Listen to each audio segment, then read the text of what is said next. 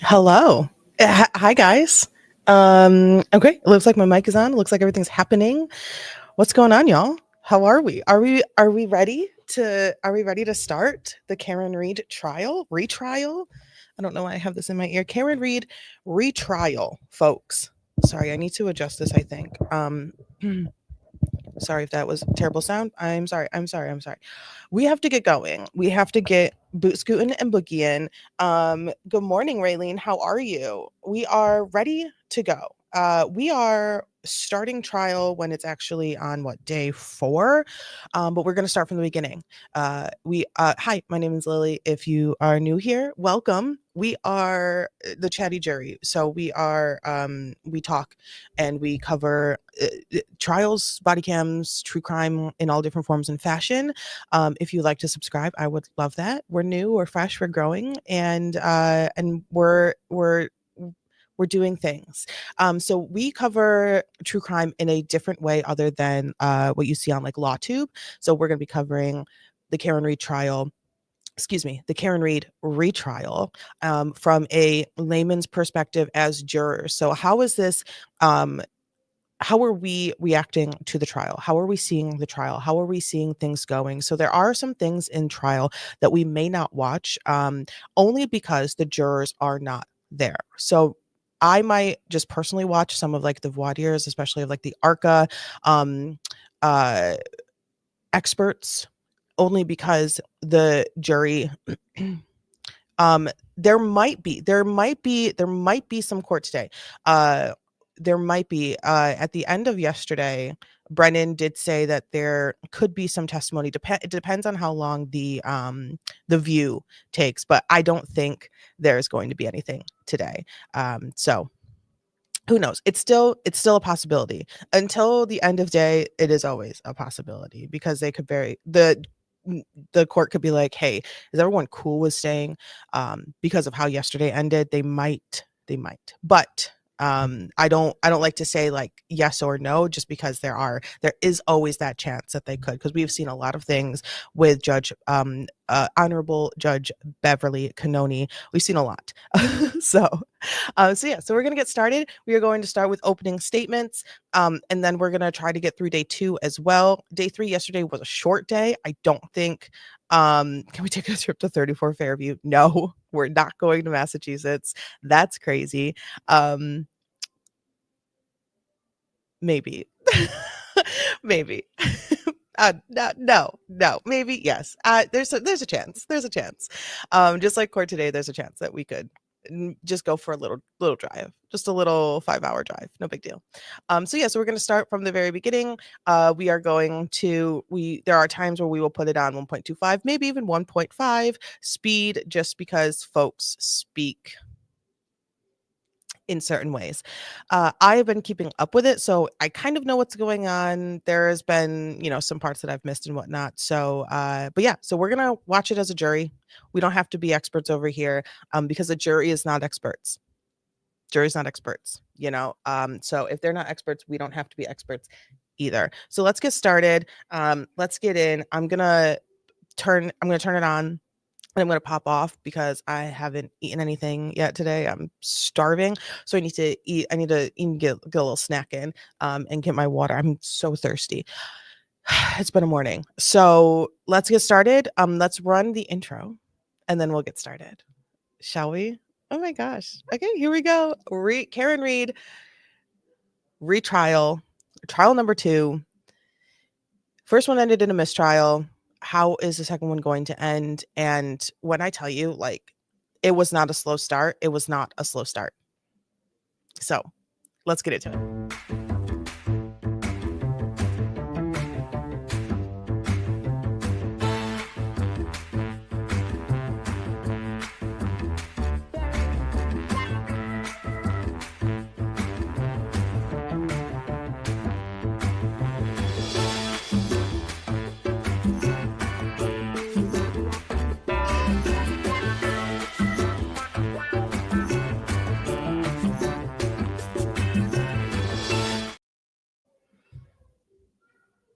All right, so let's begin. This is right before opening statements starts. Let me know if you can hear it, if there's any issues, if you want captions in another place or not. Can be public and traceable, and any searches undertaken or information received by you can and likely will be discovered. So please be extremely cautious. If you inadvertently see something about this case, please disregard it and let us know. As best as you recognize them, please have no contact with any of the participants in this trial or anyone associated with either side, including the lawyers. Please do not visit any locations that may be mentioned during the trial. We'll go on a view, as I told you, and I'll discuss that with you before we go. Remember, you were instructed that you must not, and you assured us that you would not read, watch, or listen to any account of any aspect of this case in any news media, social media, or from any other source. It is critical that you follow that instruction. Finally, please continue to keep an open mind. I know that you will try this case according to the oath that you've just taken as jurors. When you took that oath, you promised that you would well and truly try the issues between the Commonwealth and the defendant according to the evidence and the law. If you follow that oath, approach this case with an open mind, and make your decisions fairly and without prejudice or bias or sympathy for anyone, then you will arrive at a true and just verdict, and that's all we ask of you. So it's now time for the opening statements. Mr. Brennan. Thank you, Your Honor.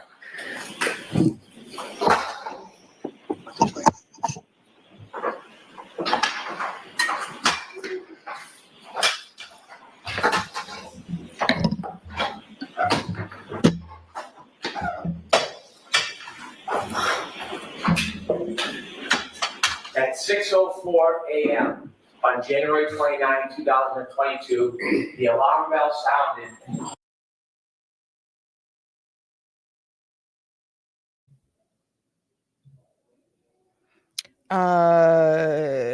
Starting off super strong with shaky Wi-Fi. Sorry about that. I feel like this one is going to turn into a dumpster fire. Maybe it might to turn into just about anything. Has potential for just about anything. Canton Fire Department. Firefighter paramedic Timothy Nuttall knew what that meant. His heart skipped a beat. He raced to his equipment and he picked up his bag, which was meticulous. There was a sign and a signal, and then there was a voice commanding that there was cardiac arrest. The most serious of calls for a firefighter paramedic, that means that a person's heart has stopped. He didn't know who it was, he didn't know where it was. He took his bag, he had just gotten to the station, and he rushed to the ambulance. He was one of the most senior paramedics that morning. Another paramedic, Anthony Flamati, would be running this mission. He jumped in the back of the ambulance, the door shut, and they headed off to 34th Fairview Road. As they drove, firefighter Nuttall could not see anything. He couldn't hear anything other than the engine of the ambulance. He could feel it sliding across the road. It was near blizzard conditions. He calmed himself, he steadied himself. Yeah, cardiac arrest. This is going to be so you're going to hear things that are different from trial 1. There will be other. I don't think I rinsed all the soap out of my cup. How much soap is too much soap to ingest? If I start foaming at the mouth, please tell me. There are going to be things that are going to be way different this trial than the first one. First of all, this is Hank Brennan for the Commonwealth, who is actually a defense attorney who has been hired to play special prosecutor and try this case because the district attorney's office just could not handle it, as we saw last trial with Lally, who was just sadly sitting at a table, embarrassed and shamefully. So So Lally's having a hard go. He can't leave. He can't get off of this case. So he's there just existing. So you're gonna hear a lot of different things. You're gonna hear a lot of different things. You're gonna hear things are like, well, what if it was, how could it change? How could it change? So this is what the firefighters and paramedics are trained to do, to focus. And he focused on his task. He looked around the back of the ambulance to make sure all the tools were in place. The ambulance was meticulous as well. This was Anthony Flamatti's ambulance, and it was well stocked. He calmed himself and he thought about what was going to happen. What should he be looking for? What is his next steps? He played the scenarios through his mind, and every calm was about him. As the car pulled up to 34 Fairview, the ambulance, he stood at the back door, the doors open, and he stepped out into Bedlam. He could hear a woman screaming and shrieking, the cold, hard air slapping on his face, and the wind, blizzard conditions swirling around him. You will hear him tell you how he trudged towards those screams in the darkness to snow, and when he got there, he saw 3 women surrounding a man lying, not moving on the ground. He walked up to the man, and he reached down, and he tried to find any signs of life, pulse, anything, and he found nothing. And he got up and he walked over to the woman, and he walked over to that defendant, Karen Lee, and he told her that he thinks that man is gone. Also, and then he heard the yell from Anthony Flamatti. Alan Jackson is going to be much, the audio gets much better for Alan Jackson, because he just speaks better. You know, he speaks from the gut and not from his nose. So yeah, so we can just immediately off the bat, if I was a juror, I'd be like, bro, it's 10 a.m. Get me excited. Like, my coffee has not kicked in yet, you know, like, get me excited.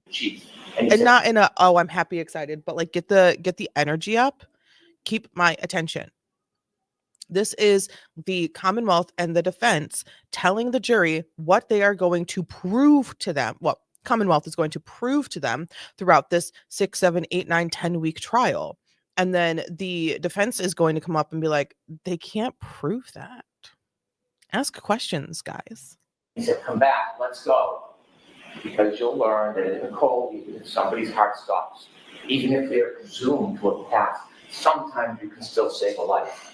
So you'll see on a dash cam video, you'll hear from testimony, he went back to that man who was John O'Keefe. He went back to him, and that crew, coordinated effort, they did everything they could to save his life. They got on their knees, they began CPR, and firefighter Nuttall will explain as he knelt over John O'Keefe. He looked up, and the defendant approached him, and you'll see it on the video. Now, he wanted any information, because when you're trying to save someone, you want to know, are they on drugs, medication, do they have a heart condition? And he looked up at Miss Reed, and he said, what happened? And you'll hear her words to firefighter Nuttall. She said, I hit him, I hit him, I hit him. And it was at that time, through the words of the defendant, that she admitted what she had done that night, that she hit John O'Keefe. Now, those words didn't mean anything to firefighter Nuttall. They weren't in context, they didn't reconcile with the injuries, they didn't help him in his treatment, so he ignored it. Now, firefighter Nuttall is not a police officer. He is not an investigator, he is not a detective. He's a first responder. And so he takes that information that was useless to him, he continues to work on John O'Keefe, trying. Police, investigators, they're all first responders. Anyone that shows up with sirens on the roof of their car, first responders, firefighters, EMS, police officers, those special fire rescues, those weird vans, those are all first responders. They're all first responders. On duty or off, you are a first responder. They weren't consistent with the injuries. Trying to save his life. You'll see the team put him on a stretcher. And when they lift him from the ground, even though there is snow accumulating, underneath John O'Keefe is simply grass, hard ground, frozen. And beneath his body lay his cell phone. I'm already screaming internally. I feel you. I feel you. I feel you. I know. It's almost more difficult when you know more about the case. And you know more about the the facts, about who did what, and you kind of you read ahead. I feel you. The screaming for sure. Also, can I just say I love frosted shredded wheat. And the Aldi brand, the Millville, which is basically just General Mills, shredded wheat, less than $2 for the box. And it is my favorite. It is my absolute favorite thing in the entire world. So, Millville, if you would like to sponsor a growing YouTube channel who does things atypically when it comes to trials, please reach out because I love you so much. Thank you. They bring him to the ambulance, and while they bring him to the ambulance, you'll see on the videos that other first responders speak to the defendant. One first responder, Mr. Flamati, she will say, I hit him, oh my God, I hit him. And then she was interviewed or asked questions for background information, not a criminal investigation, just background to try to help John. And she was asked questions about his background, and during that conversation, you won't hear her see the defendant was a person by the name of Jen McCabe and a firefighter McLaughlin. When she tells Fire McLaughlin, the third first responder, I hit him. They bring Mr. O'Keefe to Good Samaritan Hospital, and his body is cold. The doctors work feverishly. They Don't mess treat this him, trying potential to save him. sponsorship They up for try me, to girl. warm his course. And unfortunately, firefighter Nuttall's first instinct is accurate. John O'Keefe passed. So why are we here today? We are here today because John O'Keefe was killed by the actions and conduct of that defendant, Karen Reed. You will learn through this case, through facts, science, and data, you will learn that on January 29th, 2022, when the defendant and Mr. O'Keefe were in front of 34 Fairview Road, all the way to the left side in that dark corner near a flagpole, you will learn that Mr. O'Keefe got out of the car. He got out as he stood by the side of the road after an argument with the defendant. That argument, that anger fueled by heavy intoxication, you will learn from the science and data as he stood by the side of the road, the defendant and her SUV drove away. She drove at least 35 feet away. The argument was over. It had ended. But then she stopped. She stopped. She put the Lexus into neutral, and she waited. And the facts and the science and data will tell you that despite the fact the argument was over, she then put the Lexus into reverse, put her foot on the gas pedal, and began to press, not 25%, not 50%, up to 75% acceleration. There was a light dusting of snow. The Lexus tires spun backwards. She went backwards at least 70 feet. She clipped John O'Keefe. He fell backwards, hit his head, broke his skull, and there he lay at the corner of Fairview Road, on the ground, lying on top of his cell phone, alone. And then the defendant will later tell that when she left, he didn't look mortally wounded, yet he was. And she simply drove away. Now, before I tell you about the data and the facts and the science, and I walk you through that, I'd like to tell you a little bit about John O'Keefe. John O'Keefe was a young man, a local kid, very well liked, loved. John O'Keefe is the son of Peggy O'Keefe John O'Keefe Sr., and the brother of Paul O'Keefe. Okay. If I was a juror, I don't think I would like to know the mom, the brother, the daughter, the cousin, the family members pointed out, because that is, to me, unfairly utilizing emotion, right? This is about facts, not emotions. And they are, Victoria, what's going on?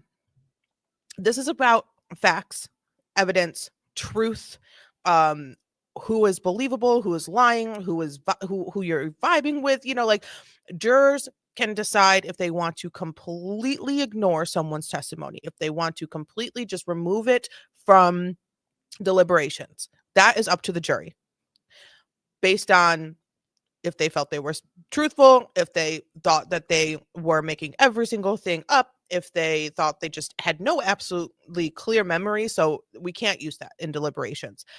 I would have been very, very uncomfortable and probably rolled my eyes a lot or made a face if I was the jury and I'm sitting there and I'm like 5-10 minutes in to this man talking to me, and then there's someone has passed away, someone is facing life in jail, and then they're pointing to the decedent's family who was staring directly at me.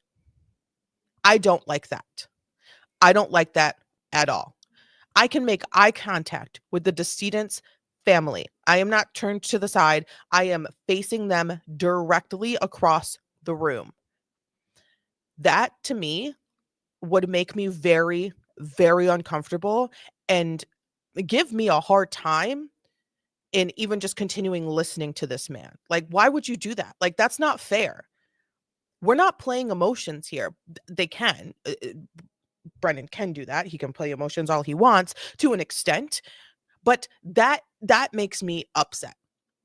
You're sitting there and you are directly sitting across. You are being eyeballed every single day, morning, opening to closing, each trial day by the family. You're seeing the tears, you're seeing the huffs, you're seeing the puffs, you're seeing the tiredness, you're seeing people move and other people show up and different people sit down and you're like, oh my God, there's more family. Oh my God, there's more family. And they know what I look like and they see me, like, I'm going through my entire wardrobe because I have to be here for 78 million days. They know everything. They know all the clothes I wear. They know how my face looks. They know how my hair is. They know how I do my makeup. They know what shoes I wear. They know what color my nails are. Like, they know. So it's just a bad vibe. And knowing what happened last trial, the jurors don't, but knowing what happened last trial, I don't think he should have done that.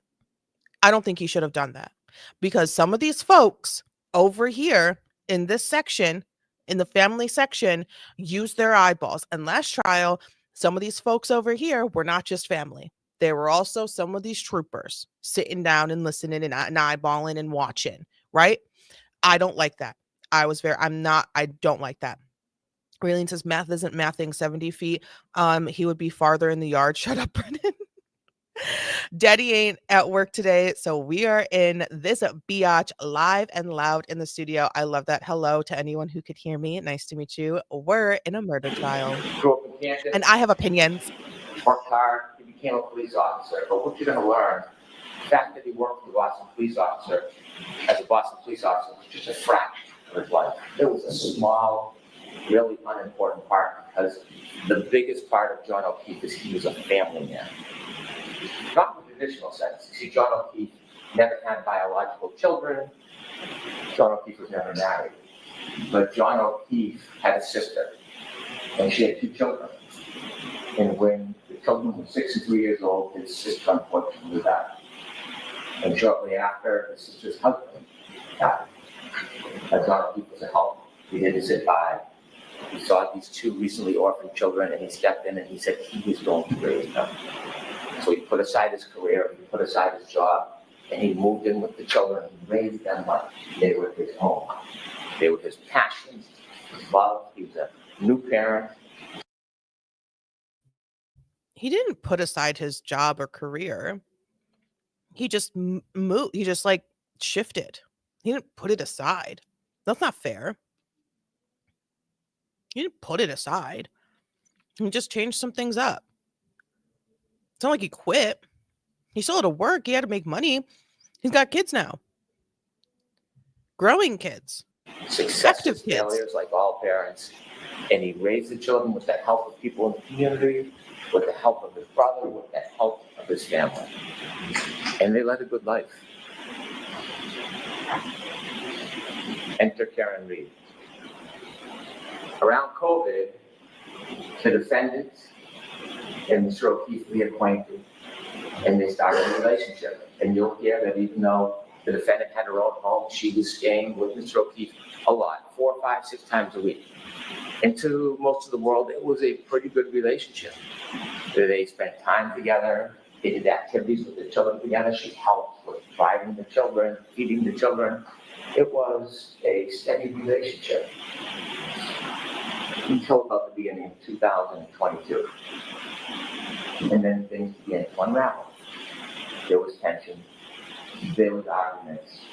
In fact, just a few days before this incident, you'll hear that Mr. O'Keefe asked her to leave. But she wouldn't. You're going to be able to read text messages of their conversations on January 28, 2022, and you will see the tension and the unraveling of the relationship. You will read about the discord between the defendant and Mr. O'Keefe. You will see that when he would ignore her calls, they would become incessant. When he would try to push away, she would come closer. You will read those text messages and you will realize that this was the beginning of the end of this relationship. That night,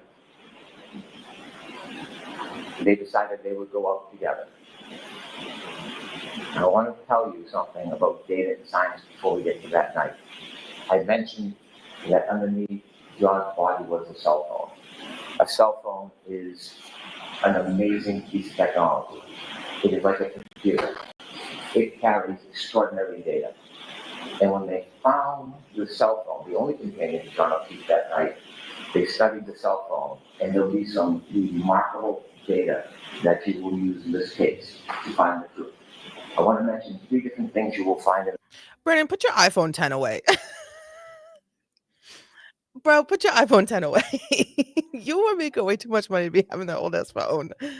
He is public record. He's getting paid a good chunk of cash to do this. Taxpayer money, just saying. Find in a cell phone that is critical to this case. The first is called location data. Waze we've all heard of, Google Maps.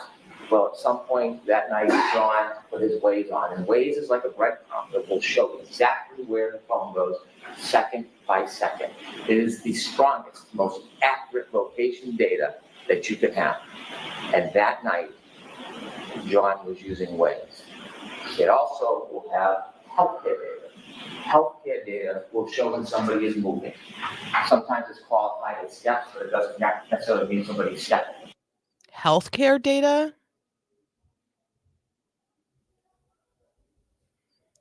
Healthcare data? Brennan just feels like such a boomer to me, because like if he's using an iPhone and he's using health data from the iPhone, isn't it like just Apple Health or something? What is it called? Health. It's just health. It's not healthcare. Healthcare data to me sounds like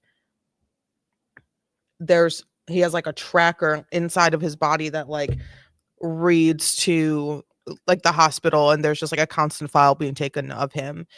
Healthcare data? That is a very confusing statement. I don't think the jury I don't think he is saying the same thing that the jury is understanding, right? Like it doesn't make sense. Moving their arms, walking, turning. It doesn't show what direction or how far, but it shows movement of a person. Okay. And the third thing, remarkably, it will be an expert in this case, who found the data file on the phone, and it tracks the temperature of the cell phone battery. That will be critical to your analysis in this case, the temperature of the cell phone battery. This is interesting. And I'm so interested with for that, this. I want to take you back to the timeline of that night. After the discord, both the defendant and Mr. O'Keefe decided they would meet at a Period. bar called McCarthy's. Now, McCarthy's is a local bar, a blizzard is pending, and people are getting together in a celebratory mood. They go to McCarthy's and you see a video of McCarthy's, and you will watch both Mr. O'Keefe, friends, and the defendant drinking alcohol. And you will count 8 vodka drinks that the defendant drank. They arrive at 8:50, they stay till 9:45. She consumed at least 7 of those drinks in less than 2 hours. The last drink, you'll see when they leave the bar, she puts it under her jacket, and they walk out and they go to another bar to meet other friends called the Waterfall. They reach the Waterfall sometime around 10 p.m. So when they go into the Waterfall, you'll see a video. And when I said celebratory mood, you will see a group of friends of John O'Keefe, many who are friends with Karen through John, and you'll see them clapping and happy and joyous that they're there. You'll see many hugs between John O'Keefe and his friends and the defendant and many of the people there. And they spend some time together, they're drinking, and they all do a shot. And that will be at least the 8th drink within 3 hours that you consume. You will see from the data, not just the cell phone data, but there's some other very important data. And the other piece of data that goes hand in glove with the cell phone is information on the defendant's Lexus. A lot of things are clear in a bar. You might have heard of black box in an airplane, where there's some type of event that captures a small amount of time. Well, that was captured in the defendant's Lexus. That black box information with the cell phone data will tell you everything you need to know in this case. It will bring us step by step through the entire night to the death of John O'Keefe. And so they leave the Waterfall bar at 12:12, and you'll see that the ignition goes on to the defendant's Lexus. And both John O'Keefe and the defendant in the car, and they decide that they're going to go back to 34 Fairview Road, what we talked about earlier. They're going to go there for a get-together for one of the homeowner's sons who's having a birthday party. And so as they drive back, you will be able to follow them with this location data. When they go back to Fairview, they don't know exactly where it is, and they get lost. And so John O'Keefe makes a phone call, has a phone call with one of his friends, Jen McCabe. And during that phone call, which the defendant listens to because she recounts. And that's the first time they hear the name Jen McCabe, and it will definitely not be the last. Jen McCabe plays such a massive role in this trial. If this is your first time watching this trial, or like you didn't watch the first one, if you don't like the name Jen McCabe, if you don't like hearing the name Jen McCabe, this is not the trial for you, because Jen McCabe comes up a lot. She will come up a lot. So, and I think it's really important to really pay attention to what Jen McCabe did, does, says, who she's with. Super important who she is with. So I would like to emphasize, like, definitely if you are really trying to pay attention to like certain things, or like really get the most anything that like is surrounding Jen McCabe is woven through this trial, this entire case, in such a strange way. Keep an eye on the Jen McCabe situation. Yeah. And trying to get directions, Jen McCabe tells John O'Keefe it's near Bella's mom's house. Juror and Bella, or her mom, was somebody that John had dated before. And so as they make their way to Fairview, you will see there's a road that comes down like a loop, and that leads to Fairview. They take a wrong turn on the loop, and then they do a 3-point turn in the driveway. You'll see the exact precise driveway they turn into, because some type of acceleration movement triggers. Give her day in court. Black box in the Lexus. And that's important. Again, for the second time. For the collision. And you'll see from the waves exactly where the car was. You'll see from the black box the event of the 3-point turn in the driveway, and then a return down the Fairview. But before they get there, at 12:23, a truck is coming the other way.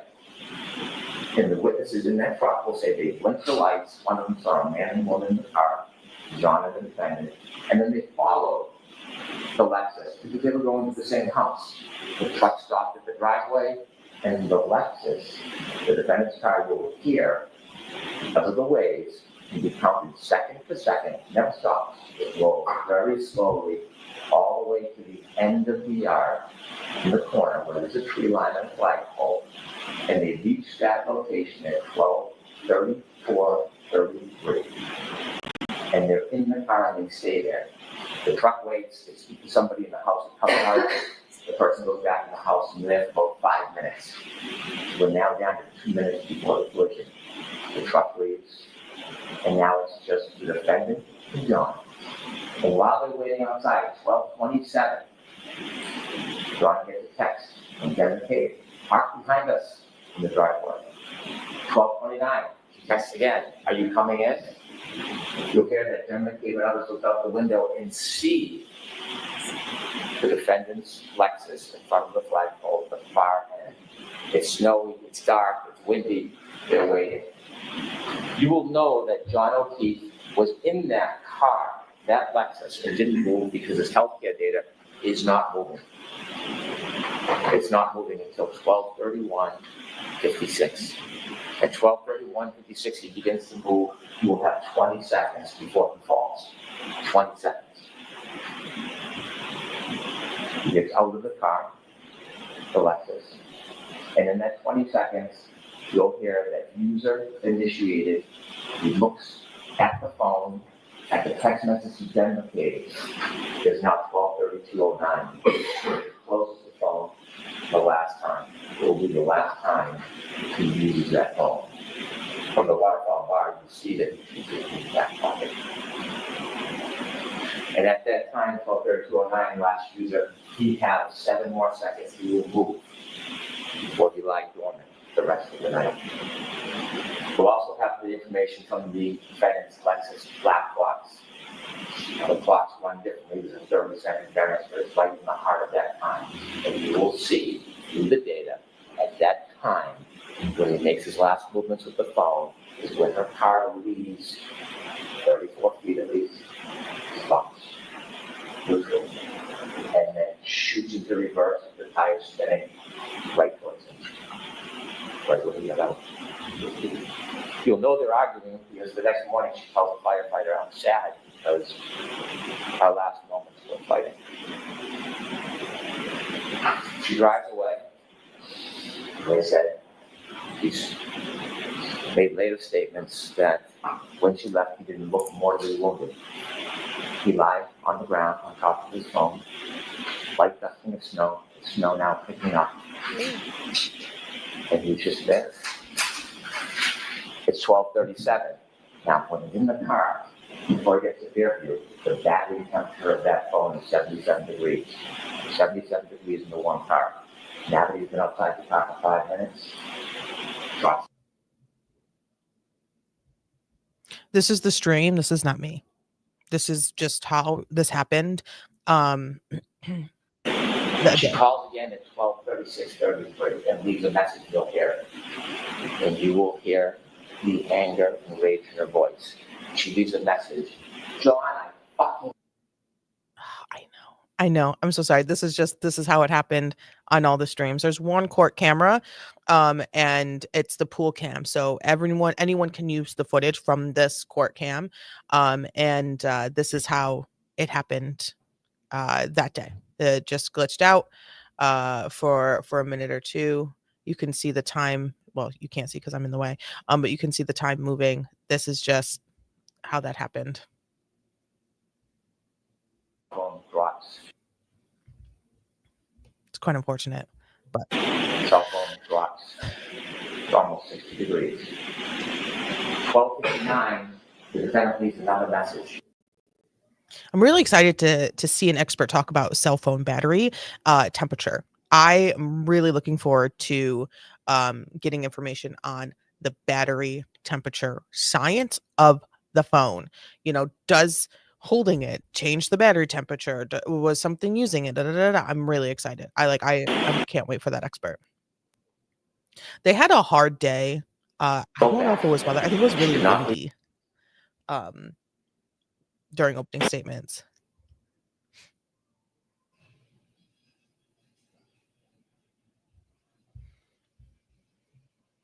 It's like, again, she got hit by a car. I got hit by a car. I didn't have abrasions. Now, when my Akita plays tug of war with my arm, yeah. Come on, Brennan. Oops. 5 o'clock, she is frantic. She wakes up John's niece, and she is unintelligible. She is yelling, she's screaming, she asks for the niece to call Jen McCabe. She calls Jen McCabe, and you'll hear Jen McCabe recount. Out of her deep sleep, she wakes up and she hears, Jen, Jen, Jen, screaming Jen's name. John's dead. Hangs up the phone. Jen McCabe. Down. And then she, what's going on? And she told, well, I left him at the waterfall. At the beginning of the cover. No, Jen McCabe, I left him at the waterfall. Jen calls back and says, he saw you up front. You did leave him at the waterfall. She hangs up. She then minutes later calls another person, Terry Roberts, a friend of John O'Keefe. Someone who's not friends with the defendant, but they know because they helped raise the kids and they interacted. She had nothing to do with the night before, wasn't at the bars, was home with her family. She calls her and says, I think John got hit by a car. I think he's dead. Now Terry, with that information, calls 911. She calls hospitals, you can hear her voice. She's concerned. Not him. And then she gets another call from the defendant. And she tells the defendant, come to my house. I will help you look for him. And the defendant says, Why is it always in threes? That's a good question. I don't remember anything. Waiting for her to arrive, she learns she doesn't arrive. Instead, the defendant goes to Jen McCabe's house. Terry Roberts, the other friend, then goes to Jen McCabe's house, pulls behind the car. And when she does, she's on Bluetooth, and she can hear the defendant say, my taillight's broken, my taillight's broken. And she looks, and the snow pack on the right taillight, she can see a piece of the taillight missing. The defendant desperately wants to go to 34th Fairview Road. Terry Roberts takes over and says, we're going to go back to John's house. Maybe he's in the house and you didn't see him. So both cars, driven by Terry Roberts and then Jen McCabe, with the defendant, go back to John O'Keefe's house. You'll see a ring video where you see them go into the house and they look around, and you'll hear about the woman, Jen and Terry, enlisted into this task. Look for John O'Keefe. They cannot find him. And then when Terry Roberts comes into a room, she sees, rather than looking, the defendant simply standing there, staring at the wall. At that point, the defendant insists they got to go back to Fairview Road. They decide to take one car. Terry Roberts is taking charge. She's going to drive. They leave Miss Reed's Lexus in John O'Keefe's driveway, and they drive back towards 34th Fairview Road. You'll hear it is blizzard-like conditions. It is dark. They can barely see a thing. And when they get close to the edge of 34th Fairview, you hear the defendant start to scream, there he is. Both women look and they can't see anything. She starts kicking the door. The defendant's kicking the door, let me out. Terry Roberts stops the car and lets her out, and she sees the defendant run exactly to where John O'Keefe is in the darkness. Just where she left him. Terry gets out of the car, starts to walk towards where the defendant is, and she sees the defendant lying on a body. She can't tell who it is because the face is still covered with snow. And she comes over and looks, and she wipes off the snow from John O'Keefe's face. She realizes it's one of her best friends in the world is John O'Keefe. And she starts to try to do first aid. They start to move him, and coincidentally at 6:06, when they start to move him, the cold air hits that cell phone battery. It drops from 50 to 43 degrees. And they try, Jen McCabe calls 911. And that's when a police officer arrives, firefighter Nuttall and his crew. And when they lift him, that cell phone battery that is shot down to 37 degrees, Terry Roberts picks it up and puts it in her pocket, and it immediately starts to warm as she moves to help get a data. Show movement starts again. At that point, nobody knows what happened. The Canton Police Department come. You can see the police cars and cruisers. They're not sure, so they look in the area where John's body is and find glass from the bar near his body. They find blood spots. They try to put the blood spots in plastic containers. They don't know what they're looking for at this point. There's no information. They don't believe or know that there's a crime. They just know that John O'Keefe somehow ended up here with the broken glass and the blood. And so that morning, you can see the work.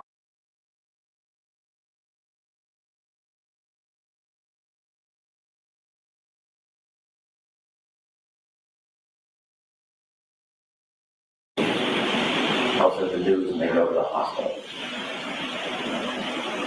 They go to the Good Samaritan Hospital, and Kevin Roberts is walking, and Peggy O'Keefe is going to go see her son, with her husband. And as she walks down the hall, Karen Reed is also at the hospital. See, there was some reports of maybe she was upset or suicidal, so they sectioned her. They put her in for evaluation to make sure she was safe. You'll hear Peggy O'Keefe tell her she walked.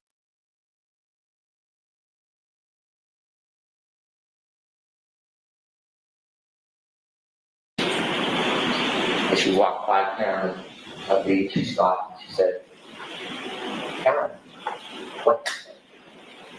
And you'll hear that Karen was excited and yelling, "Did you get it?" She stops for excitement.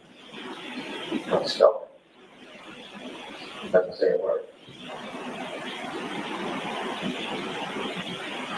Peggy pays respects to her son, and then she has to go back home because she has to tell the children.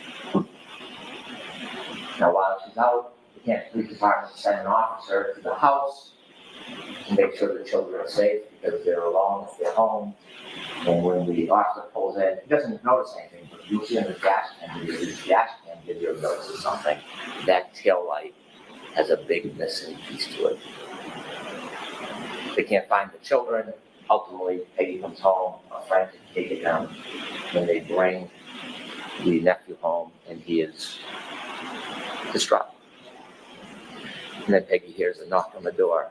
It is the defendant and her father. They want to come in. They come in, open door, this is Peggy. And they ask, "Can we go upstairs to John's room?" And she's busy consoling her grandson. They go upstairs, they're upstairs for about 15 minutes. They come down, quickly they leave. Now they got there from the defendant's father drove his wife and the father to that house. But when they leave, they take two cars. They take the Lexus with the broken tail light with them back to the defendant's father's house. And you will learn that when police start getting some of the information, they learn about the broken tail light. They learn information that she had told people that she had hit him. They went down to see her. And on their way down, they decided they would get a warrant to take the Lexus. When they get down, you'll hear from Trooper Lieutenant who took a look and you can see the missing tail light. They went in and spoke briefly to the defendant. They put it in the car, they brought it back to Canton. And so what you'll learn from the forensic evidence that will help with the science and data is that not only was the cell phone left behind, but also around that area, broken tail light was littered around John O'Keefe's body. Littered around that area. When they got into the hospital, they noticed there was a shoe missing. As time went by, snow melted, they dug the excavations, they found the shoe on the border between the street and the grass. You'll learn days later when they did a plant excavation, they found his hat frozen to the ground.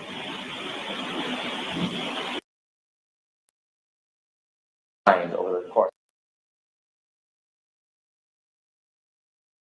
of that broken tail light in that area, his hat, the sneaker, the glass. When the defendant left Mr. O'Keefe behind, took with her something of Mr. O'Keefe called trace evidence.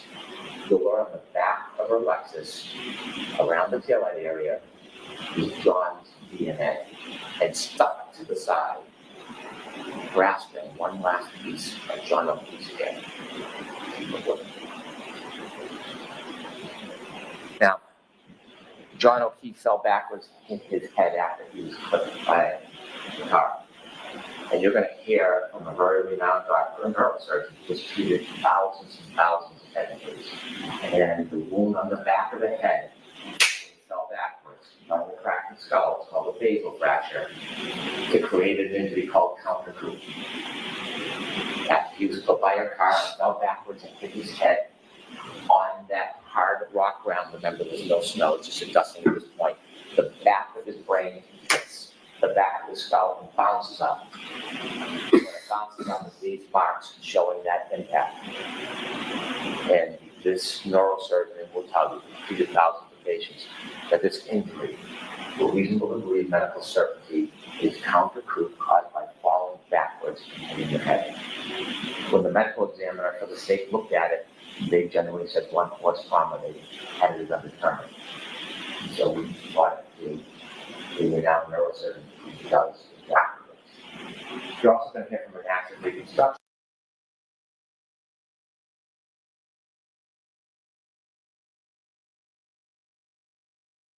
He'll come in and explain to you exactly what I talked about, how the data from that black box coincides with the cell phone and the movements of the car, the moments before, during, and after the defendant's.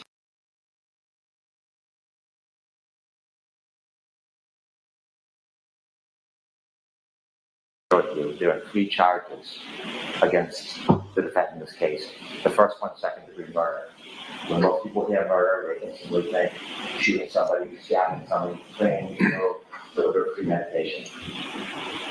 I will start doing a lot. I'm not going to trample in that area, but I can tell you clearly, we are not going to try to prove that Karen Reed tried to kill John O'Keefe. We're not going to try to prove to you that she intended or wanted him dead. That's not second-degree murder. What we will prove to you is she engaged in an intentional act, driving back at him at that speed, in the storm, in the darkness, knowing that he had just gotten out of her Lexus. She intended that act, which could cause a plain and strong likelihood of death. That's what we will prove to you, second-degree murder. Also, operating under the influence of alcohol, manslaughter, we will prove to you that she drove her Lexus recklessly. She hit John O'Keefe, and because she hit him and he fell back, she caused his death. The third charge is being seen after knowingly causing death. Again, she hit Mr. O'Keefe with a car. She knew he was injured. She left him behind. And he died. That's the whole group. This case will come down to the science and the data. The science and the data that the cell phone is the best of historians.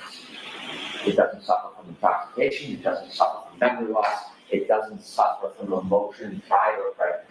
It is facts. It is data. And that facts and data will lead you to the truth in this case. But after Ms. Reed was charged, she began what you'll learn as a campaign. A campaign to make public statements. 2020, Nightline, Fox 25, a documentary. And we've had an opportunity to get many of her statements in the footage, and we're going to show much of it to you. And her statements to you will confirm what you already know from the science and the data, what you will already conclude from the facts independent about what she did that night. Her word is simply confirmed.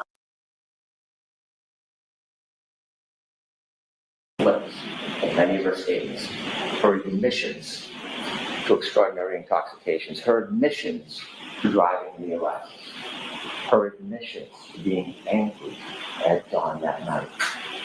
And as I say, her admissions that she told shit to him. Like to play for you clip 1. We're going to hear the first of the statements that she made after she was charged.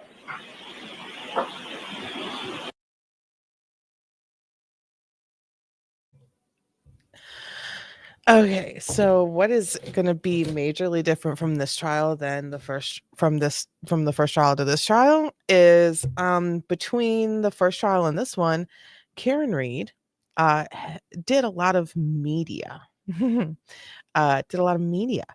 So that is a major thing. And unfortunately for Karen, for some of the clips, some of that media, and by media I mean interviews, HBO docuseries, is going to be admissible in court. So they can play clips. They can play clips. Both sides do need to argue on why it should be inadmissible in court. And of course, the judge comes to the determination of if they can play it or not for the jury. And Brennan says, I need to play a clip in opening statements. Here we go. Bigger and better television. I mean, I didn't think I hit him, but could I have clipped him? Could I have tagged him in the knee and incapacitated him? He didn't look mortally wounded as far as I could see, but could I have done something that knocked him out and in drunkenness and in the cold didn't come to again? And this would have been the moment you dropped him off at the party. Yeah, would have had to.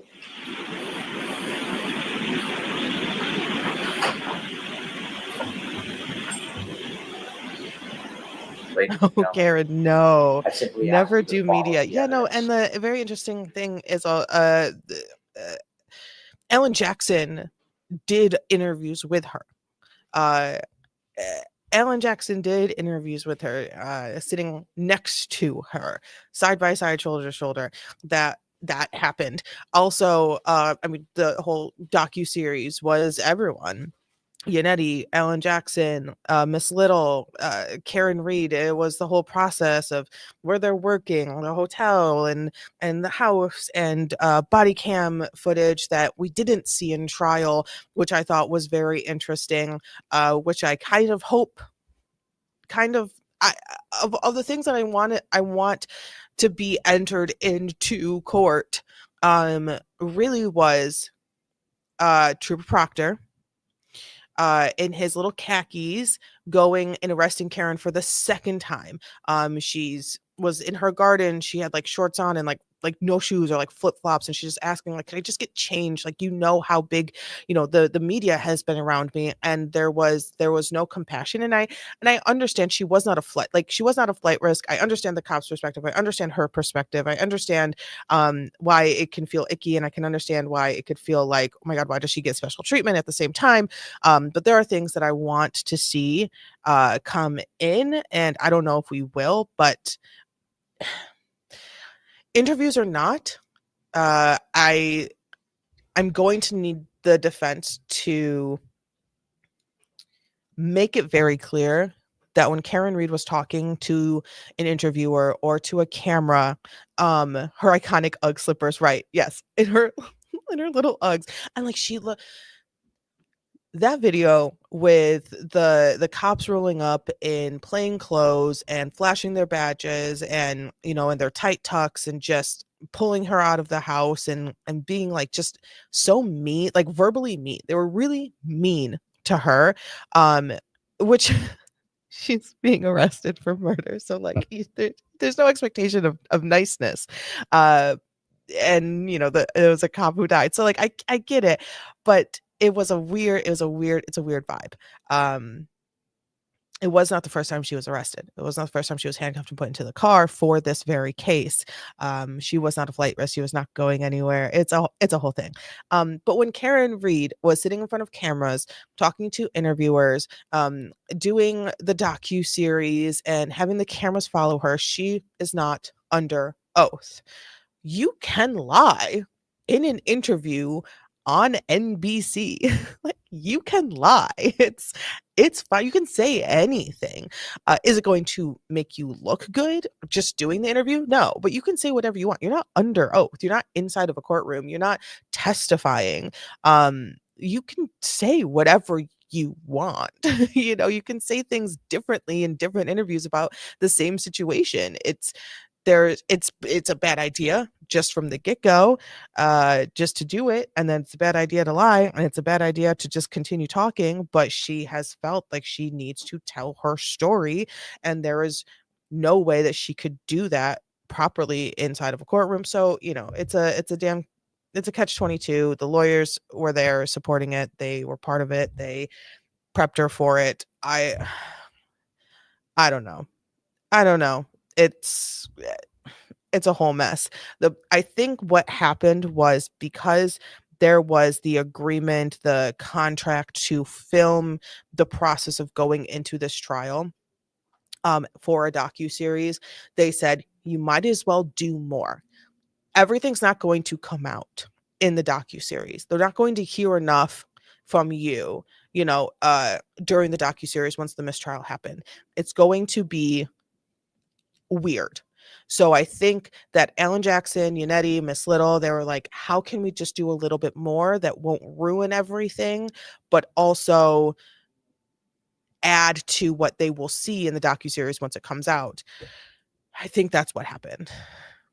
Let's continue with Brennan. Follow the science, follow the data. Ignore speculation, surmise, conjecture. Stay true to the evidence. It will lead you to the truth. That on January 29, 2022, a very intoxicated defendant was angry and arguing about the relationship with John O'Keefe. And after the fight was over, she left, but she brought the fight back to him in the form of her SUV. She clipped him, he fell backwards, he broke his head. And then this man who helped, a lifetime of help. What about Proctor? At the corner of that yard, left to die with no help. Former Trooper Proctor? The facts, the data, and the evidence will bring you the truth. I think it's really funny that they found someone who had such a similar, he has such a similar voice to Lally. It's like the same voice, just down an octave. They're the same. They're the same. They're doppelgangers, just from like different states. Like they just grew up drinking different water. I don't understand. I don't. Yeah, it's rough. It's rough, especially when we know and like Yannetti and Alan Jackson and Alessi. We love their energy. They don't die down. They're going to pass away from exhaustion at the end of this trial, but they do not die down. And you will hear throughout this trial when Hank Brennan is asking questions, the folks on the stand continuously say, "What? I can't hear you. Can you say that again?" But they never say, "I can't," in a "I can't hear you" type of way so far to Alan Jackson or Yannetti. They don't do that. They don't do that because they can hear them. In the defendant's own words, confirm everything you've already concluded. All right, thank you, Mr. Jackson. I cannot wait to see Proctor on the stand. Oh my gosh, it's going to be so exciting. He's such a bad dude. Like Proctor is such a bad dude that I don't care. I don't care. I cannot care about a rancid human being who opted in to be a corrupt, lazy, disgusting pig. Just he chose it, he wanted it, he asked for it, and he got it. And his family is over there crying boo-hoo, look at the consequences. That's not fair, et cetera, et cetera. So it sucks for the family, but for him, or is it Wata? Can I have just a moment to readjust? Sure, the court officers will be kind enough to help you. All right, so we are now on to opening statements from the defense. Yannetti did the opening statements for trial 1. Alan Jackson is stepping up for trial 2.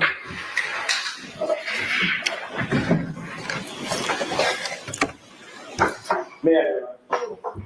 The evidence in this case will establish above every. And can we talk about the facial hair? Like, what a completely different look. A completely different look from Alan Jackson on purpose, I am sure. Was he too clean cut? Trial 1. Was he too fancy? Was he too showboaty? Was he too high class for the East Coast like dirty grungy vibe that is this area, apparently, because everyone is just, I don't know, always dirty, and everyone has sports to go to constantly, and so everyone's stinky and dirty and shoes are muddy. Beards are makeup for men. But like sometimes that's fine. His face is nice. His face is nice. It makes him look older. Dirty water, hot dog. Go Sox. Um, let's hear it, Mr. Jackson. I'm so excited. And I say I'm excited, not and like, oh, I'm so happy trial's starting. I'm like, I'm excited. He gets people excited to listen to his side of the story, which the Commonwealth just can simply not comprehend. Like they did not sit down and say, how can we be bigger and more attention grabbing and listen to me more than the defense? Do we hate him or do we like him? I like Alan Jackson. I like Alan Jackson. I like how he stands up and just defends the ever living crap out of Karen Reed and this case and the judicial process. In hearings before, et cetera, we have seen Alan Jackson stand up and say, I don't care that this is how it's been done for the last 1800 years here. It doesn't matter how it's been done. It's how it should be done. A lot of times for a lot of things. And so it's great. I really enjoy this defense team. I love Alessi and his brain is just so big. Like big brain Alessi. Like bro, big brain, big. I had a stroke. Everything else, 3 points. Men always do this. There was no collision with John O'Keefe. There was no collision. There was no collision. John O'Keefe did not die from being hit by a vehicle. Period. The facts will show that. The evidence will show that. The data will show that. The science will show that. And the experts will tell you that. You'll learn that the Commonwealth has pinned its entire case on a brazen and a flawed assertion that is untethered, unconnected to the facts and to the evidence. And their assertion is contrary to science. Because at the end of the day, folks, there was no collision with John O'Keefe. So how did we end up here? How does Karen? Sorry, I have to pause. God, I forgot her name. But she's fantastic. She called the congressman or senator who's in the wheelchair, Senator Hot Wheels.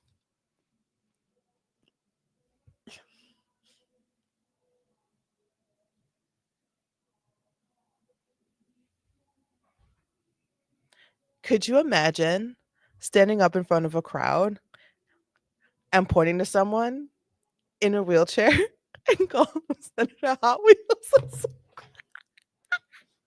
I lost it. I love it. She's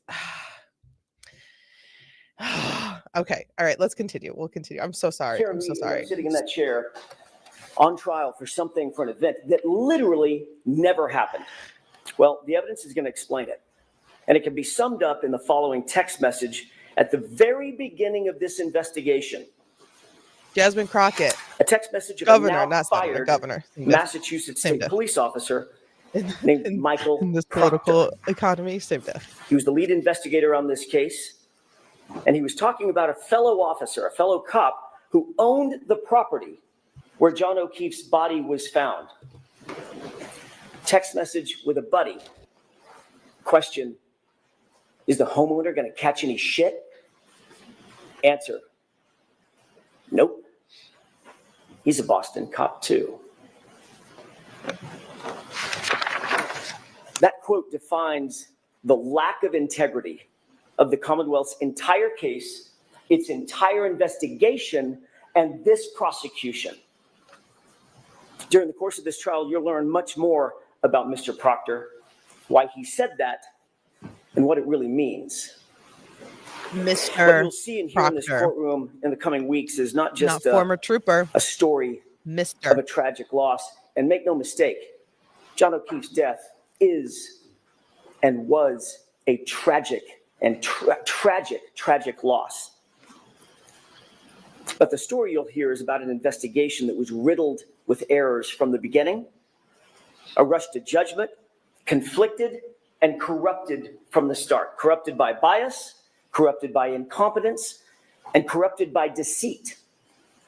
Finally, it was corrupted by a deliberate effort to avoid and to cover up the very truth that you are seeking. You'll find when you hear the evidence that the Commonwealth's case is the literal definition of reasonable doubt. They won't be able to talk their way out of it. They won't be able to explain their way out of it. They won't be able to excuse their way out of it. And they can't meet their extreme burden of proof, which the court will tell you is beyond any and all reasonable doubt and to a moral certainty. Members of the jury, Karen Reed found John O'Keefe dead on the front lawn of the Boston police officer Brian Albert at 6 a.m. on January 29th, 2022. Picture the scene. Blood-curdling screams, ambulances, emergency lights on, fire engines, ladder trucks, paramedics, patrol vehicles, patrol cruisers, police officers, first responders, firefighters, all swarming all over Brian Albert's lawn, literally feet under his bedroom window. Yet Brian Albert, a sworn peace officer, a first responder himself, never came outside. Never went outside to see what the chaos was about, never went outside to see if he could assist a man in need, never walked outside his house to see if he could help a fallen fellow officer on his own front lawn. More shockingly, you'll learn that lead investigator for the Massachusetts police, Michael Proctor, never set foot inside Brian Albert's house that day. Lead investigator for the Massachusetts State Police, Michael Proctor.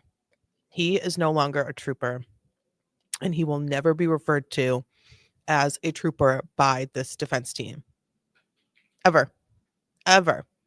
And I think that is so strong. The jury may not pick it up. The jury may not pick that up now.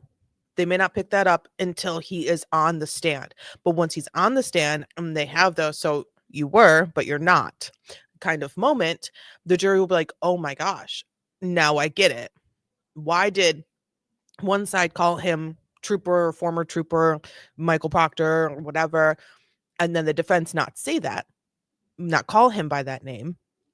They may not pick it up until then, but when they do, I think it's going to be a very powerful realization for the jury. Never engaged in any investigation. Because of the questions that they'll have as to why. Why? You're not injured. You didn't lose a leg, or your knees work still. You're young, essentially, in the world of policing. You're still young. What did you retire? Why would you retire? If you did, what? I don't understand. That doesn't make any sense. What's going on? So them having that conversation is going to be a moment for the jury, for sure. Inside that house that day, even though a party with much alcohol had just occurred in that house, and even though a Boston police officer was found dead or dying just mere feet from the front door on that lawn.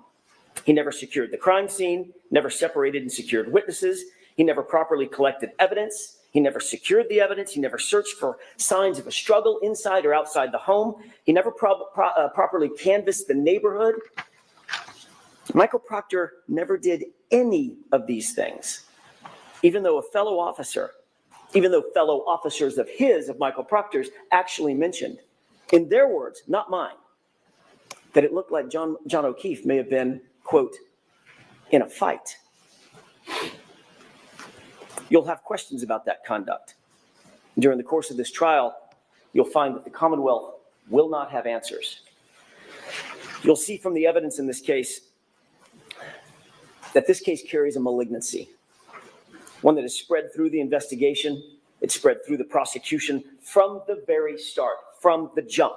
A cancer that cannot be cut out, a cancer that cannot be cured. And that cancer has a name. And his name is Michael Proctor.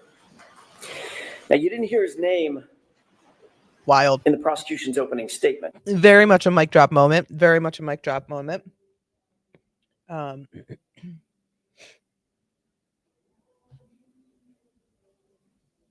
Very much a mic drop moment. From the from the jump, Daddy, we love slang. The time, Biggie, I can't with you. You are so thirsty. That's so funny. Not once. And I suspect that was probably by design. But make no mistake about it. The evidence will show in this case that Michael Proctor As always, is the very definition of the Commonwealth's case. And he's also their Achilles heel. He was the lead investigator on the case officer, the architect of the entire prosecution. You'll learn there's not a single part of this case, folks, not a single part that he didn't touch, that he didn't direct, that he didn't orchestrate personally. Every single bit of it has his fingerprints on it. You'll learn that Michael Proctor was a longtime family friend of the Alberts. And he's been disgraced by his own agency, not by us, by the Massachusetts State Police. Investigated, suspended, and fired. The evidence. I did not hear this part when I was listening to it originally. I gotta get distracted. Yeah, so that's great. But still, the jury may not even there's things that the jury's just listening. The jury has been instructed right now that this is not evidence. So they may just be like, what did he he got fired? Evidence will show that Like, Massachusetts are you just State being Police found dramatic? him guilty, found Michael Proctor guilty of bringing dishonor to the department for his conduct, not in some other case, not in some tangential case, in this case. The investigation of Karen Reed. Conduct that included bias in favor of his friends, the all-powerful Albert family, and bias against my The client, all-powerful Miss Reed, Albert the outsider. family.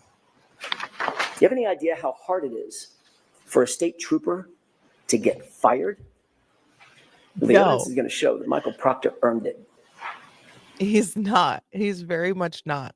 And there were actually some rumors that there was like stuff happening between him and Karen. I do not think. I'm pretty sure that he's married. And like has kids. Yeah, he's massive attorney out in LA. He has defended many a big name. He's not. No. Every bit of it.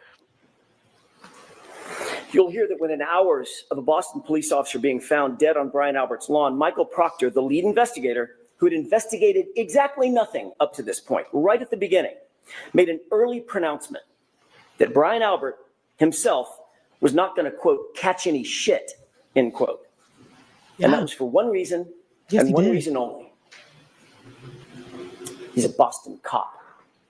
And he did a good job. The evidence will show that Michael Proctor made this statement in a text conversation with his high school buddies. A text he never thought would see the light of day, certainly never thought we would get a hold of. And when he thought no one was looking, he actually said the quiet part out loud.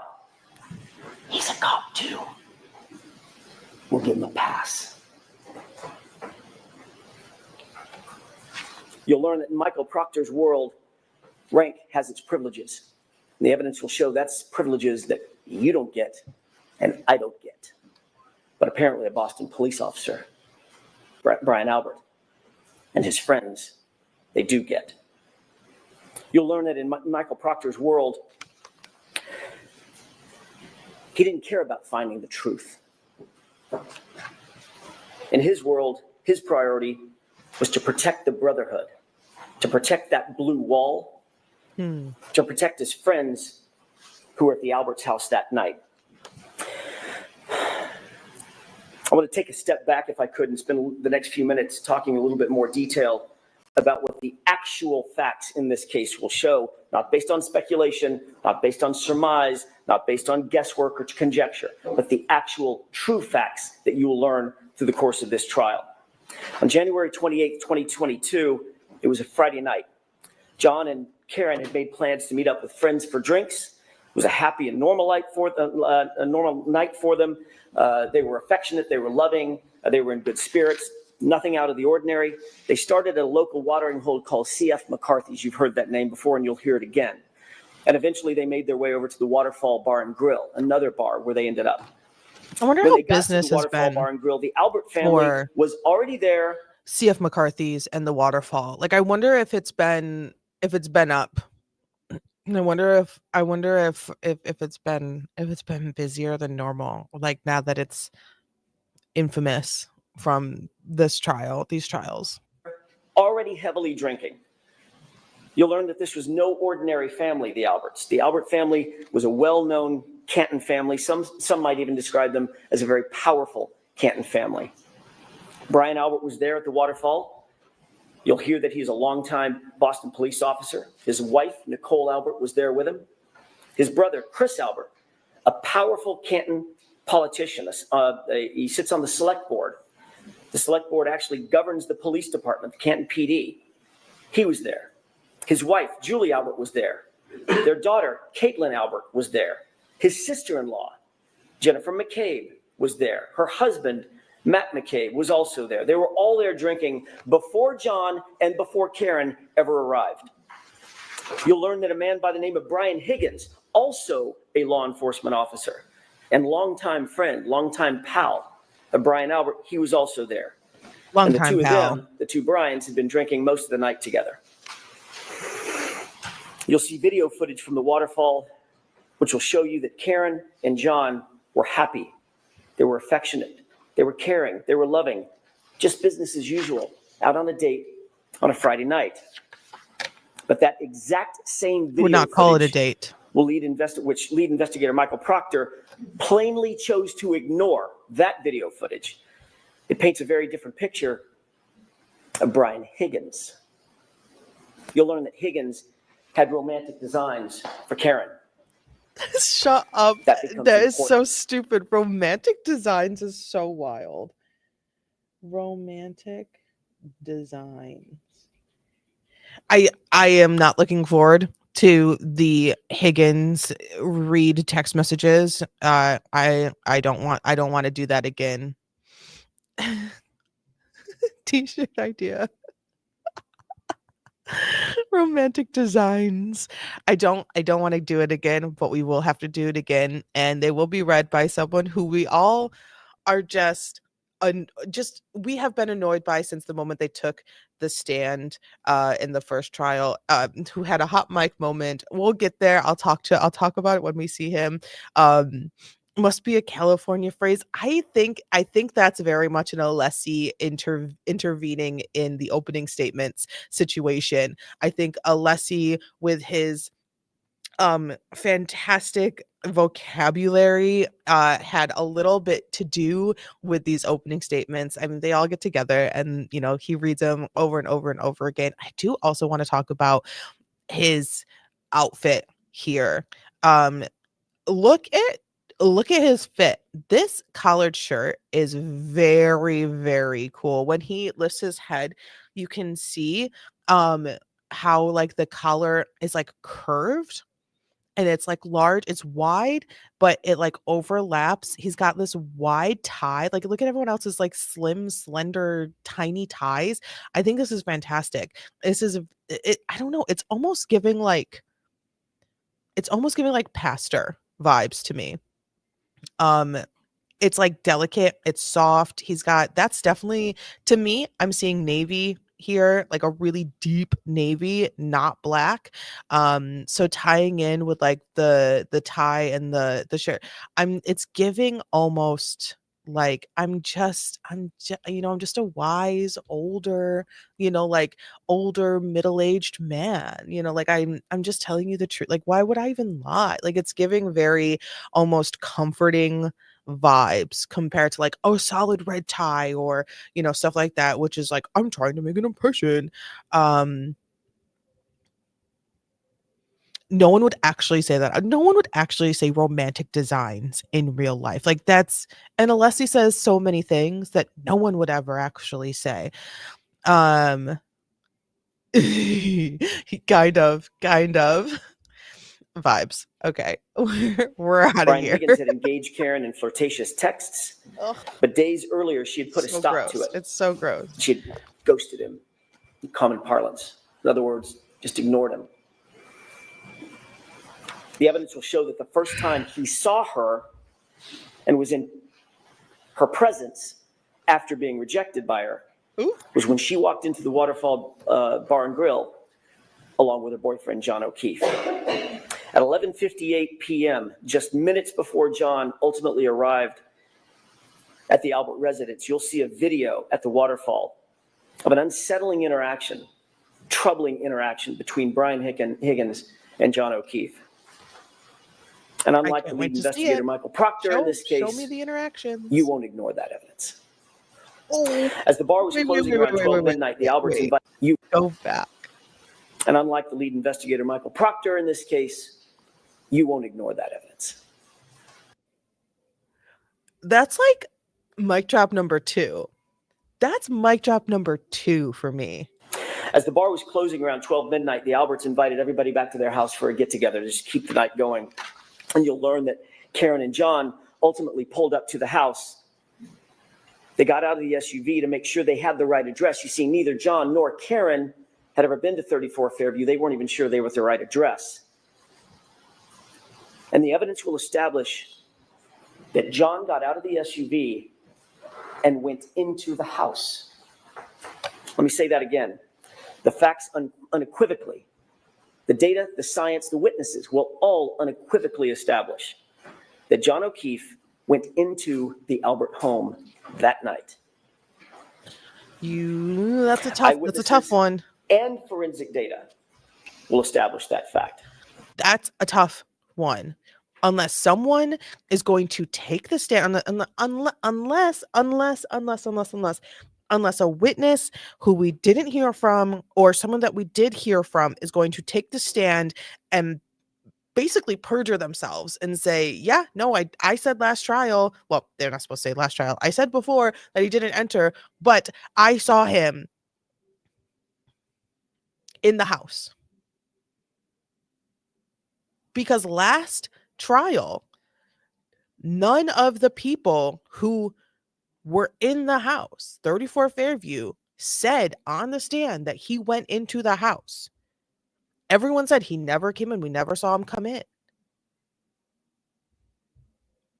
So what is going to be different? Who is going to do a little side swap? When he didn't come back out, you'll learn that Karen grew increasingly frustrated. She got upset. She was left alone in a car, in the cold, in the middle of the night, with the car idling. John had gone into the house. She expected him to come right back out. And when he didn't, seconds turned into minutes, and minutes started to clock away. She left John a voicemail, then another voicemail, voicemail after voicemail after voicemail, text messages. But he was unresponsive. He didn't pick up a single call. He didn't respond to a single text. The longer he didn't respond, the more upset she got.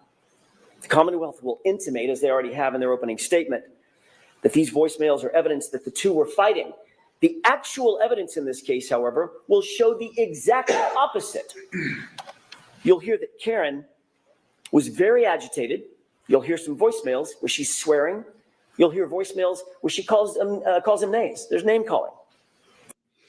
Maybe they'll say Higgins was the first to see John when he walked in and immediately jumped him, after fuming, seeing him at the bar together, seeing them at the bar together. I don't know. It's stretch. I think any theory is a good theory at this point as to how they are going to get into evidence, how they're going to get someone on the stand say, I saw him enter the house. And the only person that I can think of that is going to corroborate that is the friend who is not a relative, who's not I can't remember her name. I don't even have my notes from the first trial. The friend who saw a lump, a mound in the thing, and tried to say, what is that?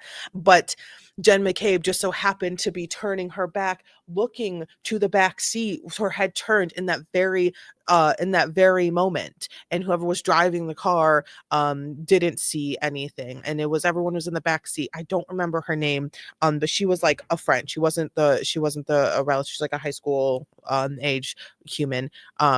She testified. Her brother came, and she went out to her brother, and she's like, I'm gonna stay longer, and he's like, whatever, I'm leaving, like, find a ride home, like, the roads are terrible, it's a blizzard. And he's the one who saw Karen and John pull up.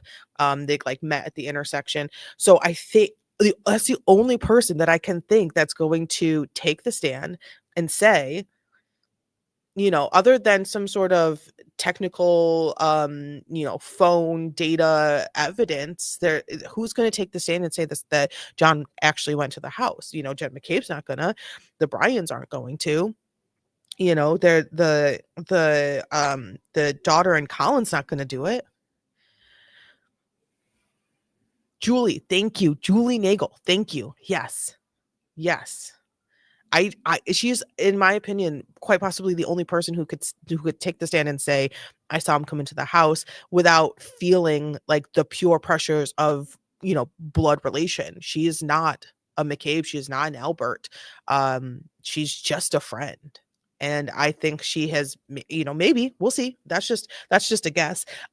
If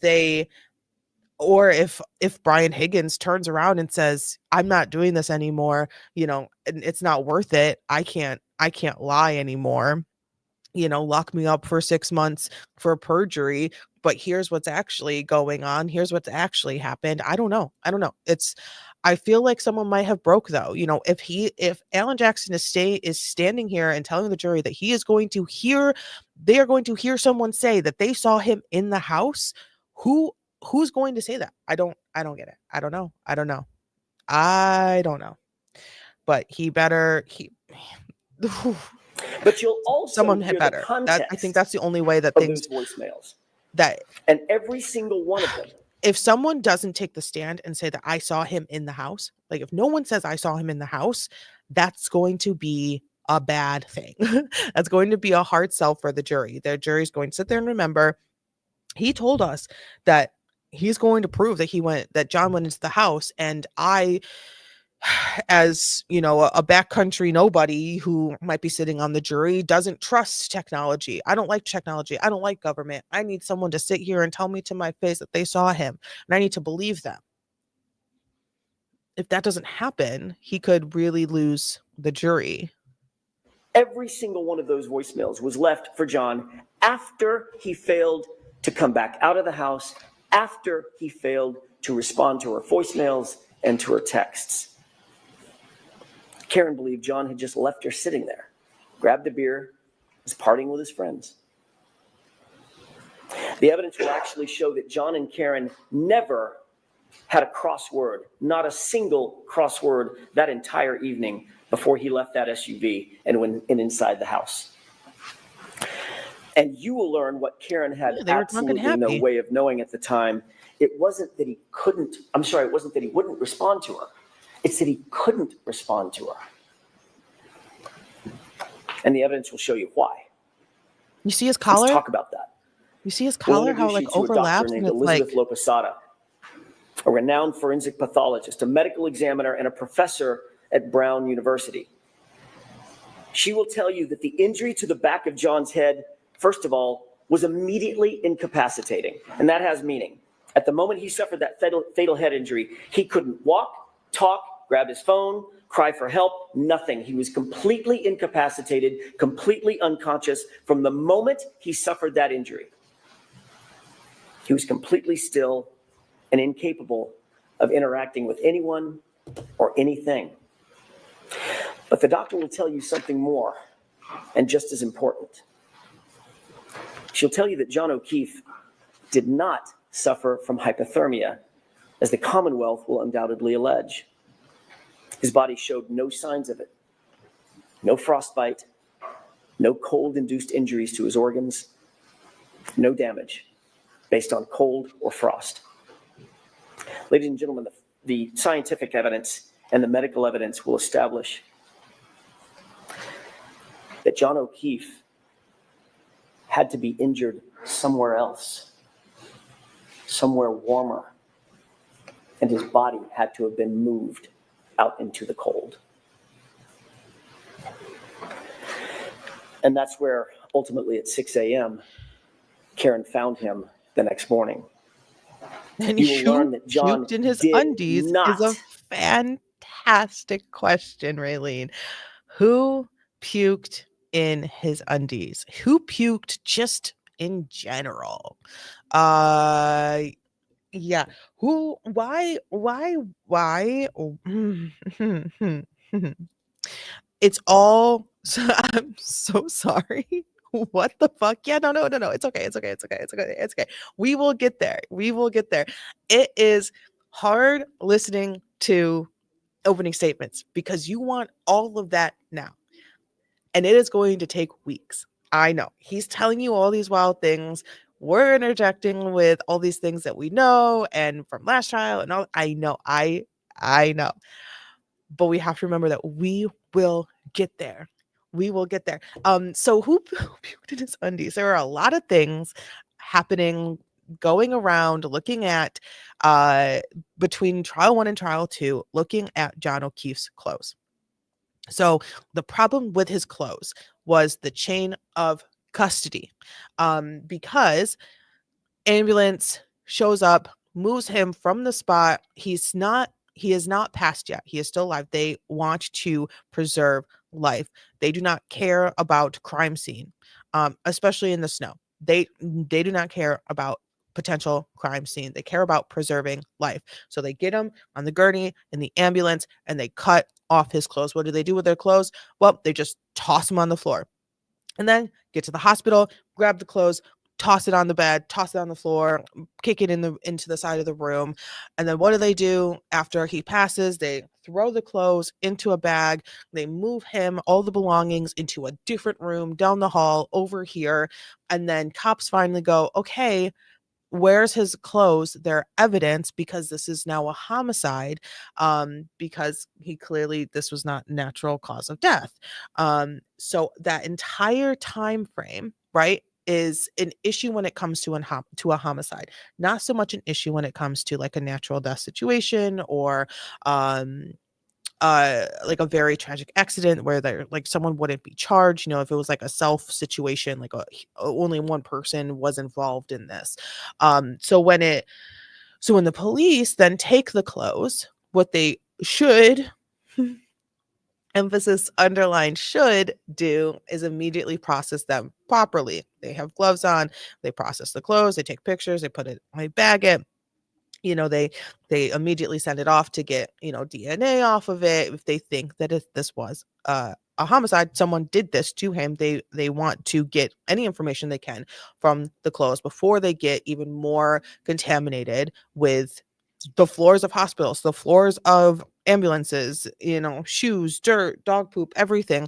There's already a problem with that, but before they can get it to be tested and looked at and photographed, they just sort of lay it out to dry on paper, not really logging anything, and then process it months later. There's no log of chain of custody. There's no log of who touched this, who moved this, who took this out, and we'll see that a lot for a lot of pieces of evidence.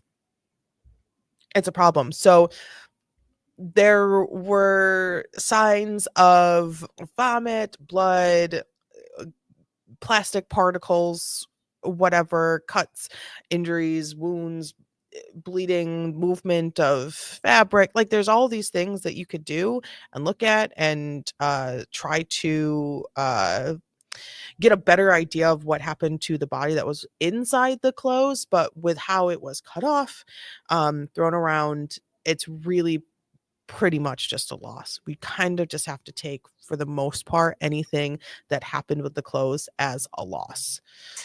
Have a sucks. single injury consistent with being hit by a car. Let me say that again. The evidence will establish that John did not suffer a single injury on his body consistent with having been hit by a car. Not one.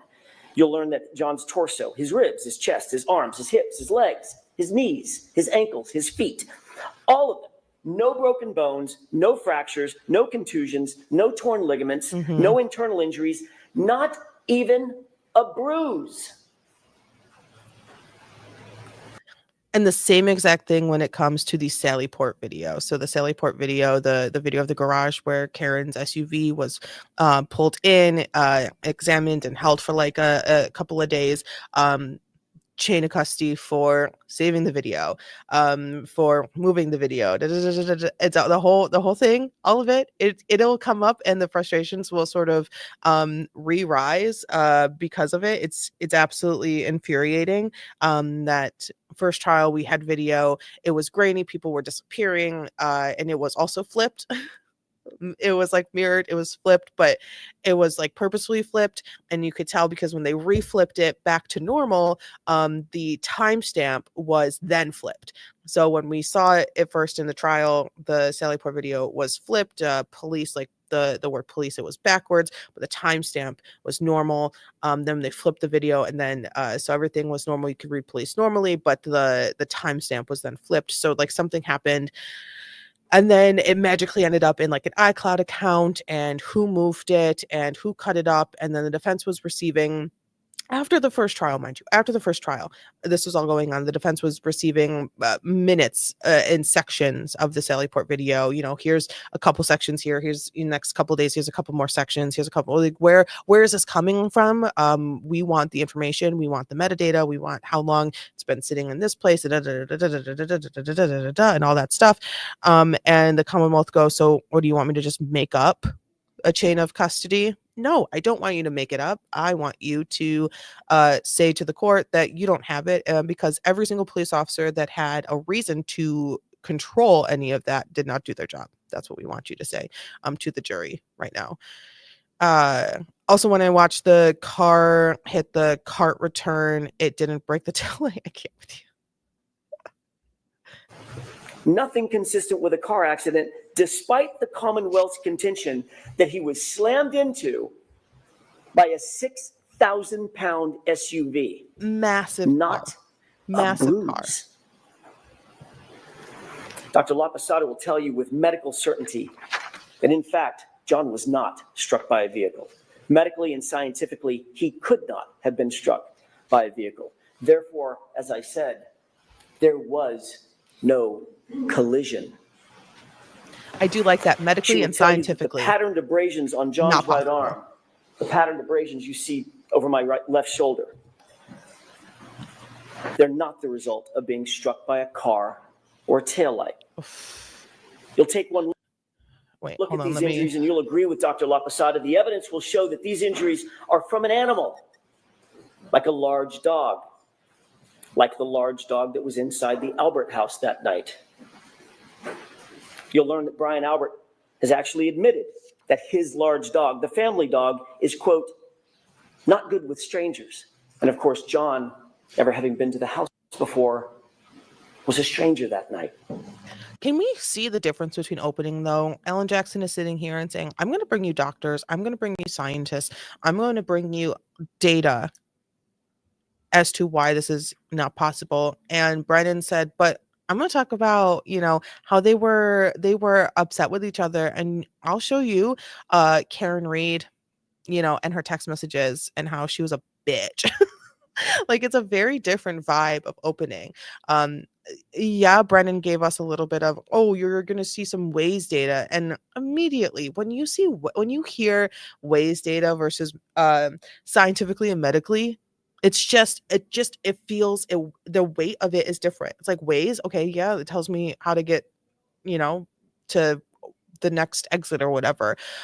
It's giving the jury different like levels of importance. And I just think Brennan just is not good at reassuring, like informing the jury of how important his evidence is, his scientific evidence is, how important his experts are going to be. Like, tell them that they are the smartest people in this industry, and this is exactly what happened, and they're going to tell you exactly why. When Alan Jackson is over here and he's like, it's impossible, and I'm going to bring you scientists, and I'm going to bring you medical doctor, and I'm going to bring you this doctor, I'm going to bring you the this and this and this and this. Like, I don't know, it's just a different, they're You'll adding also find weight that to different oddly, things, very and I don't oddly, think it, after having their family pet in the same way that for Lally 7 did, I years, don't think it works. My dog can testify. a short time after this incident, the Alberts got rid of that dog. Rehomed. They called it rehoming her. But she was gone. Dr. Laposado will also tell you that the injury to John's head was not the result of falling backward onto a flat lawn, cold or otherwise. Rather, Dr. Laposado will tell you with medical certainty that the injury pattern to his scalp was produced by an impact from a raised or ledged surface, a surface that does not exist on Brian Albert's front lawn where John was found. Mm-hmm. The medical evidence will establish no hypothermia, no injuries from a car strike, no collision with a motor vehicle. And forensic analysis of John's cell phone, Mr. Brennan mentioned that in his opening statement. The Commonwealth's own expert will ultimately support the exact facts that I just told you, including the temperature data. John O'Keefe was injured someplace warmer, and he was moved. That alone is reasonable doubt, but there's much more. He basically just said, so when Brennan brings you all of this temperature data, I'm going to tell you why it actually is good for us, not him. He's reading it wrong. He's interpreting it wrong. His experts are incorrect. That's actually not right. We'll tell you how it's right. Don't worry. Also learned that there were many people at that after-hours gathering at Brian Albert's house who would have left by the front door just feet from where John O'Keefe's body would have ultimately been had he actually been there right after 12:30 a.m., which is what the Commonwealth's claim is. There were nearly a dozen people who walked out that front door directly adjacent to the precise spot where John O'Keefe would have been lying. Not a single person, not one, not a single person saw a 6'2", 216-pound man laying sprawled in the front lawn in dark clothing on a light white dusting of snow. Not one. Then the evidence will also show that every one of those same people drove by that same spot, not walked by it, drove by it to leave the house, and still not one of them saw John laying in the yard when they left between 1 a.m. and 2 a.m. in the morning. But you know who else you'll find never saw a body on that lawn? The snowplow driver, a completely independent witness charged with plowing the streets in Canton that night. You'll hear that Michael Proctor, oh, he's not done yet, Mr. Proctor. You'll hear that Michael Proctor wrote a report where he claimed that Fairview had not been plowed that night. You'll learn that that was completely false. That was a lie. Michael Proctor did not want any more witnesses. He didn't want the truth. And he falsely claimed that the road was never plowed. You'll learn that he wouldn't look for the plow driver, but we did. And we found, and we'll introduce you to, Brian Loughran. He plowed Fairview that night, and what he's going to tell you is that there was no body on that lawn at 2:30 in the morning. You'll learn that Brian Loughran passed by 34 Fairview, traveling right next to Brian Albert's front yard, and at 2:30 a.m., John O'Keefe was not there. But you'll see that the plow driver also provides some other troubling information, troubling testimony for the Commonwealth. You'll learn that after making that pass at 2:30 a.m., he showed up with his plow an hour later. He stopped at the entrance of Fairview. He was looking up Fairview to decide whether or not to plow it, but he saw an obstruction. At 3:30 a.m., he looked down the street, and in the very spot precisely where Karen would later find John's body laying at 6 a.m., there was a car parked in front of it, a Ford Edge. You're going to ask yourself, who's moving a car at 3:30 in the morning into a blizzard on the side of the road? You'll learn that Michael Proctor, the lead investigator, intentionally ignored this fact as well. He did no investigation to find out who owned a Ford Edge, but again, we did. And the evidence will establish that Ford Edge happens to be a favorite model of the Albert family. More than one Albert owned a Ford Edge at the time. You'll learn that those facts will add to the mounting and the overwhelming evidence that there was no collision and John O'Keefe's body was moved onto that lawn. You'll find that this is yet additional reasonable doubt in the case. You'll be introduced to science and physics, even from the Commonwealth's own experts. That science will establish that Karen Reed's SUV was not damaged by hitting a pedestrian, and conversely, John O'Keefe's injuries did not come from being struck by a vehicle. The Commonwealth mentioned triggering events, but what you'll actually learn from the experts, some of them the Commonwealth's own experts, is that a triggering event is not evidence of an accident. It does not evidence a collision. That's why we're here. A collision. And there's no evidence of one. Zero.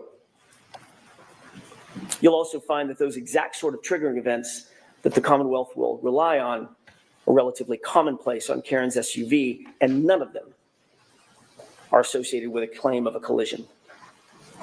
Folks, the science will not lie, and the physics cannot lie. And that science will tell you with certainty there was no collision with John O'Keefe. You'll add that to that rising mountain of reasonable doubt. I want to take you back to the night in question, January 29th, for just a few minutes. Remember, Karen had gone home after dropping off John and John walking to the house. While Karen was asleep at home with John's 13-year-old niece, what were the people who had been at Brian Albert's house that night? What were they doing? While she slept, what you'll find and what the evidence will show is that they were extremely busy. You'll learn that after a long night of heavy drinking, Brian Higgins left the Albert residence, but he didn't drive home. Rather, he drove over to the Canton Police Department, where he kept an office at about 1:25 a.m. Not a Canton police officer, but he kept an office there. Why go back to his office at 1:25 a.m.? Why go back to the Canton Police Department at 1:25 in the morning on the night of a blizzard? You'll learn that while there, Higgins made a call at 1:30 a.m. Higgins will later deny that he made that call. You'll find that curious. And his explanation for that late night visit to Canton PD, you'll find that it changes nearly every time he's asked about it. You'll learn that after everyone left Brian Albert's house, Brian Albert actually claimed he had no contact with anybody else except his wife.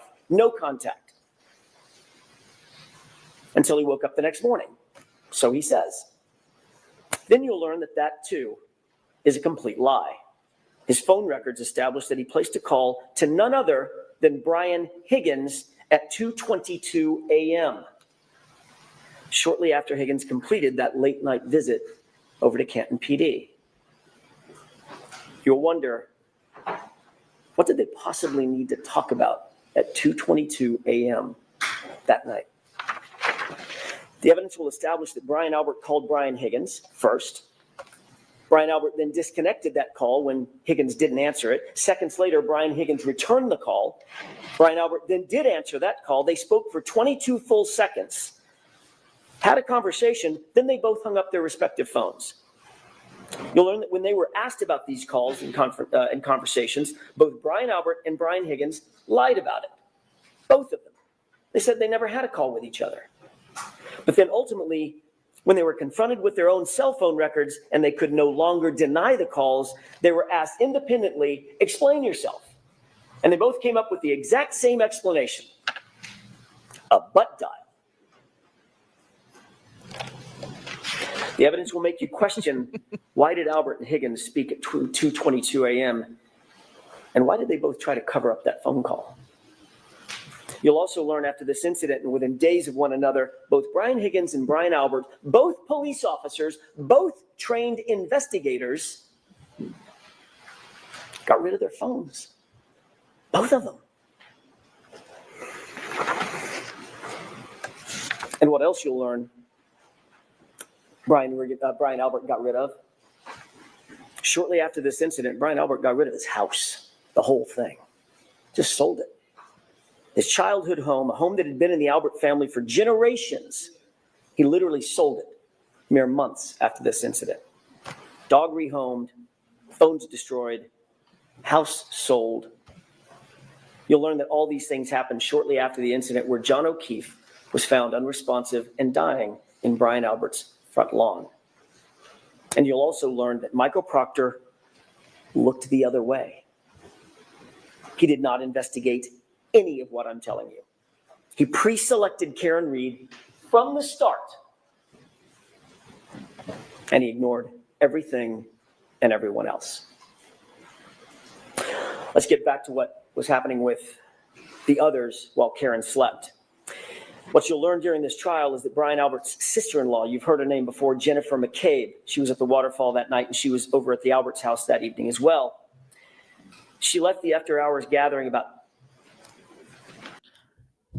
Yeah, I mean, him, just the physicality between the two, just the physicality between Hank Brennan and Alan Jackson.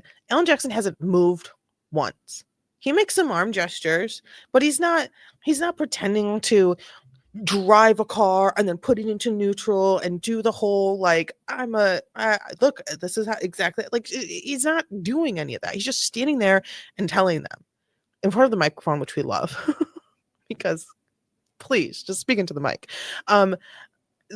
He's not doing any of that. He's standing in one spot. He doesn't need to be physically animated for him to make the point. He just is saying the truths. Alan Jackson has crazy eyes, not trustworthy. Go ask Kevin Spacey if he thinks Alan Jackson is trustworthy or not, because Alan Jackson was his attorney. I don't know. I mean, trustworthy or not, he's a defense attorney. He's a defense attorney. I don't know if you would just immediately just willingly trust a defense attorney anyway, but he's a really good defense attorney. Kevin would say yes. So I don't know. It's just he sounds better. He talks better. He could tell a better story. His timeline is better because I think the Commonwealth is stuck, and they were stuck in the first trial on this is how it started, and then it went here, and then it went here, and then it went here, and then it went here. 2 minutes later, this, and 2 minutes later, this, and it was like they were very stuck to the timeline. When Alan Jackson can very easily go, okay, well, wait, this time over here. Great. And while all that was going on, let's talk about what was happening over here. And while all that was going on, let's talk about what's happening over here. But then also remember what happened the day before. So all of that ties it. So I just think he's really good at telling a story and keeping people interested. Like, it's not even about who is telling the truth. It's about keeping the jury's attention. Because if they zone out, right now, opening statements, not the end of the world. Closing statements, not the end of the world. It's not evidence. But what happens after this, it's really important to keep the jury's attention. 2 a.m., a little before 2 a.m., got home around 2 a.m. And you'll learn that according to the Commonwealth's own evidence from a forensic software program called Physical Analyzer made by Cellebrite, it's considered the gold standard for forensic tools. You'll learn that a Google search was discovered on Jennifer McCabe's phone. A Google search that Michael Proctor and his investigators never revealed to us, but we found anyway. A Google search that was time-stamped, according to their own data, at 2:27 a.m. 5 minutes after that 2:22 a.m. call that Higgins and Albert denied having. And that Google search on Jennifer McCabe's phone read, "Hoss-long to die in cold." I love that he says Hoss, because that's what it is. Hoss-long to die in cold. Because that's what it is. She didn't say how. Hoss is supposed to be how, but the meaning's the same. How long does it take to die in the cold? Time-stamped 2:27. And then that search was also noted by the same Cellebrite program as having been deleted. The evidence will force you to ask, why is there a search on her phone? Why is it logged at 2:27 a.m.? When the Commonwealth claims that she first learned of John's death and where his body was hours later at 6 a.m. So what you'll learn is that while Karen slept, here's what was actually happening by some other very busy bees. 1:25 a.m., Brian Higgins makes an unexpected visit to Canton PD. 1:30 a.m., he makes a phone call that he later denies ever making. At 2:22 a.m., Brian Higgins and Brian Albert talk. They both deny and lie about having made that phone call. 2:27 a.m., 5 minutes later, a Google search appears on Jennifer McCabe's phone, "Haas long to die in cold," hours before John's body was ever discovered. A Google search she denies making, and that she later, or at least it was later logged as deleted. Meanwhile, at 2:30 a.m., the plow driver confirms that O'Keefe's body was not on the lawn of Brian Albert's house, not at 2:30 in the morning. And at 3:30 in the morning, that area was obstructed by a Ford Edge like the one the Albert family liked to own.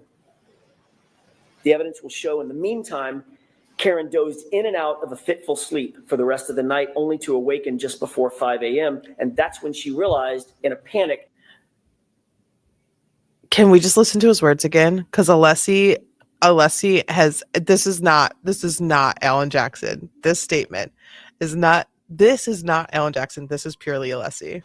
The evidence will show in the meantime, Karen dozed in and out of a fitful sleep for the rest of the night, only to awaken just before 5 a.m. And that's when she realized. A fitful sleep? That's not Jackson. That's Alessi, right? That's got to be Alessi. I mean, it's great. It's amazing. Because how do we know how she was sleeping? No one's there. No one's going to be like, oh, yeah, no, she was tossing and turning all night long for those 3 hours that she was asleep. No. In a panic, John had never come home. And you'll see, it wasn't like John to not come home. That morning, you'll see and hear evidence that Karen's emotions had morphed. They'd gone from frustration and anger, which you'll hear in the voicemails, to abject fear. Fear that something bad had happened. The evidence will establish by this time, Karen was panic-stricken. She had a feeling something was very, very wrong. She was unable to get a hold of John. Karen went to go look for him. She got in her Lexus and she backed up to leave her garage at One Meadows. You'll hear a lot about that address, One Meadows. That was John's house where Karen was staying. She backed out of the garage, and during the course of the trial, you'll hear that she actually struck another car with that right rear taillight. During the course of this trial, the Commonwealth is going to desperately claim that Karen Reed's taillight was actually damaged by hitting John O'Keefe. They'll have no evidence of it, mind you, none, but they'll make the claim. We'll show you make the claim. A video of exactly how that taillight was originally damaged, or exactly what happened at 5:07 in the morning. The facts will show that it was damaged in John's own driveway at 5:07 when Karen backed up and made contact with another car in the driveway. This is 5 hours after she dropped John off and he went into the Albert residence. As a result, the taillight was minimally cracked, but it wasn't completely shattered or damaged or broken. And that's the condition of the SUV when Michael Proctor got a hold of it. That becomes important. You'll hear from an independent police officer, an eyewitness to the damage on that SUV, someone not connected to Michael Proctor or under his control. And he'll tell you that he saw the taillight damaged before it was in Michael Proctor's possession, but it was not completely shattered. And you won't have to speculate how that taillight got cracked originally. You'll see it for yourself. It's on video. You'll learn that part of the reason that Karen's Lexus hit that car. I love that. The exasperated, it's on video. But you know what is going to be an issue when the trial gets moving and grooving? The video that the Commonwealth was supposed to give to us years ago, but we finally got a month before trial started. So that'll be an issue as well. This is so. the drama pre-trial, the back and forth, the Rule 14 violations, the et cetera, et cetera, et cetera, all the things that you didn't give me this, you didn't give me that, you didn't give me this. When did you pay them? I want to know what they're going to say. They're going to say the exact same thing. They're doing more testing. I want them here to like the infighting pre-trial is going to rear its ugly head in a couple of weeks. I mean, they got some witnesses that they got to get through until like the big guns come out. And I am very interested to see how it goes down. One Meadows is because she backed out looking for him at a time when she was absolutely panic-stricken and grief-stricken. Where was John? Why hadn't he come home? What had happened to him? Is he hurt? Is he passed out somewhere? Her mind was reeling. The evidence will establish she wasn't giving anything away. Everything was on the table. What could have happened to John? You'll learn that when she woke up and he still wasn't home, she was just racking her brain for what could have happened to him. And she was worried about possibly the worst. He had gotten out of the car. He'd walked to the house. She was confused.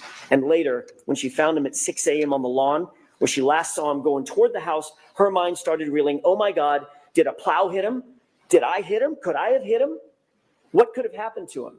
And that video clip that you saw, out of context, when she said the words, he did not look like he was mortally wounded, she's not talking about at midnight. No. She's talking about at 6 a.m. when she found him. Yeah, that was an extreme misinterpretation of the context of that clip that Brendan showed. I was hoping that Alan Jackson was going to bring it up. That was a real extreme misinterpretation, purposefully, because Brendan knows, but he thought it was going to slide by, but it wasn't. That's what she was talking about. Your job will be to make sure that the evidence isn't presented to you too cute by half. She was saying all those things. Did a plow hit him? Could I have hit him? Did I hit him? She was saying that to herself and to other people. And the Commonwealth, very obviously, will try to seize on that panic and twist this into some admission. But here's the actual truth. That's not a confession. Could I have hit him? Did I hit him? Could a plow have hit him? That's a person trying to make sense of an unexplainable circumstance, a natural concern of a bereaved significant other, a woman desperately trying to piece together what could have happened on this tragic night. John didn't come home. And the evidence will show that Karen Reed never said, I hit him. Never. Not in the background of the 911 recording, not on any dash cam video, not on any audio, not on any police body cam, not to a first responder. It's never mentioned in a single report. It's never reported in a single report from January 29th, not by one person, because it never happened. The evidence will show that the evidence will show that there were at least 13 members of law enforcement or first responders and 2 civilian witnesses that were intently focused on what was happening at that scene. They were all over the lawn. They were all over Karen. Officer Sarath, Mullaney, Good, Lank, EMT Nuttall, Flamati, Kelly, Walsh, Woodbury, Whitley, Becker, Robery, McLaughlin, Carrie Roberts, Jennifer McCabe. They were all there watching and listening. On January 29th, when John O'Keefe was found, and no one put it in a report. Reported having heard Karen Reed say the words, I hit him. Not one. Not one civilian reported having heard Karen Reed say, I hit him. The facts will show that the first time this improved statement was ever claimed to have been made was some 24 hours later by a single EMT in an interview. Now listen to this.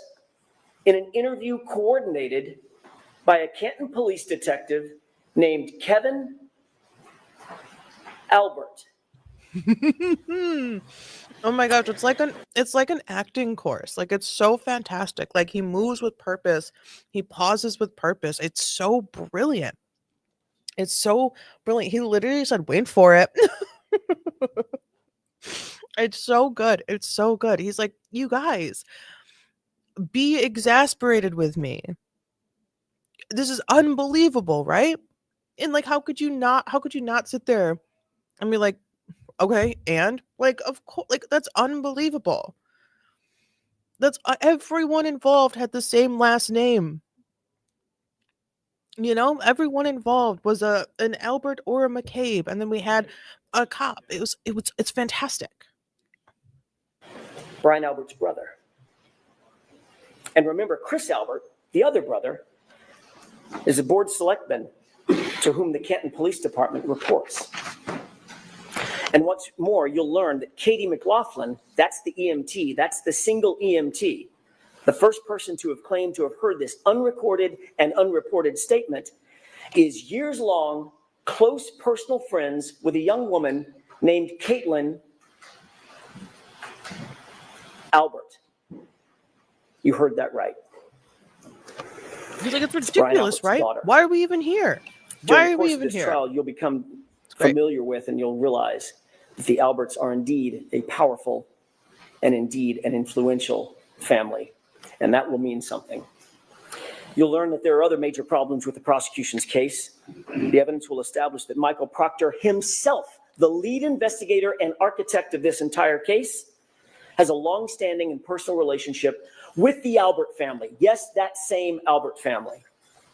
His sister was close friends with Julie Albert. He personally sat at head tables at weddings, or at a head table at weddings with the Albert family. He entrusted the Alberts with babysitting his own children.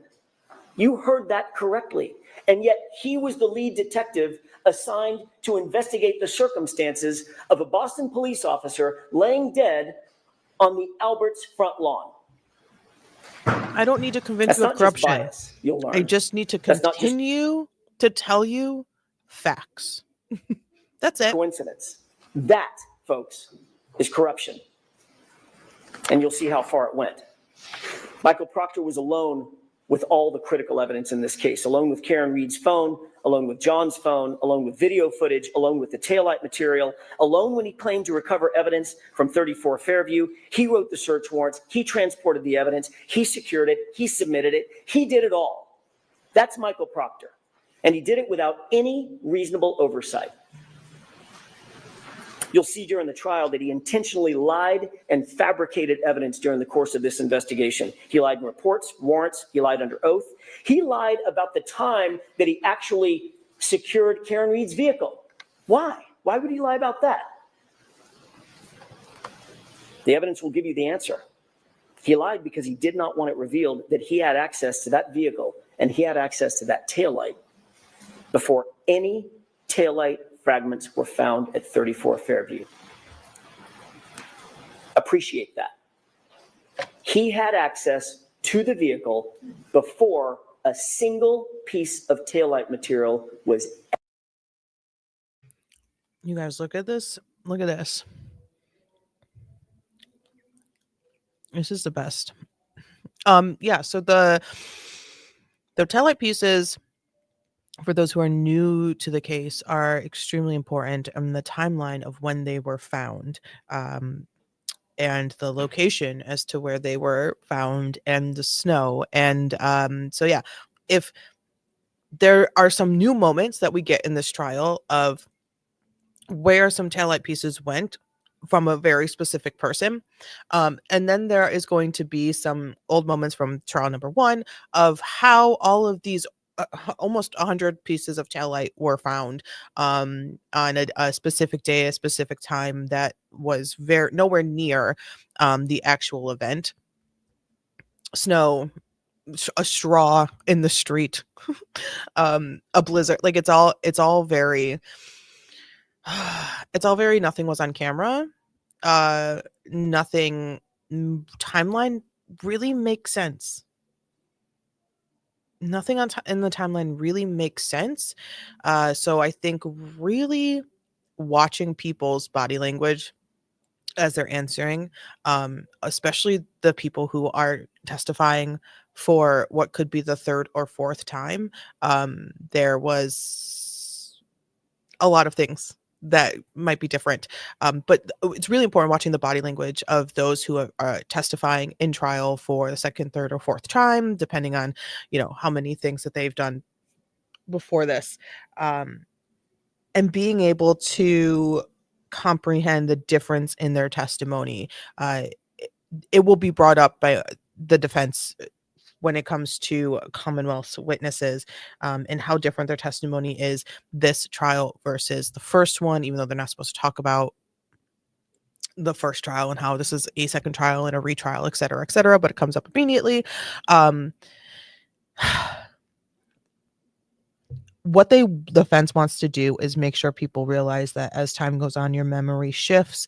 The more things you see, the more things you hear, the more times you talk to people about this, your memory is altered, and you can lose things, you can believe that you saw things, but there is a complete alteration of your memory from the very moment after it has happened. But also, how many lies can people keep up with if they are lies? Is it just a memory sort of movement? Like, are you just forgetting because it's been another year?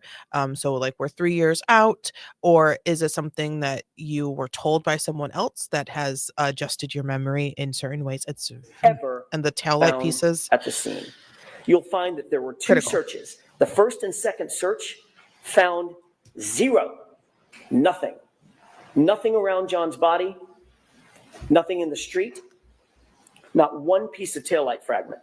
But once Michael Proctor had that SUV and had the taillight in his custody and control, suddenly items started magically showing up. And not just a few items. 46 pieces of bright red taillight laying in the snow, supposedly found in the exact same spot that was searched not once, but twice by independent officers. It came up with 0. To be clear, you'll learn that before Michael Proctor had access to that taillight, not a single piece was ever recovered at 34 Fairview. That will become vitally, vitally important. And what about those shards of plastic, by the way? What about this DNA that the Commonwealth mentioned? They're going to try to dazzle you with talk of DNA because it sounds so scientific. DNA was on the taillight, but you'll learn that there was no DNA on the actual shards that they claim came in contact with John's arm. None. There was no blood, no tissue, no skin, no DNA on a single shard of plastic that they claim cut deep abrasions into John's arm, the arm that you saw overhead. The DNA that was actually found, the actual science will show it was found outside of the taillight housing where anyone with access to that vehicle would have touched.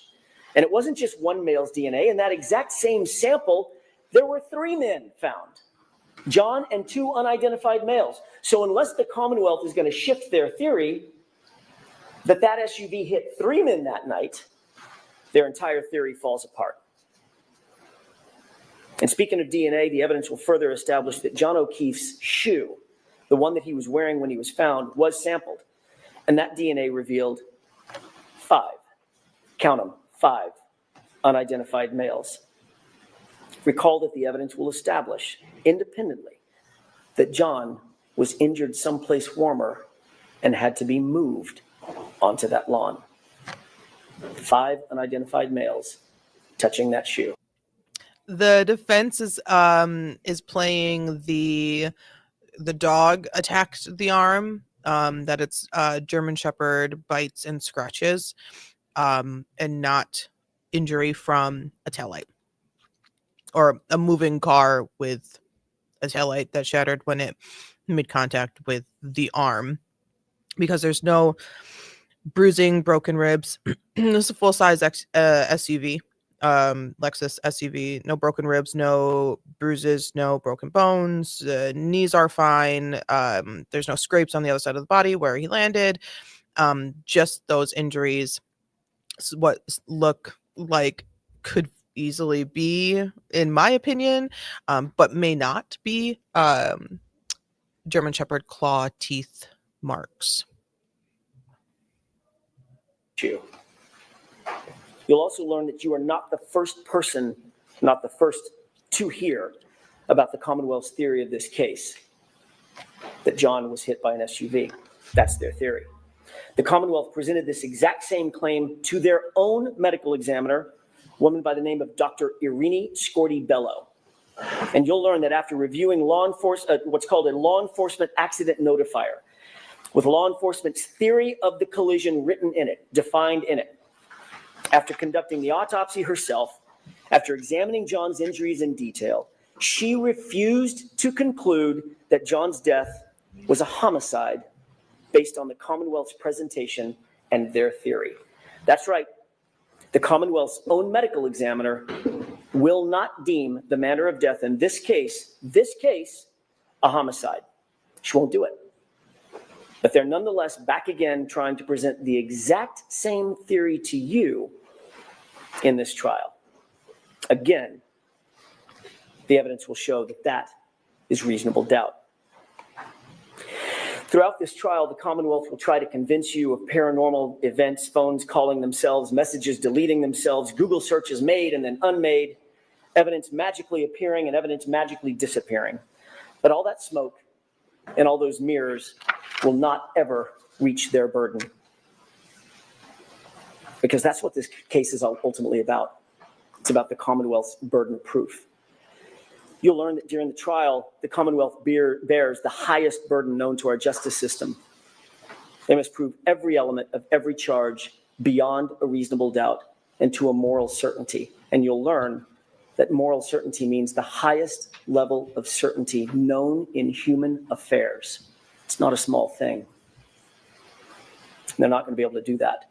Not when every piece of this case was handled by a disgraced investigator with a motive to protect his friends, not when the physical evidence contradicts their very theory, not when their own medical examiner won't call this case a homicide based on the exact theory that they're presenting to you, not when the conduct of those in the House and the utter lack of investigation speaks volumes about those who actually have something to hide.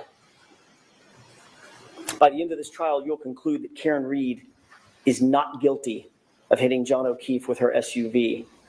There was no collision. She's the victim of a botched and biased and corrupted investigation that was never about the truth, folks. It was about preserving loyalty. You'll find that this case is the very definition of reasonable doubt. And at the end of this trial, we'll ask you to return the only verdicts, all three of them, that are consistent with the evidence, the science, the truth, and justice. Not guilty, not guilty, not guilty. I hit him. Not guilty, not guilty, not guilty. Thank you, Mr. Jackson. Folks, why don't we take our morning? No, it just started. We got like 2 months at least. But that's how the defense attorney ended his opening statement. It's this fantastic opening statement. Fantastic. Was it better than Yannetti's first trial? I think if we compare the two trials, I think they both were absolutely excellent. I think Alan Jackson was what this second trial needed for opening statements. Alessi, absolutely not. Alessi is not as strong as the video Hank played, to be honest. The one clip. Oh, Mike. Oh. You better stick around. You better watch the whole trial. We also have so much more info now, right? And this is coming from someone who knows a lot about this. I think the video that Hank Brennan played in his opening statement, I think definitely woke the jurors up. I think Hank Brennan has advantage of being way more familiar with the area than Alan Jackson does. Alan Jackson is a California boy, he's LA born and raised. It is culture shock to be East Coast, Boston, summers on the Cape, Where'd you park the car? It's culture shock. Is very different, especially when it comes to the court system. The judicial system in Massachusetts in particular is so estranged from the rest of America. Massachusetts is like, oh gee, we are the original court vibe. So when the judge says, oh, this is how things have been done, this is how things have been done since the beginning of the courts. So a lot of things have not changed. We get, when the jury comes in, a hear ye.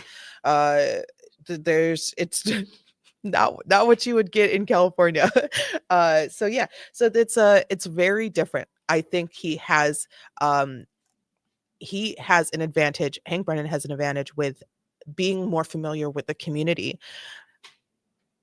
Did Alan Jackson and the whole defense team do research and really pay attention to the first jury and the community in the times that they had to be here for trial, for the hearings, for hearings, pre-trial, for this second one? I think so. I just think, just in general, Alan Jackson standing in one place, moving very, very little, moving intentionally, I think it just has a bigger impact when it comes to the jury and how much they heard from him. I don't know how much the jury heard necessarily from Hank Brennan, but if you think that video had a stronger hold on the jury than all of Alan Jackson's opening, then that is fair, because someone on the jury feels the same way. A jury is the peers, everyone sitting there is going to have a completely different opinion. And the whole point is, once they get all the info, they're going to sit and talk about it and come to a decision. I think that's really cool. If Hank Brennan did have that moment, that mic drop moment with that clip for the jury, and the jury just sat there and was like, listen to this loser lie to us as Alan Jackson was speaking, then they're going to have a really tough trial. And that's fair. And that is completely fair. You are muted. We all had expectations for a first trial, and we ended up with a mistrial, so there's that is. And we get a fan, and then we're going to just skip ahead to witness number 1, which I'm not looking forward to. Watch your step. And stand in and face the clerk. Raise your right hand. You solemnly swear the evidence given to the court and jury in the case now and hearing should be the truth, the whole truth, and nothing but the truth, so help you God. Sir. Thank you. You can take a seat. Sir, could you pull the microphone down a little bit closer to you, please? Yes, sir. Or yes, ma'am. Excuse me. All right, whenever you're ready, Mr. Did y'all catch that? The very first witness, the first thing he says in court is, yes, sir, to the judge. Not a good start. Not a good start. Yes, sir. I mean, ma'am, the very first witness. Now, is Judge Cannoni going to have her own misspeaks as well? Yes, she will. We will see it. It will happen, and it will be fantastic. But wow, oh wow. So this is EMT, firefighter, whatever, first responder, Nuttall. Oh my gosh. Brennan. Thank you, Your Honor. Good morning. Good morning, sir. Could you please introduce yourself to the jury? So my name is Timothy Nuttall. I'm 28 years old. I've been a firefighter paramedic ever since I graduated high school. I graduated in 2015. I took my EMT class and got my certification while I was actually still in high school. From there, I moved on to the BLS transfer side of EMS. There's 911 EMS, and then there's transfer, which is basically back and forth from hospital to hospital. I was brand new and very young, so I started on the transfer side, kind of learning the job. I started primarily in the city of Chelsea. Everett Malden, Somerville up there. Yeah. And then Yeah. after He didn't like a look little at her and while, be I like, got my oh, you feet got a wet big in the thing. 911 side. So I was running BLS 911 And he goes, in those cities. okay, before we get into Nuttall, yeah, the name, the return of Nuttall, the accent is crazy strong. The accent is so crazy strong. Just a slip of the tongue. Yeah, the nerves for sure. We saw a nervous Nuttall in trial 1, very nervous. Also, you're kicking off the trial. You are witness numero uno. The jury just heard what both sides are going to say. They both just said, we're going to do this, and they took a little break. They had a piss, they had a snack, they popped back down, notebooks out, ready to go when we get Nuttall. He had a rough go trial 1. And let me just say, it's probably going to be a little rougher trial 2. Everyone's going to have a little rougher time trial 2. Like just prepare for everyone having a rougher, harder, more difficult time trial 2. They are not going to make this easy on anyone. The accent is very strong. Honestly, being called sir as a lady is such a flex. So yes, sir is fine with me. Oh yeah, I totally get it. I mean, looks at judge, you got big dirt. I don't she was not offended. I'm sure it happens all the time. She is so familiar with nervous witnesses, anxious witnesses. Now, however, what I do want to say is this is a first responder, has been for a good chunk of time. I would almost expect less nerves from a first responder who was testifying in the retrial of Karen Reed for the second time. I would expect less nerves than a civilian witness. Like I want my paramedics, firefighters, what have you, EMTs, pretty chill guys. But, I don't really, but I can understand the anxiety. It may have affected his job, may have affected his work, it may have affected his friendships and just the community around him and him showing up to calls and people recognizing him and et cetera, and he's pissed off that he has to do this all over again. I get it. The nerves are there and, but I just want everyone to buckle up because it is going to be a bumpy ride for a lot of these witnesses because they are not going easy on anyone. These as well. No and then holds I barred. progressed on to become a paramedic. So Why do you have such an interest in being a first responder at a young age? I kind of grew up in a first responder household. My father was a firefighter in a local town. So we spent kind of a significant amount of time at the station when he was on shift. Just kind of how I grew up, kind of learning the ins and outs of public safety. That's just kind of how we get it. I came to be interested in the profession, and then I took it from there. So I want to take us back just a little bit. When you first became interested in training to be a first responder, did you share with us your first training was as an EMT? Yes, sir. Can you share a little bit with the jury what that entails? So to become an EMT, there are two sides of EMS, and then there are two sides of providers. There's EMT basic, and then there's paramedic. To answer your question, sir, to start as an EMT, it's about a 4-month process. You take classes. I believe mine was Tuesday, Thursday, every other Saturday. Learning just anatomy and physiology, basic pharmacology, and kind of how medications interact with the body and different disease processes. You don't realize you're doing it. From there, you start learning. You don't realize you're doing it when you're doing it. And that's okay. There's ways to look in your vocabulary mirrored self and say, wow, maybe I should try to work my way off of this crutch, essentially. It's tough. It's not easy, especially for someone who doesn't speak a lot. They talk, sure, they have conversations, but it's not their job to speak openly. He knows all the things, and if he needs to talk to a patient or talk to people, it's work.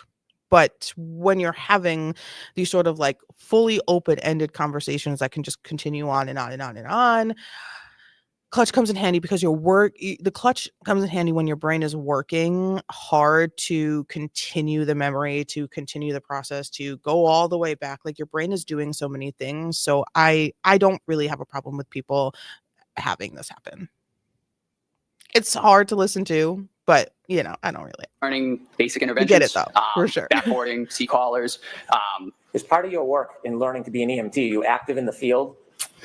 The initial training is, like I said, that's mostly classroom based, but once you sit your national written tests and you're able to pass all that and pass practical, then you're able to progress into the field. And did you succeed through the EMT training? Yes, sir. At that point, did you decide you wanted more training? You wanted to proceed through the profession? Yes, sir. So after a little while, I worked for about a year and a half in the field and decided that I genuinely enjoyed the work that I was doing.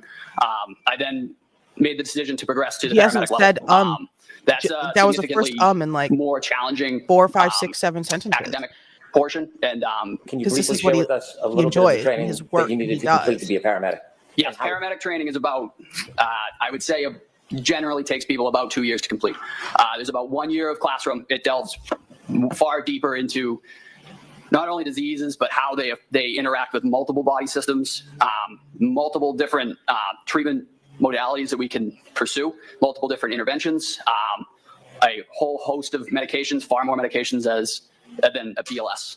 As a paramedic, I have a much wider range of drugs that I would be able to select to treat different patients. As you worked through your training and got this experience, did you ultimately become employed by the Canton Fire Department? Yes, sir. What did they hire you as? They hired me as a firefighter paramedic. And so you were both a firefighter and a paramedic? Yes, sir. Does the Canton Police Department, in their units, do they include paramedics and firefighters in the same division? The Canton Police Department? Or Canton the Canton Fire Department. Canton Fire Department, the vast majority of the employees of the Canton Fire Department are paramedics. I believe there are I want to say 5 EMTs, but now as a requirement to remain employed by the Canton Fire Department, you have to become and maintain a paramedic certification. So when you would go to work as a firefighter or paramedic, was it always the same, or did you get assigned as a firefighter one night and a paramedic a different night? So we would cross-man trucks. We were always fire suppression personnel, but we were also cross-trained as paramedics. So, for example, if a fire call were to come in the town of Canton, and I was assigned to Ambulance 1 for the day, I would take all my equipment off Ambulance 1, and I would transfer it to Ladder 1, and then we would take Ladder 1 to the fire call and operate as fire suppression personnel. If a medical call were to come in, I'm assigned again to Ambulance 1, then we take on the role as EMS. I'd take my paramedic skills and put them to work in the town on Ambulance 1. Let me ask you one more background question about how the Canton Fire Department works. When there's a call, an emergency call, is an ambulance sent with other vehicles or alone to the call? Yes, sir. It's typically the engine of that district and the ambulance of that district. Depending on call volume, that can change. But if all is not to use the word quiet, it's kind of a taboo word, but if all is don't say quiet, and there's a dispatch in District 1, it'll be Canton Engine 3 and Canton Ambulance 1, and they go as a unit together. Mr. Nuttall, I want you to take us back, if you would, to the early morning hours of January 22nd, 2022. I want you to bring us a little bit before 6 a.m. Do you remember what you were doing? Yes, sir. So that particular morning, I arrived at work because it was snowy. Earlier than I normally do. There was inclement weather that morning, so I left earlier than normal just to get in before the roadways got particularly difficult to travel, and to relieve anybody that may need to get out if they needed to get home before the roads got particularly bad. I arrived just before 6 a.m. I was walking in. Right? I was assigned to Ambulance 1 for that oncoming 24. I was scheduled to be there at 8 a.m. Could you share with us a little bit about how the weather was as you arrived around 6 a.m.? It wasn't great. I was driving. It's about a 35-minute ride for me to get to Canton. The roads were starting to they weren't great. They had been treated, but they weren't pristine. The wind was starting to pick up. The snow was starting to come down a little heavier, which is the reason that I left at the time I did. And so I may have misspoke. January 29, 2022, that morning, around 6:04, did you hear a tone or did you hear an alarm? So the tones went off right as I entered the building. Tell us what a tone is. So the tone is the emergency alert tone. In the town of Canton, we have 3. We have 1 for fire, we have 1 for investigation, and we have 1 for EMS. The EMS tones went off and the lights came on. Whenever the tones go off, the lights come on as well. I was just walking into the building when the tones went off and the lights came on. And is there information that accompanies the tone, information about the call that needs response? Yes. So after the tones had cleared, there's an overhead dispatch, which is our dispatch center communicates to us before we get in the trucks and on the air responding. Basic nature of the call. In that particular instance, we were dispatched to an unresponsive male in a snowbank with no real further information to follow up on. So what do you do? So as I said, I arrived pretty early that morning. But hearing that dispatch and that nature of the call, those typically tend to be more involved, both personnel-wise and work-wise. The crew that was working that morning was getting on the truck, and it was firefighter paramedic Anthony Flamati and firefighter EMT Matt Kelly. Matt Kelly has since become a paramedic, but at the time he was an EMT. So off the bat, that crew, not to say that they were at a disadvantage, but paramedic Flamati was the only paramedic on that ambulance. What did you do? So I made the decision. I checked with the shift commander, and I jumped on ambulance 1 to just give a second set of hands as being a paramedic myself, just being able to hopefully help if there was any advanced interventions that needed to be done or needed to be performed. Okay. Just a second set of hands. Careful What out there. happens next? It's hot, I think. So I got in the back of the truck. I was actually still in civilian clothing at the time because I had just walked in the door. So I got in the back of ambulance 1 in the patient compartment. The other 2 gentlemen were up front driving to the scene. I actually had to don my turnout gear because, again, I was in civilian clothing. I wasn't quite ready to go. So I had to put all my structural turnout gear on and then my can fire jacket. Once I was sufficiently dressed for the call, I started prepping all the gear that we might need for a call such as that for an unresponsive male in the snow. In this case, it was our first in bag, our airway bag, and our cardiac monitor. Everything was all together. They're all in 3 separate bags. But on the way there, I just got in. I didn't know how their night had gone. So I just took a real quick look at everything just to make sure everything was there and everything was exactly how it needed to be. So I was able to just grab all 3 bags, put them on my person, and get ready to, so as soon as the ambulance was on scene, just step off and go to work. Not knowing much information about what you're going to confront, what goes through your mind as you prepare before you get off the ambulance? Just basic scenarios. I mean, again, unresponsive male in the snow could mean several things. Not having much to go off on the dispatch was, it left much to be desired in terms of what we might need. So in gathering all the equipment together, that can kind of cover all the major bases, if you will, in terms of what we were expecting to meet once we got on scene. How was your focus before you get off the ambulance? I was ready to go. A dispatch like that, any unresponsive male in the snow, it can kind of up the level because you just don't know what you're walking into. You know, it could be anything. In the back of the That is ambulance, you can't so see funny. outside. Could you tell anything about the weather conditions based on the way the ambulance was moving? Like, do you think he was like, guys, don't look? Guys, turn it. Guys, don't look. Again, being in the back, as you noted, it just seemed to be taking a little bit longer than normal. I really had no visibility at all. Like I said, I was in the patient compartment. It's very limited visibility in the back, and it's limited visibility. There's like a peephole that's maybe a foot and a half. It like by foot and a half to slides, kind of like peek the up front, tires start but sliding, again, and I he's was just so like, whoa. busy getting everything together. I really didn't notice, but I did note it took a little bit longer. We were Poor Nuggle. going not slow, but we were going He just cautiously. hopped on though, you know. When the He ambulance showed finally up and it stopped, was ready, time to go. and the doors open, tell the jury what you see. So as I mentioned, I had the 2 bags and the cardiac monitor. So 3 pieces of equipment with me. And I stepped out of the back of the side of the truck. There's a back compartment, or a back door and a side door. I stepped out of the side door. And I immediately noted the wind had picked up and the snow seemed to be heavier. And I could hear like a distant screaming off in the distance. Wasn't exactly sure where it was coming from. What was the visibility like? It wasn't great. It was still dark out. The sun had not come up yet. The snow was coming down. I want to know is, were they running their sirens or were they just running their lights? Were they running their sirens? Were they running their lights? How long did they like have their sirens on scene? That's what I want to know. Was it because the siren stopped and then you heard the screaming? I want the timing of that, please and thank you. Coming down, as I said, heavily, and it wasn't great all around. Was it cold? It was cold, yes, sir. And so when you hear the screams, what do you do next? I started making my way kind of towards the sound, following sounds. I couldn't see anybody yet, so I just kind of followed the sounds. And then once I was able to get around the side of the truck, that's when I was able to see a group of 3 individuals with Canton Police, and I started making my way over to them to see where the patient might be located and what was going on. As you get closer, tell us what you see. So as we approached the scene, as I said, there were 3 individuals, and Canton police were on scene as well. And then there was what appeared to be a human figure laying supine in the snow. I'd say about 6 to 8 feet, kind of where the sidewalk met the front lawn of a residence. What does supine mean? So he was laying on his back. Okay. From there, I made my way directly over to that individual and started checking for signs of life. How do you check? Do you get close? Do you get down on the ground? Yep. So I knelt right at his head. Typically, to check for any signs of life, it's just as you see in TV or anything like that. You check the carotid pulse, and you check for any signs of breathing or anything like that. Where's the carotid pulse? So the carotid pulse will be right in the neck.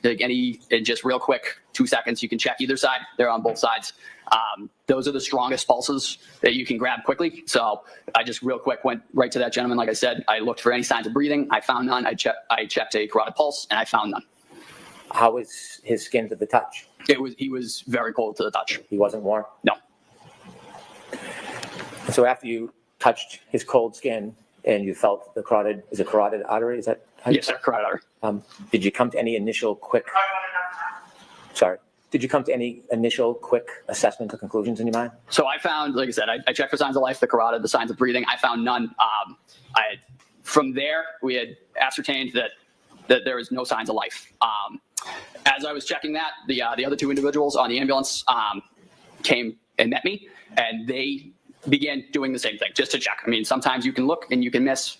So the other paramedic, Anthony Flamati, started checking my work, and then we kind of went from there. But I found no signs of life in my initial. So firefighter paramedic Flamati arrived to this person after you did? Yes, sir. I was the first one to actually put hands on the individual and check for signs of life. Did you later learn the name of this man? I did. And what was that? John O'Keefe. After you found no signs of life for John O'Keefe, did you get up and go to speak to anybody? I did. So as being a second set of hands on the call, it's really not my call, like in terms of treatment modalities and how we want to progress. So after I found no signs of life, I kind of got up to kind of look around real quick. I went over to the individuals, the 3 individuals that were there, and just said, hey, I just have found no signs of life. We're going to see the next steps. And as I was saying that was when Anthony Flamati, who is the lead paramedic on this, made the decision this is a workable cardiac arrest. Let me ask you 2 questions. The first is, as a paramedic firefighter, are there times when you're the lead paramedic on a call? Yes, sir. And so it changes call by call, but this one was firefighter or paramedic Flamati's lead? Correct. He was the lead paramedic on this call. And there are other times when you're the lead and firefighter or paramedic Flamati is on your crew and you lead? Yes, sir. So we typically switch off. We'll do one, and then once my rotation is complete, we'll do the next one. So it's patient for patient, typically. When firefighter paramedic Flamati called you back and said it was a workable situation, can you explain to the jury what that means? Yes. So in medicine, there is a term that is, you're not dead until you're warm and dead. Meaning your core body temperature has to be within normal limits for it to be considered a futile attempt at resuscitation.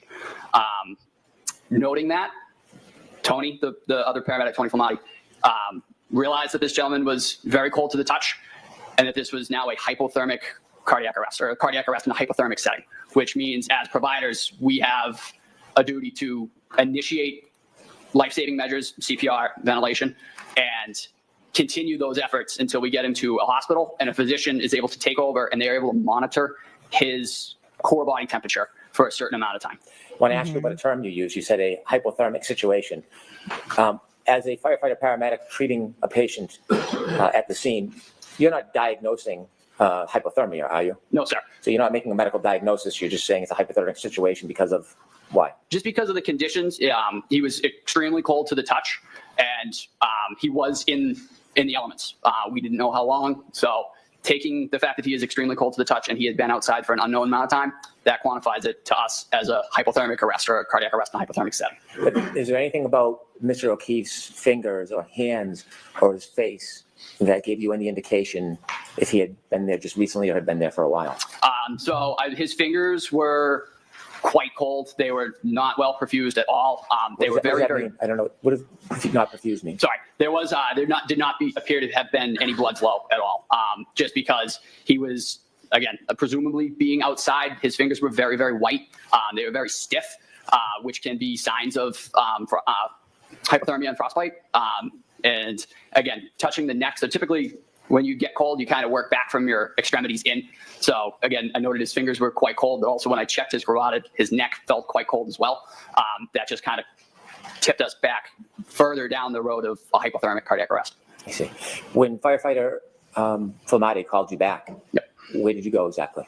So when I was told that this is what we're doing, I turned around and I went right back to where I previously knelt, which was right at Mr. O'Keefe's head. And then I took over the ventilation aspect of a cardiac arrest. So I was in charge of the airway. So I began giving him positive pressure ventilations with that valve mask, which is just a glorified balloon that you can push oxygen through and down into your respiratory tract to get oxygen moving. While I was doing that, I believe firefighter EMT Kelly had begun CPR. So is this, fair to say, Okay. a team effort, Yes, sir. a coordinated effort? Very much so. And depending on where you're placed, whether in the back of the ambulance or driving or leading, does everybody have an important role to play? Yes. Yeah, we work in conjunction with each other. Typically, the most well-defined roles in a cardiac arrest in EMS is your airway monitor, which is myself in this situation, and then your cardiac and medication administration, which is that would be Anthony Flamati, that would be Tony. Just because of my position at the head, I just took over the ventilation aspect, and that was where I remained throughout the call. You said you went back to try to help Mr. O'Keefe, and you were giving, helping at the airway. Do you have to actually get on the ground to do that? Yes, sir. I was kneeling at his head. While you were kneeling at his head, well, let me ask you a more of a background question. Is it helpful to get information about the history of the person when you're trying to treat them, when you happen upon a scene and you don't know the history? Yes, sir. Very much. Getting information on medications, history, and allergies is our top priorities in any call, not even this call, just really any your run-of-the-mill fall or chest pain. That's typically the first questions that we ask. What medications are you on? What medical history do you have? And do you have any allergies? The medical history is important because if you've had heart attacks in the past, or just using a generalized example, if you've had heart attacks in the past, does this feel like a previous heart attack? It kind of gives us something to go off of. As you were nailing, I want you to take us to that moment. As you're nailing, trying to help Mr. O'Keefe, did you have a chance at any point to look up? I did. And when you looked up, when you were trying to help Mr. O'Keefe, can you tell us who you saw? I saw a middle-aged middle-aged female with blood on her face. And Misgender someone else. It's not on purpose. It's not on purpose. He's trying, and you can see the anxiety just flowing through him. He does not want to be here. And I, real quick, as I was in the process of providing ventilations, I said, do you know this person? The person that you looked up and saw that was standing over you with blood on her face, do you recognize that person in this courtroom? Yes, sir. With the court's permission, sir, could you point out that person that you looked up and saw? It's, in between Mr. Jackson or next to Mr. Jackson. I see. So when you looked up and saw I don't know these guys' names. that person and asked about any background, what did she say to you? I hit him. Okay, let's talk about what just happened. I'm going to put this back onto normal speed. I am going to go back a couple of seconds. Let's just, shall we? It's, in between Mr. Jackson or next to Mr. Jackson. I see. Look how animated his face is. Like, I forgot the other lawyer's name. I'm so sorry. So just next to Mr. Jackson. Animated. My bad. So when you looked up and saw that person and asked about any background, what did she say to you? I hit him.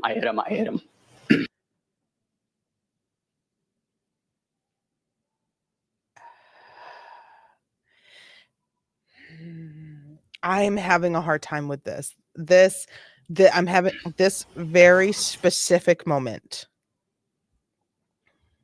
What did she say to you? I hit him. How clearly do you? Whoa. Okay. I'm not saying that he's lying. I'm not saying that. That's not for me to diagnose. I'm not here diagnosing a liar, but I can say what I see. When he said, I hit him, his volume dropped. He went deep into his throat with his words. He had the fray so much to where his voice completely drops out. And then Moments after he says it, I hit him. he clears his throat. He's taking a deep inhale, and then he closes his eyes. He doesn't blink. He closes his eyes. Sharp inhale. Just do that. Like, just like physically, just like if you just, what does that tell? What does just doing that make you feel like what emotion does that bring into your body if you just close your eyes for that whole second, that entire second, close your eyes and then just a sharp inhale through the nose? What is that? When do you normally do that? Like, what emotion are you feeling when you normally do that? That this moment, it made me feel things like and it was not, oh, he's emotional because he heard Karen say I hit him. That's not what's happening here. And that's all my opinion. I don't like this. How clearly do you remember her words saying to you, I hit him, I hit him, I hit him? I remember it very distinctly. You've been to a lot of calls over the years and since. Yes, sir. Would you say hundreds or thousands? Thousands. Do you remember all of them? I remember aspects of various calls, but not all of them, no. So Do sucks, some right? stand out more than others? Yes, sir. Did this particular moment stand out more as compared to your typical or most calls that you've been to? It did, just because of the setting. I mean, it was the weather, it was the unknown factors, and it was the attempting to try and get information and not really being able to glean anything from that. After the defendant said to you, I hit him, I hit him, I hit him, did you ask any follow-up questions? I really didn't get a chance to, because following that, the individual just kind of walked away or just kind of went in a different direction. I wasn't able to ask any follow-up questions. Have you ever received any police training? No, sir. Are you a police officer? No, sir. When you're helping a patient, do you have any interest in detective work? No, sir. Do you have any interest in investigating potential crimes? At that time, in this particular instance, because I was at the airway, that is a pretty critical aspect of a cardiac arrest. I was stuck there. I couldn't get up and kind of follow up on that at all. I was there doing that ventilation. Is it your job to investigate cases or simply to get information to help treatment? Just the information. When you go out as a firefighter Preserve paramedic, life. That's do you have a purposeful cause? Yes, sir. And what is that? To save lives. And is that your only focus?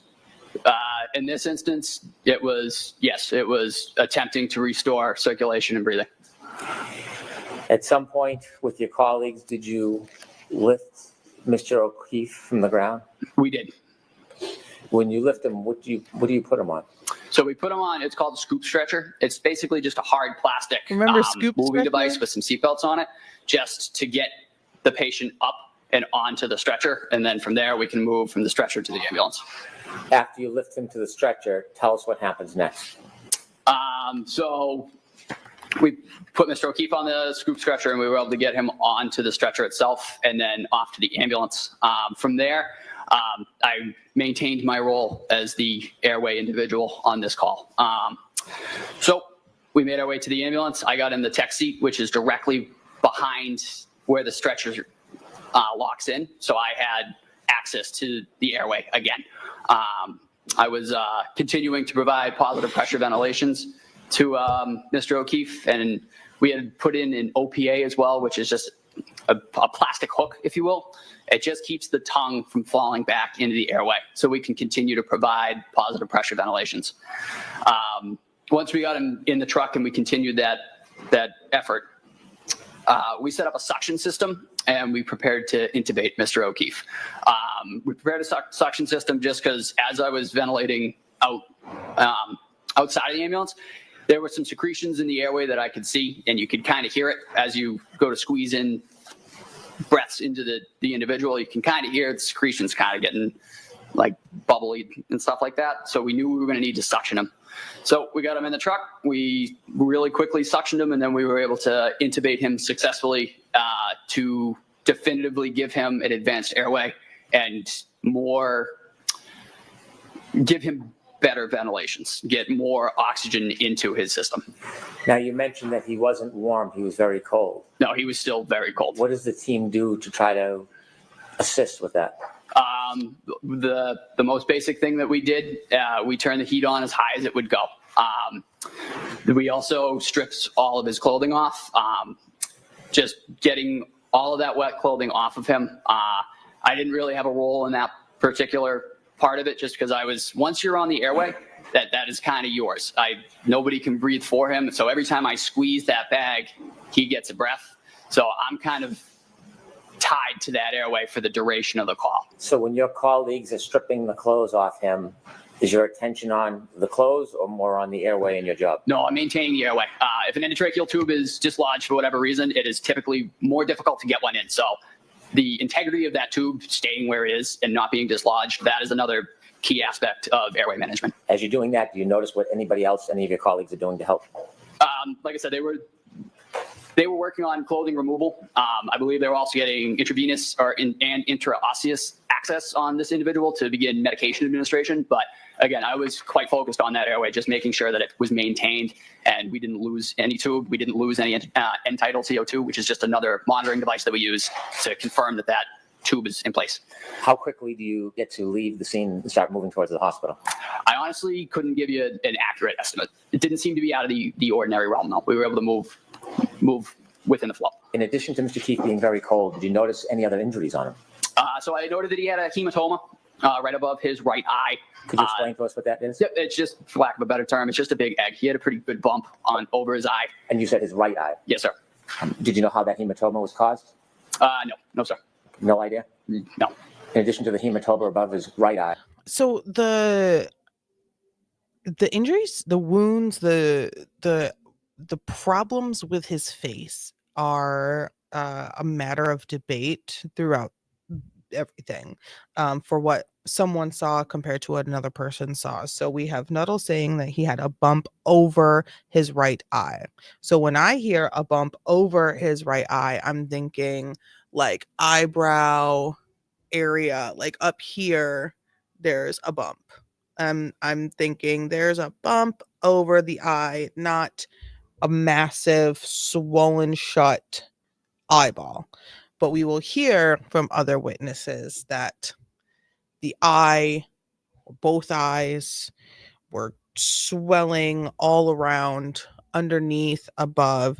So when I hear, oh, he's got a bump over his right eye, you get knocked with a door, you fall and you bump your head on the edge of a table, and it doesn't cut, it wasn't sharp enough to cut, but like anything that people getting hit in heads with like frisbees and stuff, like bats and stuff, like you get a bump on your head, not a massive black eye, everything swollen and bruised and shut.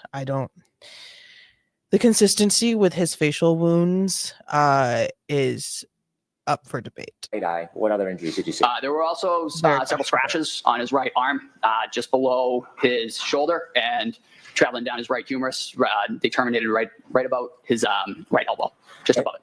Those scratches, have you also described them as abrasions? Yes, sir. Is there any difference in your mind, difference between scratches and abrasions? Nope. These were they were deep and they were not bleeding, but they were notably deep. Did you ever describe it as furrows? I did. And in describing those scratches, do you have any idea how they were caused? No, sir. Okay. And did you notice any other injuries on Mr. O'Keefe? No, sir. Those were the only ones that we noted. As I mentioned, we suctioned a little bit of blood out of the back of his airway as well. I believe it was blood, mucus, and saliva. But those were the extent of the injuries that I was able to note. Did you notice anything about the back of his head? Actually, yes, I did. I apologize. There seemed to be a little bit of matted blood around in his hair around there. Really didn't see anything too obvious at the time. He was also placed in a cervical collar as well, following intubation, and that was kind of there just to maintain his cervical spine. But there was, like I said, there was noted to be a little bit of dried blood on the back of his head. At some point, did you finally make your way with Mr. O'Keefe to the Good Samaritan? A little bit of dried blood on the back of his head.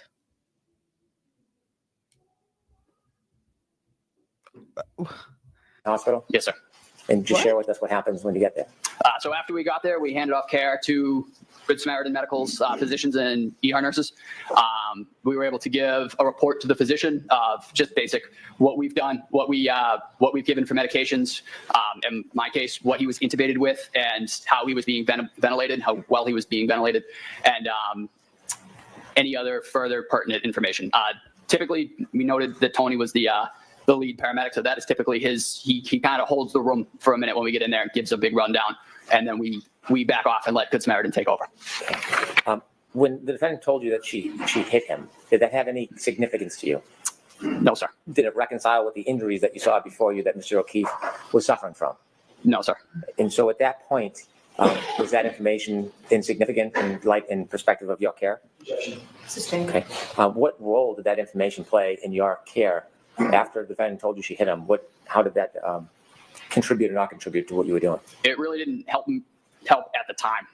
Again, I wasn't able to chase anything down from that. I just kind of took it, noted it, and moved on with my aspect of the cardiac arrest.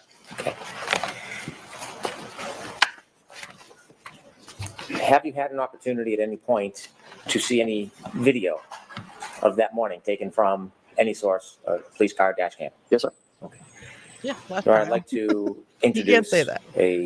When is video not stream. supposed to be like, yeah, in the first trial. So this will be in evidence. There are agreements with some of the evidence already? I believe there's no objection, but I don't want to speak for the defense. Okay, thank you. Yes, you can show it. And for the record, if I may note, this is Cruiser 683 Stream 2. I'm sorry, what? I'm sorry. It is Cruiser 683 Stream 2. I'm going to have to play a portion of it that's relevant to Mr. Nuttall. Ms. Gillen, if you would please move to 6:11 a.m.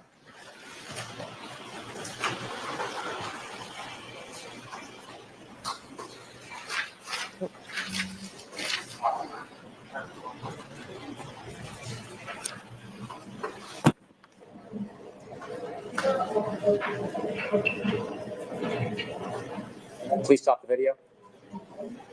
Mr. Nuttall, do you see the red lights reflecting? If this police cruiser just had better windshield wipers, we may not even be in trial number 2, let alone having trial number 1. The lack of windshield wipers cleaning off the actual windshield in front of the dash cam has pissed me off since I first saw this video. Reflecting on the left? Yes, sir. Do you know what those red lights are? Presumably, those would be ambulance 1. Yeah, so not what you presume. Do you know what they are, sir? And those are the lights for ambulance 1. Do you see the weather conditions as it's depicted on this video? Yes, sir. As you stood outside, was it same or different to how it appears in this video? That is the same. When you look to the left, you see a straight line about an inch or two from the left of the screen. Do you know what that item is? Sorry, sir. Repeat the question. If you look to the left of the screen, you'll see a straight item from the bottom halfway up the picture. Do you know what that item is? I believe that's a flagpole, sir. Do you see a little bit of movement of bodies near that flagpole? At the present time, no. Okay. Could we Because continue the to play? video's Please? paused. Yep, there they are.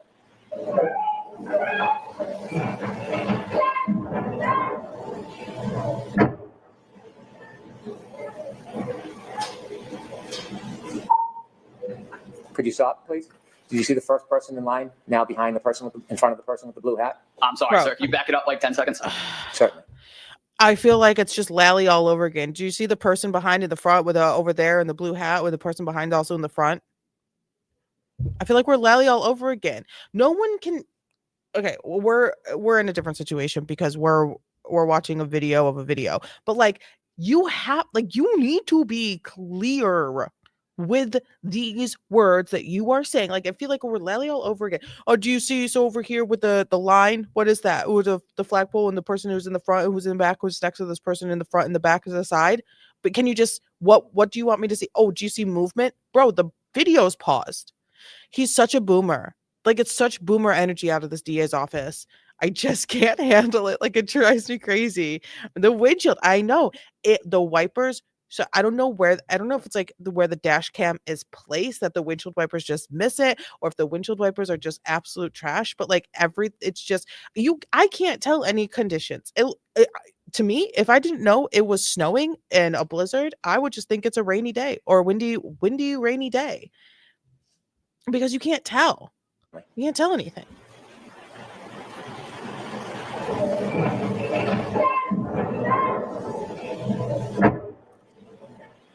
Keep going, please.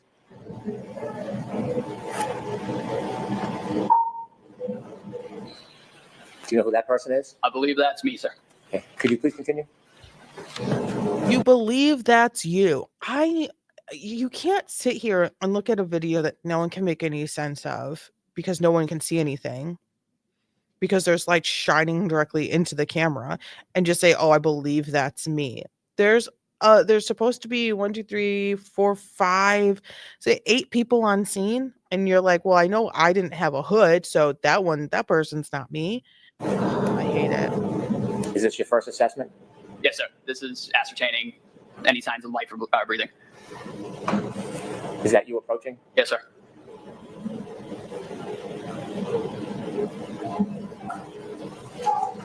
Could you stop, please?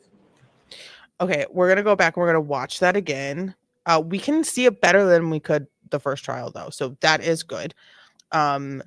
So apparently, this is Nuttall approaching Karen Reed. He says like 2 words, and she Signs of life screams or and runs breathing. away. Is that you approaching? Yes, sir.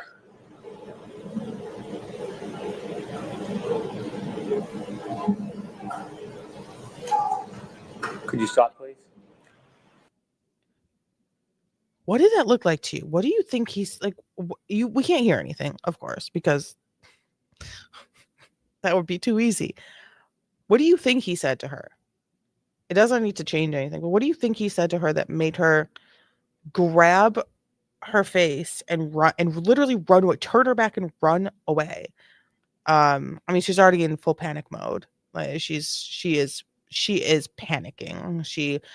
Her boyfriend is laying there bloody, bruised, and half dead on this lawn, and she dug him out of the snow. And supposedly he said he couldn't find a pulse. Right. Why would he tell her that? I have never been an EMT, but I know a lot of EMTs, and that's a really odd thing. Usually it's stay After back so we informing can you figure this returned, out Is that after type of energy. Like, firefighter Flamati called you? So so weird right to me. after that, when I turned around, that was when Tony said, "Hey, we're working this." Okay. Please continue.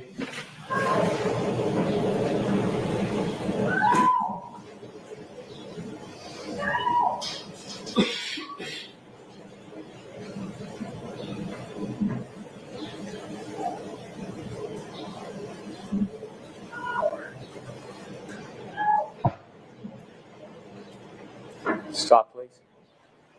And do you see a person come over to where you are? Yes, sir. Is it right. He's not even the lead EMT. He's not. Why would you go up to someone who's she's not having a panic attack. She is just she's panicking.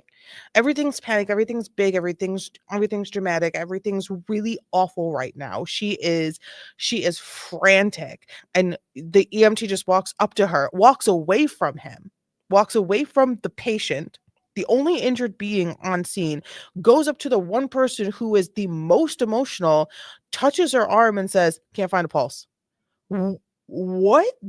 I don't think that's protocol. I don't think that's how you're supposed to do it. I don't think that's how you would want to do it. This is so frustrating. This is the worst. And I cannot, there's no correct way of like experiencing this, but to see compared to Jen McCabe and Carrie Roberts, who are these 2 humans, I think Carrie is the one with the furry hood. Compared to them and their stillness, Karen looks crazy. Compared to them and how still they are and how slow they're moving, Karen looks crazy for sure. But take these 2 out of it, right? Like take these 2 out, and you just have someone who is panicking, just trying to get anyone to do whatever they can to save this human's life who's dying in the snow. That's normal. Seems pretty normal to me. I wouldn't second guess or take a second look at how they're acting when they found their boyfriend dying in the snow. Like I wouldn't go, oh my God, that's wild. Compared to two people who are standing completely still, with their mouths open, not helping or trying to do anything. Yes, they're grabbing blankets and towels. And it just so happen to have a trunk full of towels. It's a very strange situation. I don't know. Is I it at don't that know. point or another moment when the defendant said, I hit him, I hit him, I hit him? It was right there, sir. Could you continue, please?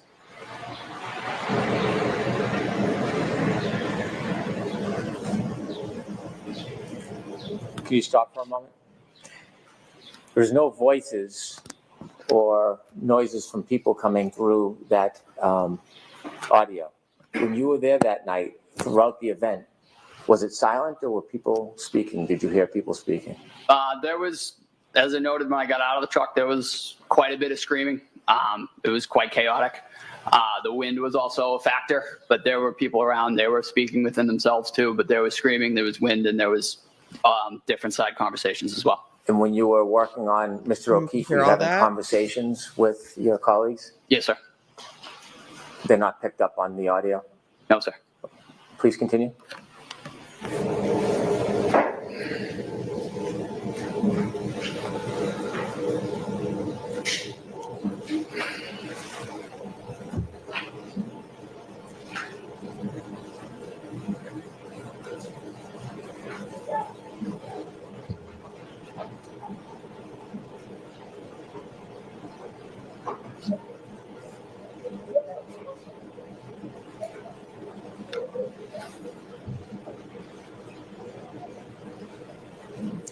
Sir, are you still at the flagpole? Yes, sir. I'm kneeling at the head of the patient.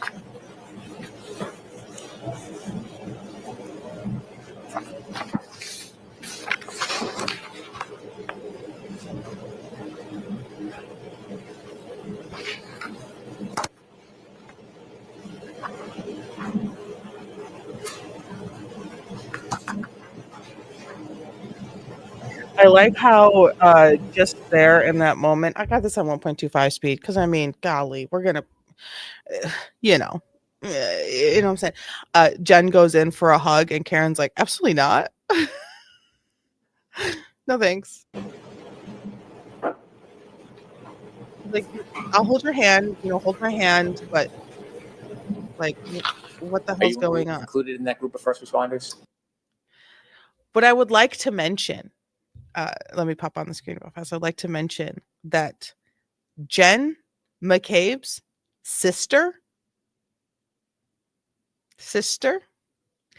lives in the house. Let's see, right here. So this here is the flagpole. Let me move myself over. I just want you to know. I just want you to just let this really, really super duper soak in. This is a house, right? This is a flagpole. These are people. Look at the house. Look at the house. Look at the steeple. These are EMT, paramedics, firefighters, Karen, Jen over here. I don't know where Carrie went. She skedaddled or whatever. But the house that sits on this property right here, you see this line? That's the roof of the house back here. This is a house. This person, oh my gosh, I bouncing back over. This person's sister, this one here, who tried to just hug Karen, this lady here, her sister lives there. Her sister lives there. Her brother-in-law, Brian Albert, lives there. A Boston police officer lives there with their dog, Chloe, German Shepherd, history of biting, documented history of biting. Her sister lives there. If I showed up to my sister's house and there was a dying man on the lawn, I would be gathering humans from that house so damn fast. She did not. She did not. Sister house, dead, dying Boston police officer, brother-in-law inside house snoozing with sister is Boston police officer, EMTs, police dash cam capturing all of this. No sister, no Brian Albert. I am not, sir. I have actually. Here's the house. Here's the steeple. Open the door. See all the people. Yeah, exactly. Like this video where we see exactly no fucking people. No people. Where the body was found. Again, so sus. I mean, the outrage that I feel consistently is just it's enormous. This video footage looks like it knocked its elbow on the table and is misfiring. Actually So exited funny. to the side with the bags. I believe I'm entering the ambulance at this point. And not make it up. Thank you. We And can not conclude the make viewing. it up. Thank you. We can be done with this damn video.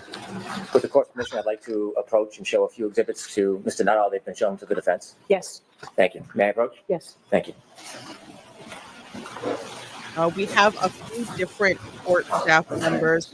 This is a different oral dictator using an oral dictation machine.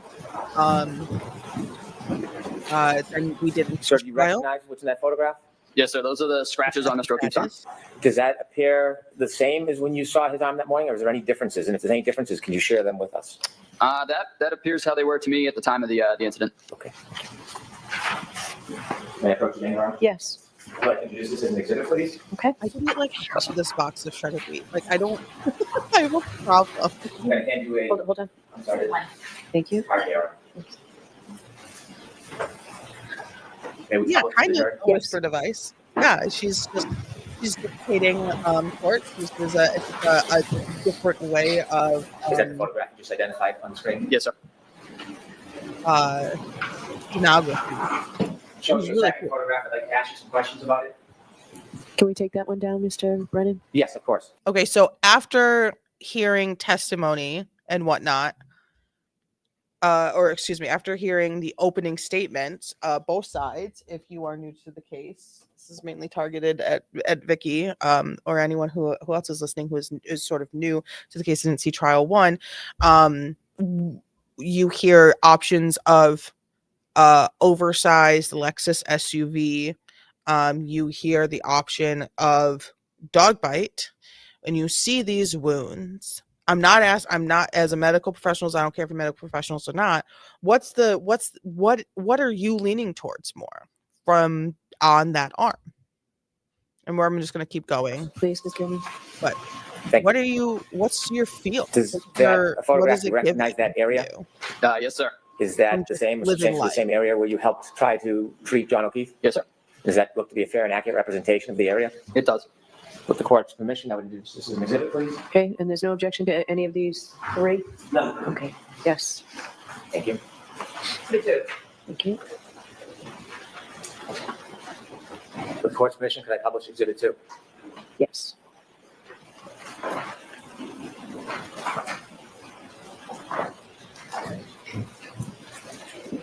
And sir, that's what you recognize as the area where you were helping to treat John O'Keefe. Yes, sir. I've left one last photograph in front of you. Yes, sir. And do you recognize that? I do. Tell us about any differences between when you were there and what you see in that photograph. The street appears to be plowed. There's bare pavement. The weather conditions are I'm sorry. WTF? You know, I'm sure he's looking at a picture. It's on the screen. We're seeing a screen through a screen through a screen situation happening. But what? What are we looking at? What are we looking at here? They're significantly better. It is also daytime. If we could take down that Exhibit 2, Mr. Gelman. May I approach, Your Honor? Yes. I would move to introduce this to Exhibit 3. All right.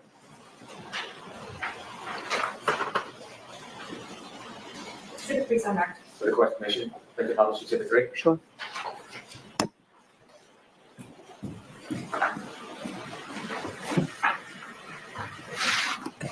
Is that the photo? There you we just go. identified? Yes, sir. Okay, we can take that down. Thank you. Photo. Looking at a damn dirty windshield. Right. Like get pieces right. Get pieces right. Thank you, sir. I have no further questions, Your Honor. All right. Wait. Before we get into cross, let's look at this. Look at this. So this picture, right? Where's the flagpole? Right? It's hard to okay, I see a flagpole, line flagpole. Where's the body? This is not, I don't think this is a great way to say, see, crime scene. He was all the way over here, and here's the door over here. No. Not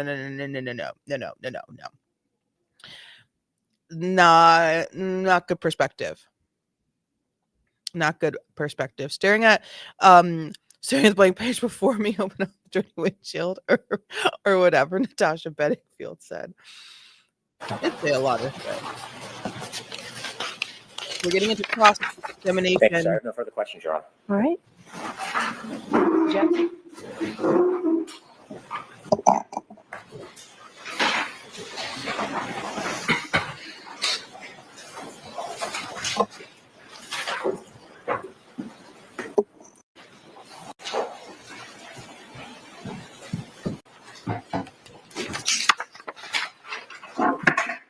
Thank you, Your Honor. May I? Yes, please. Good morning, good afternoon, Firefighter Nuttall. Good afternoon, sir. Nice to see you again. You as well. Before your testimony this morning, how many conversations had you had with any member of the prosecution team in anticipation of your testimony today? I believe it was 3, sir. When were those? I could not give you dates off the top of my head. Give me a time frame. Within the last 3 weeks, within the last 3 months, last 3 days? Within the last 3 weeks, I believe one the week after that, and then one last night. One? Last night. Last night. What you did discuss, let's take them in order. First of all, who did you meet with 3 weeks ago? I met with Mr. Brennan and his staff. And when you say his staff, who else? I honestly couldn't tell you, sir. Mr. Lally? No. Sir. Male, female? One female and one, I believe, state trooper. Okay. Had you ever met State Trooper Tully previously? Yes, sir. Actually, I believe that was him. It was State Trooper Tully? Yes, sir. Whom you've met with several times, correct? Prior to that, I believe only once or twice. He was the one that he has formally interviewed you previously, correct? I believe he arranged the meetings with Mr. Brennan. Okay. But beyond that, I can't speak to. What did y'all discuss 3 weeks ago? The first meeting, going in order, it was mostly just kind of an introduction. I had not met Mr. Brennan yet. I really didn't know him. So it was mostly that, and then just kind of seeing where we were at with testimony, going over previous testimony and in that sort of realm. Prior to today, how many times? Can we just talk about it for a second? She's so over this shit. And that's not to be like, that's not to take away the, the meaningfulness and the tragedy that is the loss of John O'Keefe. I can sit here all day and we can watch this trial, but it will never take away what a tragedy the loss of John O'Keefe actually was to this community, to his family, to his close friends, to everyone. He overall seemed like a super good guy, right? For sure, he did all these wonderful things, and I can even, I feel emotion for the loss of him. But Karen is so over this shit. She's so done. She has always, she came from, she was not broke. She was not poor. She was not in a bad place. She was fairly well off. She has had massive support through both trials, through the entire process. She has made it a point to be extremely to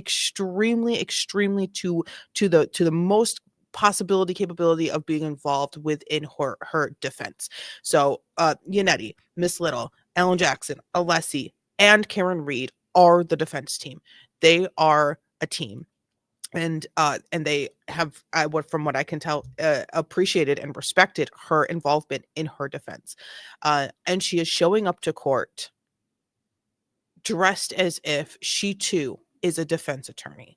She is not showing up, oh, woe is me. Oh, I can't believe they're blaming me for this. She is not dressing down. She's not, I wouldn't say she's dressing up necessarily, but she sure as hell is not dressing down. She is showing up to court matching her energy, and I'm here for it. I'm here for it. You know, her hair is down. I don't think we've ever seen her hair up. I don't think we'll ever see her hair up, right? Like maybe in like the docuseries or something, she had her hair up in a ponytail, get it out of her face, but her hair is down. She put some curls in it, depending on the temperature, right? She's got her skirts, her pants, her jackets, her heels, her jewelry, very minimal makeup. She's showing up for business, and I am so here for it. I think it's a fantastic representation of how involved you can and should be within your own defense. Now her faces, she'd be making faces, and I cannot blame her, but I know that it can be at fault for her many a time. How many times have you testified under She'd be making oath faces concerning But she's the incident just- she's on January 29th, facially 2022? aware. Once you at a know? grand jury hearing and once Some of us last year. can All right, hold a but like solid last year in this courtroom. Yes, sir. blank Okay. face. Did you look over your It's also- testimony at the grand jury? Like she said many times, if she laughs, she's gonna be judged. If she cries, she's gonna be judged. If she, if she smiles, she's gonna be judged. If she frowns, she's gonna be judged. If she crinkles her eyebrows, she's gonna be judged. Everything she does is being examined under a microscope. So really, at this point, it doesn't matter. Like if she thinks something's cringe and she literally cringes, then she cringes, and she has accepted that. And she can't. She said, "I can't fix my face. Sorry. Face card is going to be declining if she doesn't hold it in. Get Botox. You can't crinkle nothing." I mean, she's mid 40s. Yeah, I think she looks great. She's had a lot of medical issues as well. So for all of that combined, plus the stress of all of this, I think she's, I mean, I'm sure she probably does have some Botox. I'm gonna say, like, I'm gonna assume that she's probably got some Botox. Because I mean, that's a very smooth forehead. And no 3 weeks ago judgment. during that Botox meeting? away. No, sir. I don't What about care. the testimony from last year? We did go over the testimony from last year. Yes, sir. Were there any issues that Mr. Brennan or anybody else in that meeting brought up concerning any of your testimony? There was just a question of how many times the I hit him came up. It was 3 times. And were you advised that that's not what you said at your testimony last year? Said it No, was sir. 2 times? What was that? You said it was 2 times last year? I honestly can't recall, sir. Okay, but you just saw that, or you just read that and went over that 3 weeks ago. I believe so, sir. Yeah. But you can't remember, as you sit here today, just 3 weeks ago, what y'all discussed in terms of how many times you previously testified that you heard the phrase, "I hit him." So previously testified possibly to 2, but it was 3. Okay, your memory is clearer now. I'm so deceased. These damn kids are wrinkling my whole damn life. I love that. Yeah. No, I will go get like a facial, and they'll be like, I'm seeing some wrinkles here. It's like, yeah, that's what skin do. Why do you think I got bangs? I'm like, okay, and I'm getting a little crow's feet. I go, what the hell am I supposed to do about it? Get a new face? Like, what do you want me to do? Not emote? I can't do that. Will be emoting. Thanks. And my my esthetician is always like surprised and like shocked when I'm like, I don't care. Like, okay, and don't care. And so she's always like, oh, okay. So I was like, I don't care. You can put a microscope on my face and tell me where I have wrinkles, and I will say I don't care. Maybe I'll get Botox one day, maybe not. Don't care. And it's not going to be because someone says and points out that I have wrinkles. No shit. I also have mirrors. Dummies. Now than it was, for instance, a year ago when you testified. Okay, when it comes to the bag, Sure. when it comes to Your memory is different clearer story. now, as you sit here, that it was 3 times you heard that, than it was a year ago Different story. when you testified that it was 2 times. Yes, sir. Okay. Does your memory get better with time generally? Your memory. I'm not talking about the royal you. I'm talking about you. In certain settings, I mean, there are certain things about different aspects that I recall better than others. Okay. And So we're playing so you remember everything from that night 3 years ago really, really well, but you're having a hard time remembering what you talked about 3 weeks ago. We're playing the memory game, and that's going to come up a lot. So your memory got better a year later from the last time you testified. That's what we're doing. Does your memory tend to get better, or does it fade over time? That's my question. It can fade over time, but it depends on the context. But in this case, you're telling this jury that your memory is better now than it was a year ago when you testified about the exact same circumstance, correct? Yes, sir. Okay. You then met about a week after that, which would be 2 weeks ago. Yes, sir. Who'd you meet with then? The same group. And what did you discuss at that meeting? Again, just prior testimony. And that was really the gist of it. And tell me the specifics of the prior testimony that you... Again, it was the how many times we had talked about saying I hit him. Again, it was 3 times. And then there was also the video that was just played for me. This is a fantastic conversation. I love this. I remember someone telling me I suck, and I will never forget it. The memory of rage never fades. Yes. Right. Now, what emotion was Nuddle? God, I hate that name. It's not anything personal, but that name, it's got to go. What emotion was Nuddle experiencing when he was bagging John O'Keefe, went and touched Karen on the arm, and she ran away and, emoted more, where his memory on that same level of yours, Vicky, where it was like, that pissed me off so much. I will never forget that moment. What emotion would make him also never forget or never be able to cage that moment of Karen saying, I hit him. Indifference, you said? He's clocked in, he's doing his job. He hears people say things all the time. And then he testifies, I hit him. And then you're testifying again, I hit him. So 2 versus 3. I can see the desire for the defense to want to hammer home that how could you sit here today and say your memory is better than it was 3 years ago of an event that happened 3 years ago. I get it.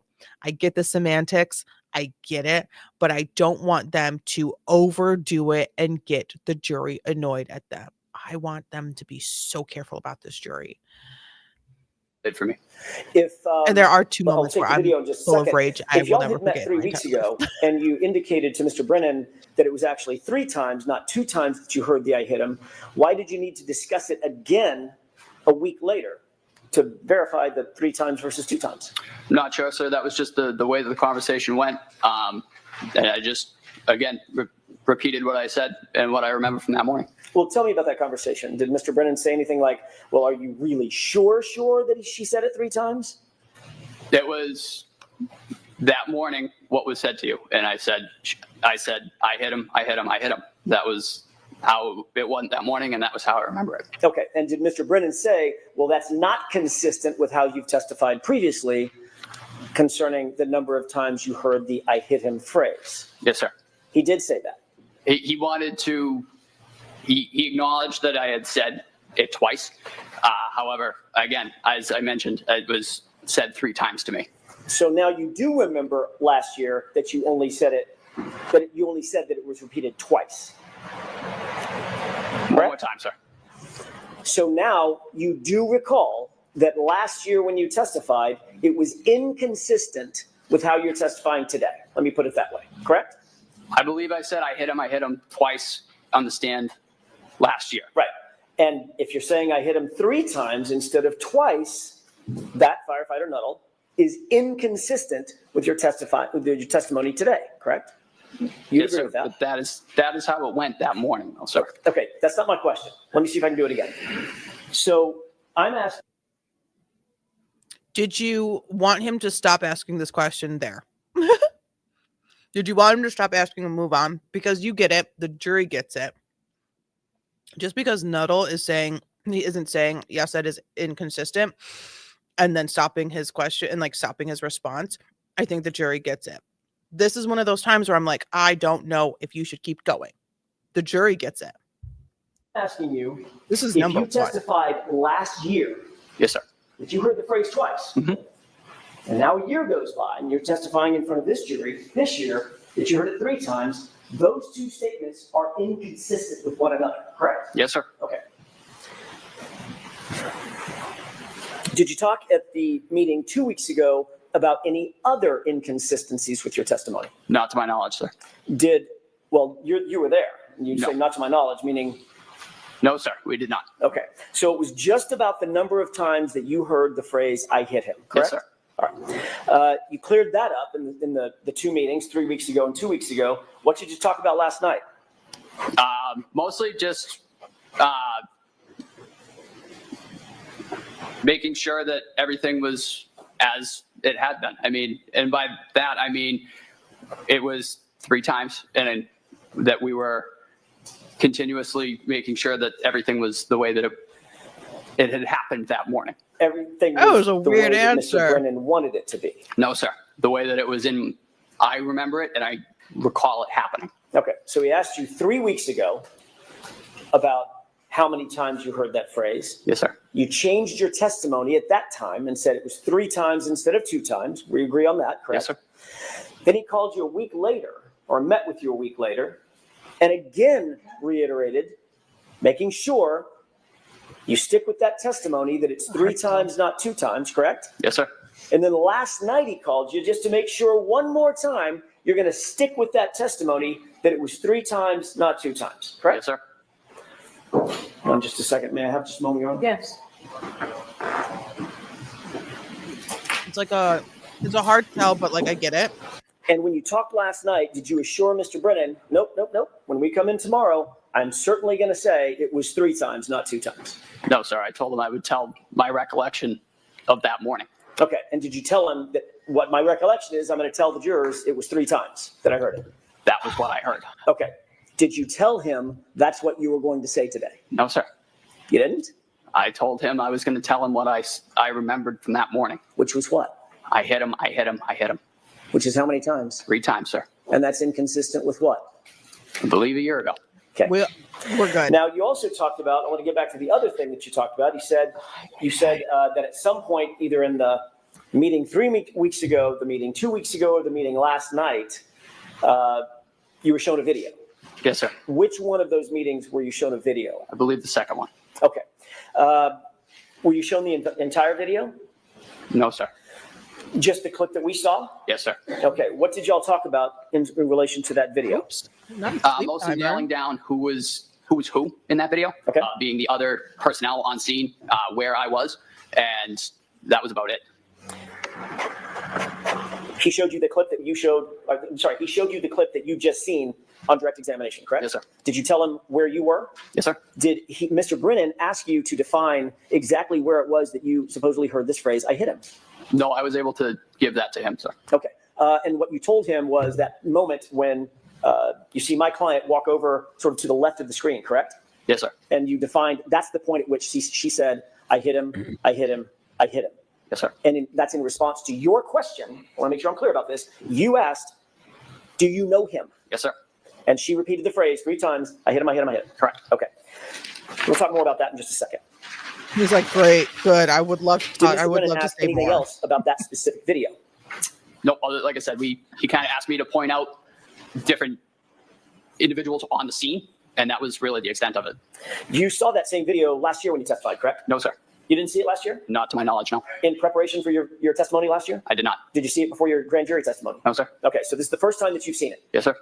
And you were able to establish for Mr. Brennan exactly when it was that you believe you heard the statement based on your view about 2 weeks ago of that video.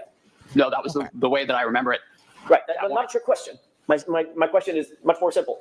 You were able to establish after 3.5 years now exactly where you were and where Ms. Reed was and who else was around at the time that you believe you heard those 3 statements in order. I hit him. Yes, sir. Okay. All right. We're gonna take a little break. I have to go pee. We've been streaming for almost 4 hours, so I gotta go pee. So let's take like a 15-minute break. Let's see, it's 2, so we'll come back at just after 2:30.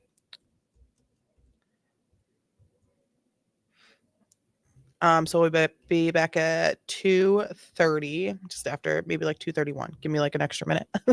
And we will hop right back into all of this. Let me just charge up that.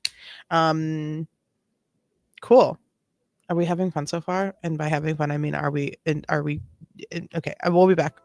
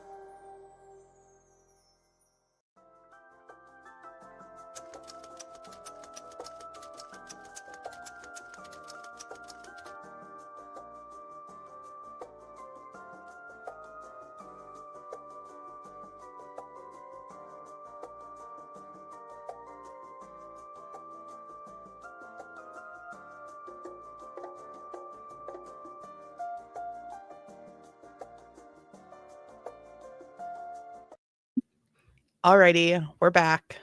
We're back. Quick little breaks, quick little breaks. And then we got a boot, scoot, and boogie. I think I'm talking too much, but there's things I need to say. There are things that need to be said. She's back. All right, so let's keep moving forward. And if you guys have any questions, ask away. Ask the questions. We will get through this trial. We will get through the whole thing. We're going to watch the whole trial. It's just not going to be when it's actually live. So sorry. But, I got. So. You testified last year as well that there is a normal protocol for removing clothing from a patient, and it's essential to just discard it and get it away from the patient so that you can concentrate on the life-saving measures that you're undertaking, correct? Yes, that can be out there on the field, correct?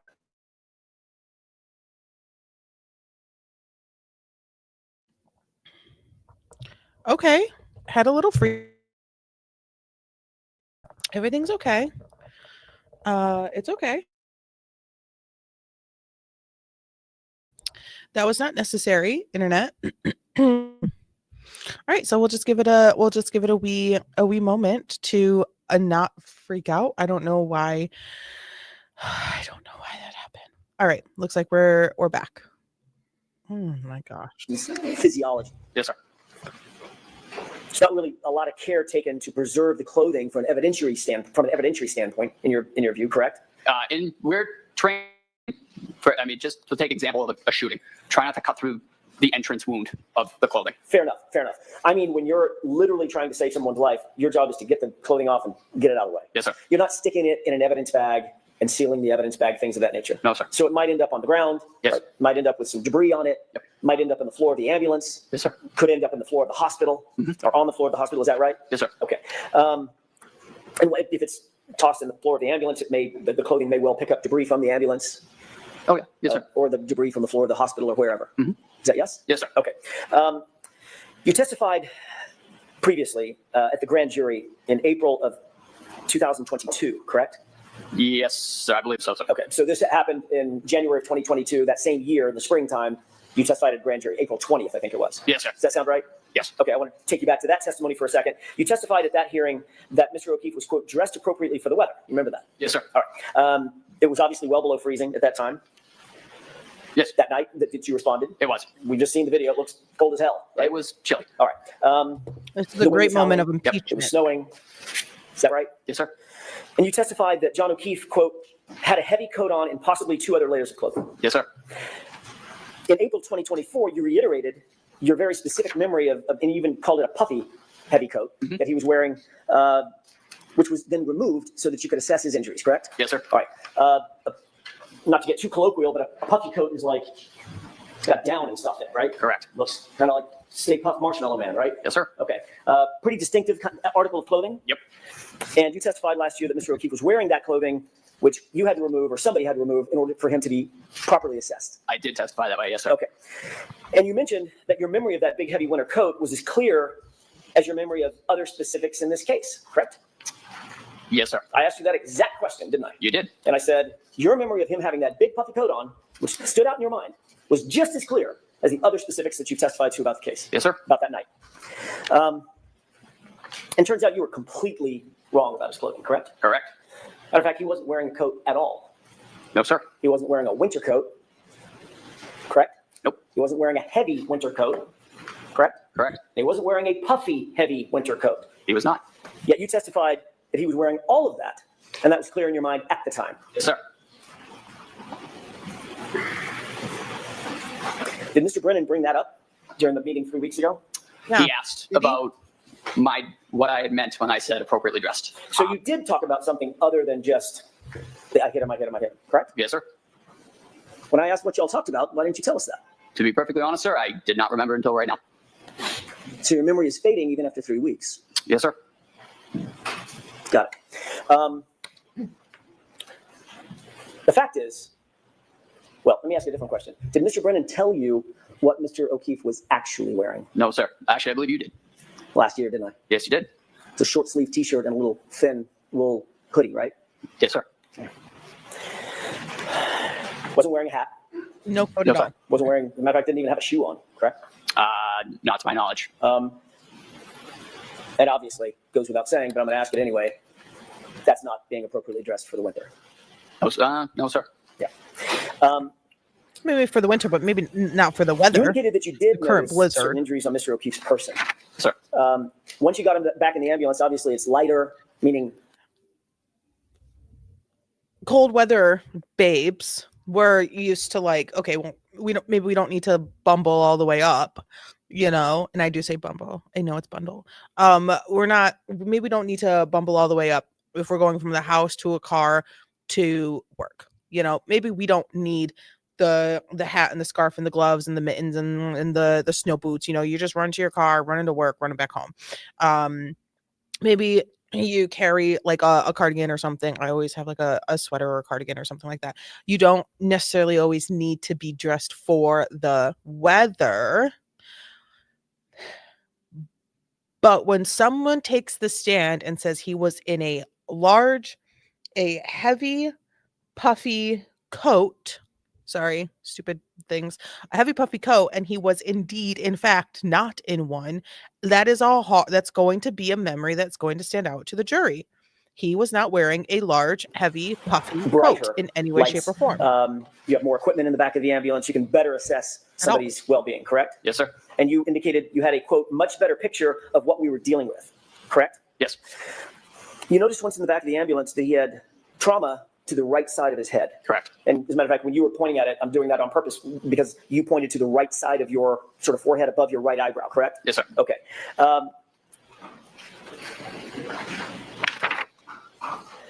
The majority or the worst injury that Mr. O'Keefe suffered was actually to the back of his head, which you indicated, you noted was quite matted with blood, correct? Yes, sir.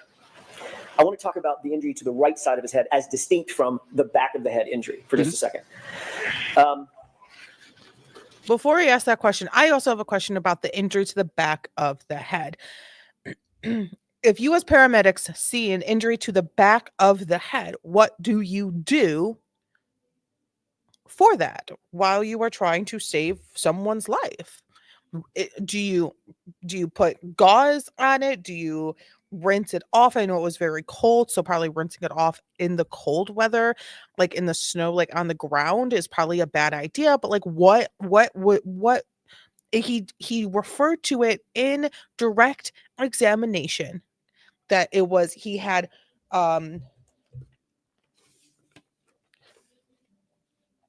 matted blood on back, some matted blood on the back of his head. Not anything. What did you do to the back of the head? There was no, this is what we did, you know, when we got him in the ambulance, we rinsed the head off. Yes, the breathing is important as well. It wasn't actively bleeding. It wasn't like gushing blood or anything like that. So that was very strange. That was very weird. We're going to hear a lot of stories about where blood was and where blood wasn't from different people. And it's hard. It's not easy to hear. But I don't understand why was that examined? Did they try to figure out? Did that happen when he went to tell Karen there was no fault? You know, like, I don't know. I'm not getting enough answers. Is that yes? Yes, sir. You also noted the front right side of the head above the right eye. Still getting good impeachment. You know, you are not saying the same exact things that you did trial 1 and in front of the grand jury. And in other meetings and stuff. So you're not saying the same stuff. I get that. But also, like, were you guys good at your job just in general? Correct? We did. You noted some Not to injury say to it's his their fault eyes that that were John blackened. O'Keefe Yes, sir. But primarily the right eye was blackened. Yep. And there was a golf ball size egg, I think you put it, over his right eye, often called a hematoma. Correct. And you also noted when you got his shirt off that he had scratches along the right side of his arm. Is that right? Sir. You indicated on direct examination today that you believe those scratches ended where? Meaning from top to bottom? And I'm not using anatomically correct language. So from shoulder to wrist, where were the scratches that you noted? There were several. As I noted, they were on his right humerus area. Tell me what a humerus is. The right arm. Biceps. Right about here. Okay. No, a little further, like where your bicep and your tricep kind of meet. Right about in there. Okay. And what did the scratches look like? They were deep. Infamously referred to them as furrows. but they were quite deep. You could tell that there had been some material removed. Okay. Material meaning skin and flesh. Yes, sir. Okay. Some biological material. Mhm. Is that yes? Yes, sir. And were they parallel? Meaning they were going in the same direction? Yes. Were there any scratches below the elbow? There were. Yes, there were. They were not as significant as the ones on the upper arm, but they were noted. Okay. And those were parallel as well? Yes, sir. And they look like scratches to you. That's how you described them? They did.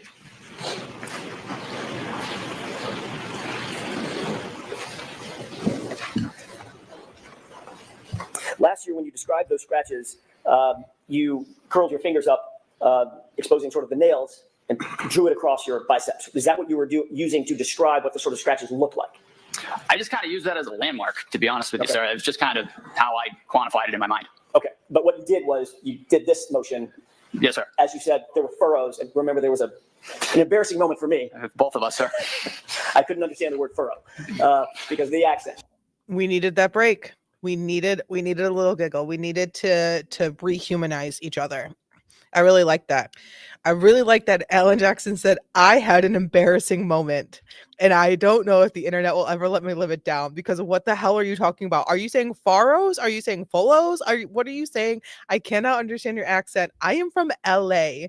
You are from, I guess, the middle country of Massachusetts, like the back country Massachusetts accent. Like, I can't, the accents drive me mad. It's so funny. I have an accent to some people and they have an accent to me. Alan Jackson kind of does have a little bit of an accent as well, but he is still very clear and articulated.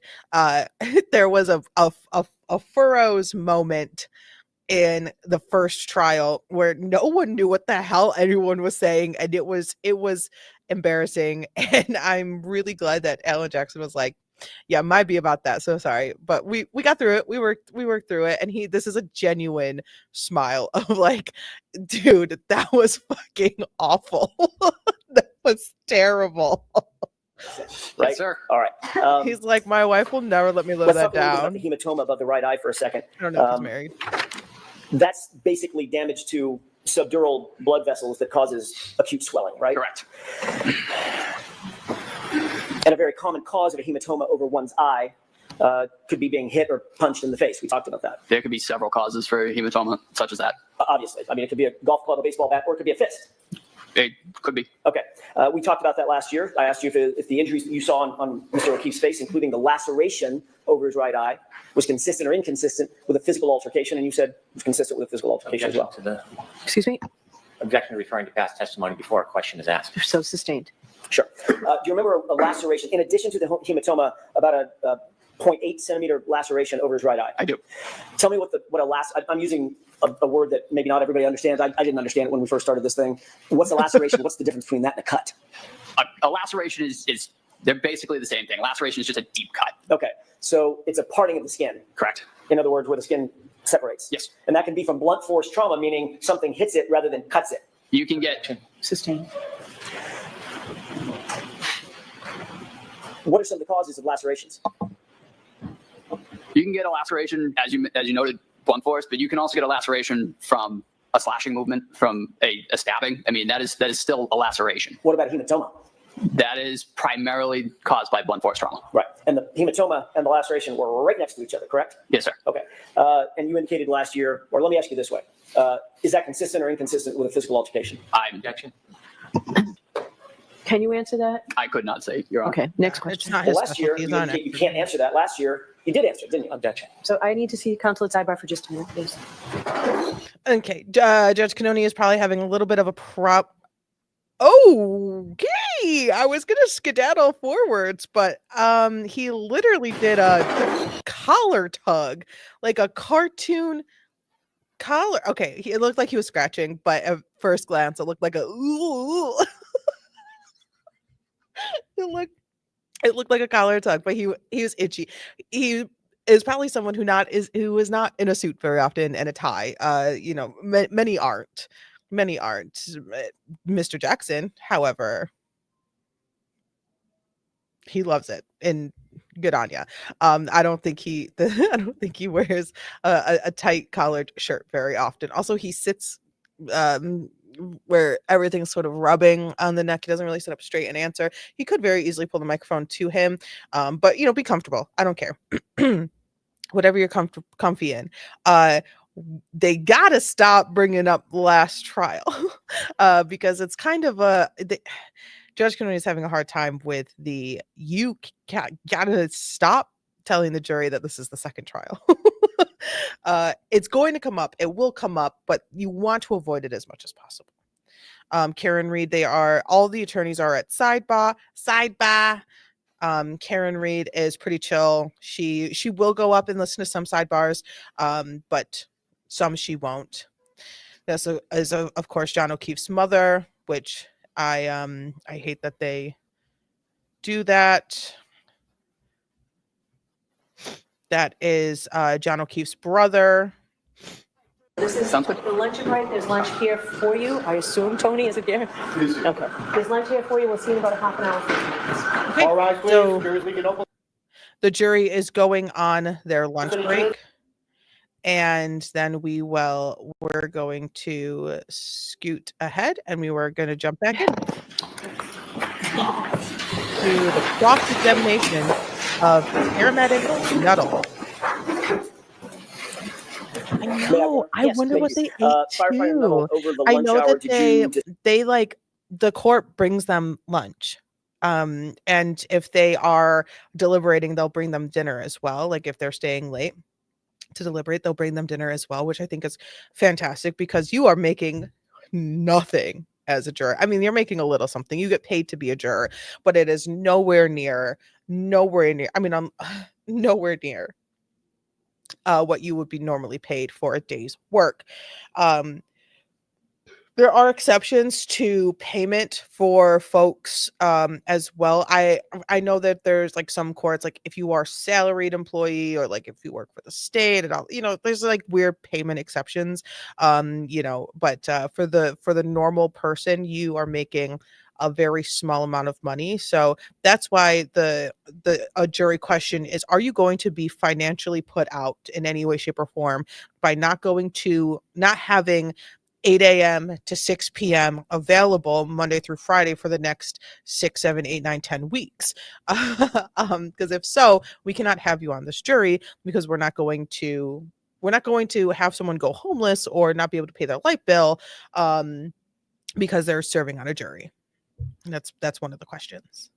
you discuss anything that we had discussed this morning or earlier in the session with anybody about your testimony? Oh, sorry. Okay. You did mention earlier today the EMTs that were with you that responded to the scene. You mentioned, I think you said Tony Anthony Flamati, correct? Yes, sir. You mentioned Kelly, and I want to say Matt Kelly. Yep. Yourself. Correct. And of the three of you, two of the three of you were and are paramedics, firefighter Flamati and yourself, correct? Correct. Do you know the name Katie McLaughlin? I do. Who is Katie McLaughlin? She is a firefighter paramedic for the town of Canton. Was she I really hope we don't hear from that woman again. Yeah, it really is a bit of a privilege to be on jury duty. Yeah, absolutely. Now, the majority of trials don't last this long, which is good. I mean, even like the Sarah Boone trial, that was like 2 weeks. It was, I think, like 10, maybe like 8, 9 days of actual like jurors coming in around there. I might be wrong. But it wasn't that many days. So that to me is pretty much like the typical length of a trial, I would guess. I mean, there's of course trials that are like, we have 2 witnesses each side, figure it out. Here's 1 day, but then there are also grand jury situations where you are on a grand jury for a year, and when they need you, you have to show up, which I would love to be on a grand jury, because a lot of grand juries, and there's different levels, there's state and like federal grand juries where you can play investigator. You can sit, the attorneys come in and they say, we have this information, we have this, and then it's like, well, I want the phone records. We can't make a decision unless you show us the phone records. So go get the phone records and show us everything. The investigative, I think that's the word, grand juries are like really the most interesting to me, for sure. I will never be accepted. It won't be an offer to me because She was. this, but you know. It did not come up. She responded on the initial dispatch on engine 3. You were But yeah, asked. it definitely is a privilege. You know, You were asked if to you respond can't with even you. miss a day, By Mr. Brennan. Yes, sir. And you mentioned yourself. You mentioned Tony be Flamati. tough. You mentioned Matt Kelly. Yes, myself, firefighter Flamati and firefighter Kelly responded in ambulance 1 together. Okay. And how did firefighter McLaughlin respond? So she was assigned to engine 3 that night. She was with Lieutenant Woodbury and firefighter paramedic Frank Walsh. Is she also, in addition to Walsh being, it's Frank Walsh? Yes, sir. In addition to firefighter Walsh being a paramedic, Katie McLaughlin was also a paramedic. Correct. So she responded to the scene at the same time as you, generally, but in a different ambulance. In a fire truck, in a piece of fire apparatus. She was in engine 3. Got it, engine 3, okay. And she was with you, generally, when I say with you, at the scene during the entire time that you're describing the events that you described with Mr. Brennan on direct examination? For the most part. Okay. She then left in a particular ambulance, correct? Yes, so she ended up driving ambulance 1 to Good Samaritan. And ambulance 1 was which ambulance? Ambulance 1 was the initial ambulance that myself, firefighter Kelly, and firefighter Flamati responded in. So right after the scene you described, as you're leaving the scene, firefighter McLaughlin is in the ambulance with you and firefighter Flamati, correct? She is driving. So the 3 of us are in the back in the patient compartment. She is up front in the driver's seat. Once at the hospital, did firefighter McLaughlin go into the hospital with the other firefighters? I believe so, yes. So she was with you in the engine. She was, although in the driving cab, she was with you, ambulance in the driving cab. She was also with you right after the scene at the hospital, correct? Yes, sir. And she was also with you later after you cleared the hospital and went back to the station. Yes, sir. You had discussions with firefighter Flamati about the incident. That would be normal protocol. Correct. Almost like a debrief. Sure. Debrief. The same types of discussions with firefighter Kelly, Matt Kelly. Yes, sir. I'm guessing that you probably had the same sorts of discussions with firefighter Walsh. I actually don't know if I saw firefighter Walsh when we got back. The weather was right at shift change, and the weather getting back was also getting worse. So I honestly couldn't speak to that. And you also had conversations with firefighter McLaughlin after you cleared the hospital and got back to the station as well. She was part of the debrief. Yes, sir. Okay. And all of you discussed what you did, saw, and heard, generally speaking, while at the scene, correct? Those are more in terms of getting equipment wrangled, really kind of how they go. What did we use? What do we need? What are we going to have to restock when we get back? Right. But there also was obviously discussions about what had just happened. I mean, you were dealing with a dead or dying police officer on a lawn, on a snow-covered lawn in a cold environment. I honestly couldn't speak to that, sir. I honestly don't remember. It's because you don't remember, correct? Well, like I said, it's mostly those debriefs are usually, they're very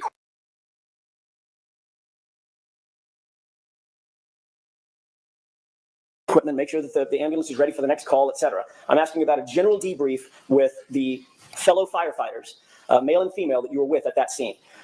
You're telling me that you don't remember debriefing and discussing the incident and your observations at the incident following that incident. No, sir. Okay. But your memory, you indicated earlier, gets better with time, right? Yes, sir. You don't remember it as you sit here today? Ask the question again. Sure. Do you remember discussing with firefighter Flamati, firefighter Walsh, firefighter Kelly, firefighter McLaughlin, any of them, your observations and what happened while at the scene after you cleared the hospital and got back to the station? No, sir. Have no memory of that whatsoever? No, sir.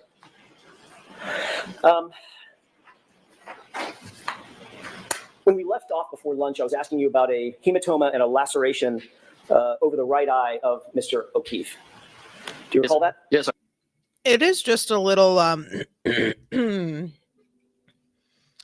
disappointing, you know, like it's a little disappointing for the jury to have these like really good moments of like, okay, everyone's answering questions, everyone's fine, everyone's level-headed, we're getting through these questions, we're getting these answers, you know, some look good for this side, some look good for that side, some look good for this side, and then it's like, what? You're really going to die on the hill that your memory gets better with time?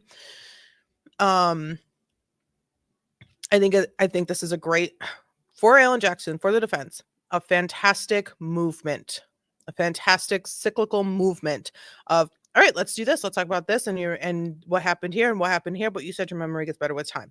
Okay, what happened this? What happened here? What happened here? Okay, great. Thank you so much. Okay, but oh, now I can't remember, but you said your memory gets better with time.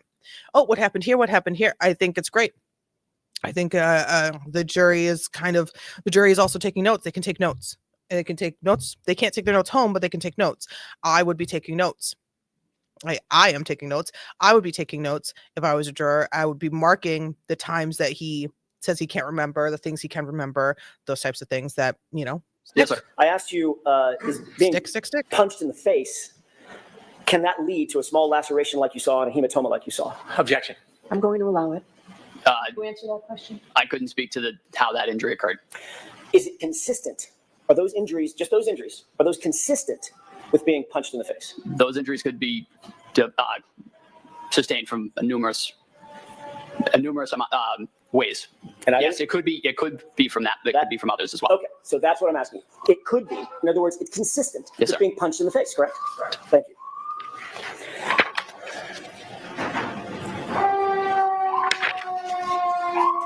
So much so I'm on page 3 of notes. To indicate. When you heard this statement, describe for me exactly where you were. What were you doing and who was around you? I was knelt at the head of John O'Keefe with a bag valve mask, delivering ventilations.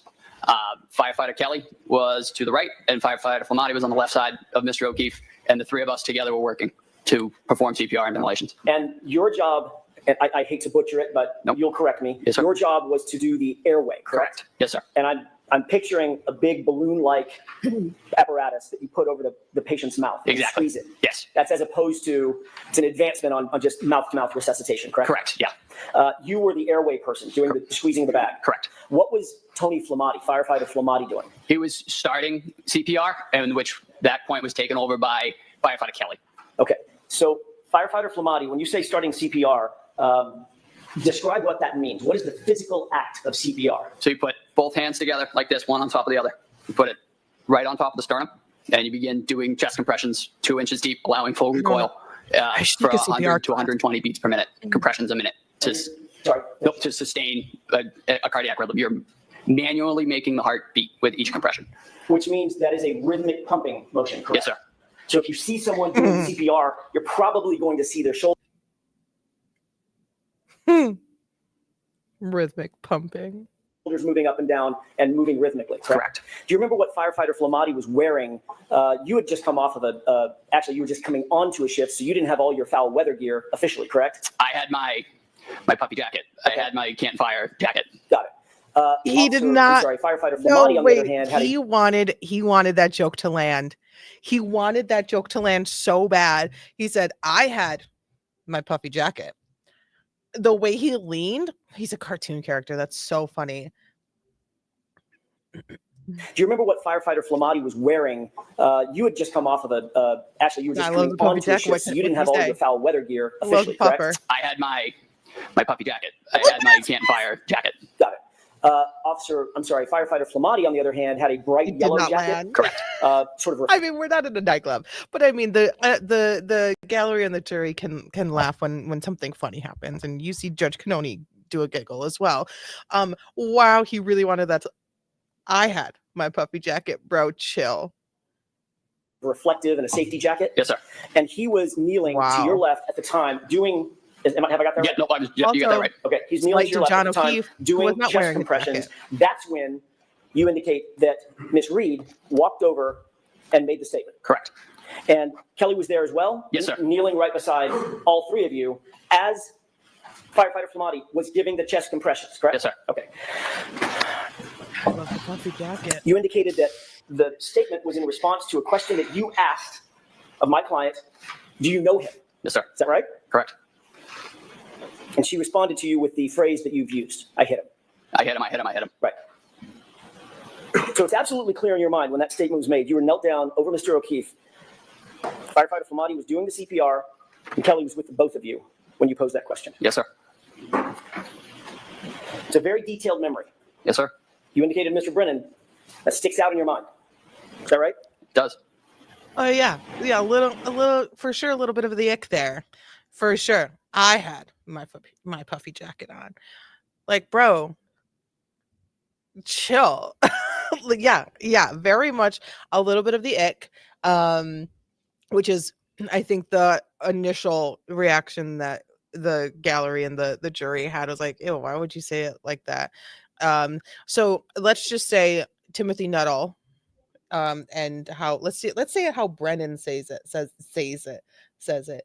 Timothy Nuttall is having another semi-viral from the trial moment, viral from the trial, with that, in my opinion. That's gonna stick. That's gonna stick around for me at least.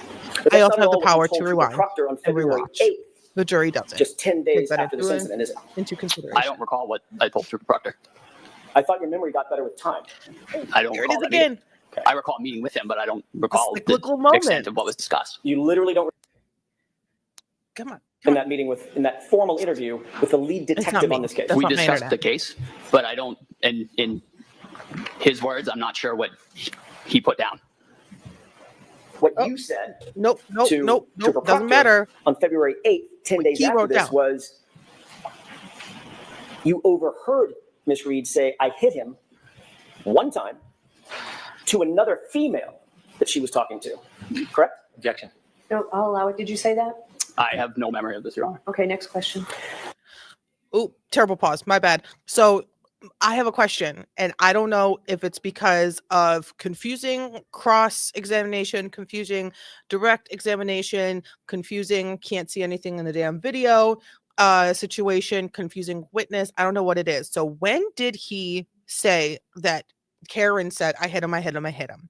So I know that he was kneeling and he was doing the bag on John. He was kneeling in the snow, over the head, bag, John, and he looks up in the middle of supplying oxygen to John O'Keefe, and Karen says, I hit him, I hit him. Or he says, do you know him?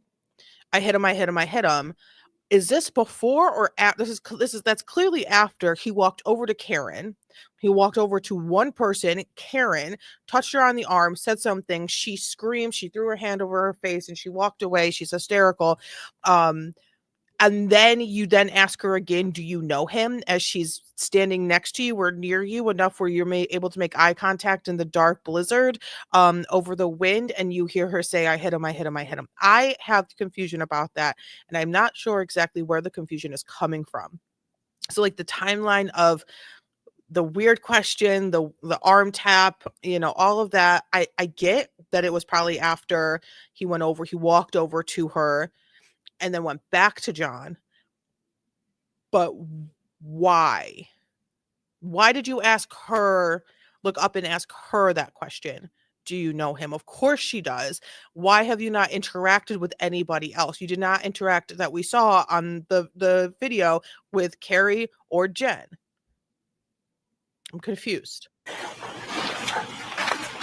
Did you say that her statement was an answer to a question posed by the female or discussion with the female? Break that down for me, sir. Sure. Did you tell Trooper Proctor on February 8th that what you heard was Karen Reed speaking to a female, not answering a question that you posed? Again, I don't recall that specific question.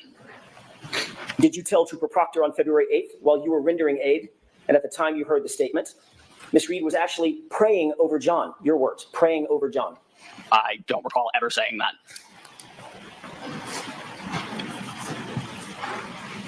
May I have just a moment, Your Honor? Yes.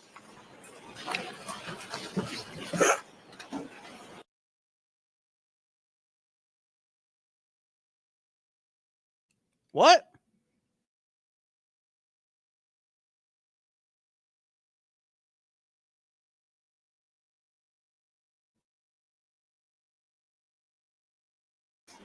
Praying February 8th while you were rendering aid, and at the time you heard the statement, Miss Reed was actually praying over John. Your words, praying over John.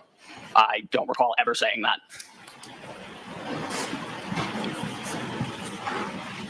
May I have just a moment, Your Honor? Yes.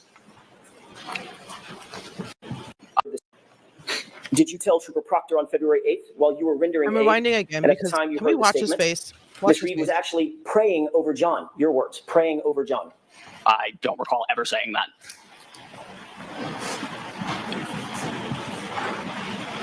He's mouthing more things, and I think he's mouthing again. I never said that.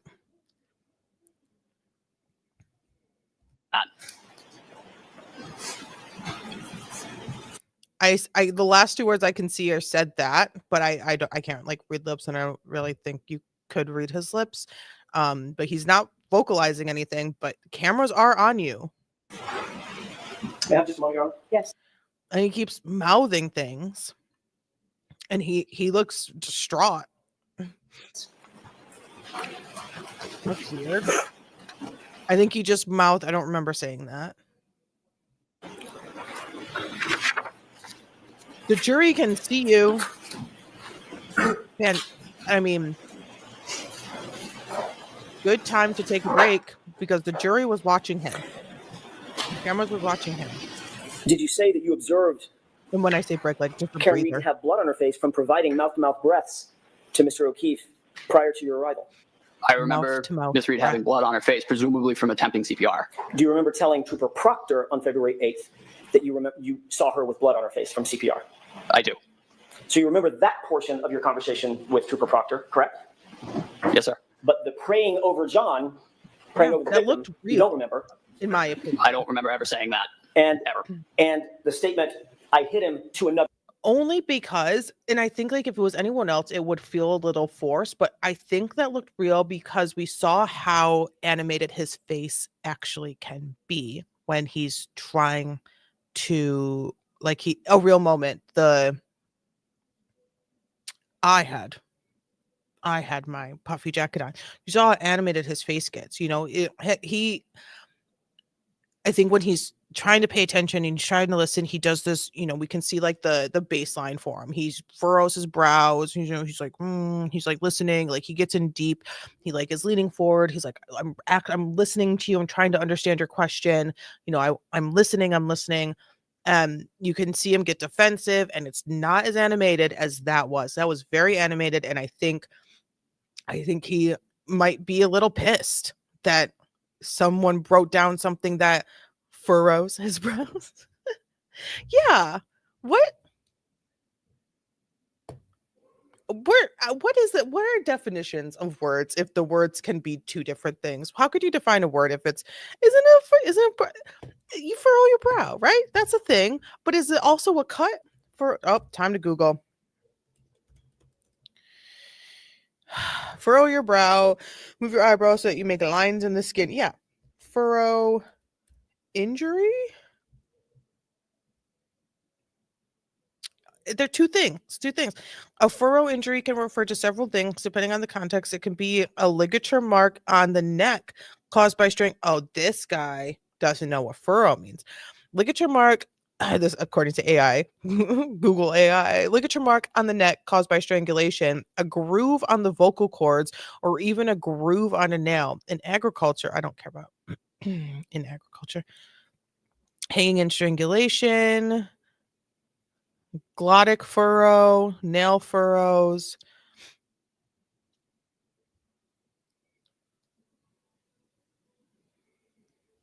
Neuroanatomy, sulcus. In neuroanatomy, a furrow is referred to as a sulcus, plural sulci, nice, a shallow depression or groove in the cerebral cortex. Interesting. Sorry, had to do it. To another female, you also don't remember that. No, sir. Would it refresh your recollection if you were to look at a report Yes, sir. authored by Trooper Proctor? Ma'am? Yes.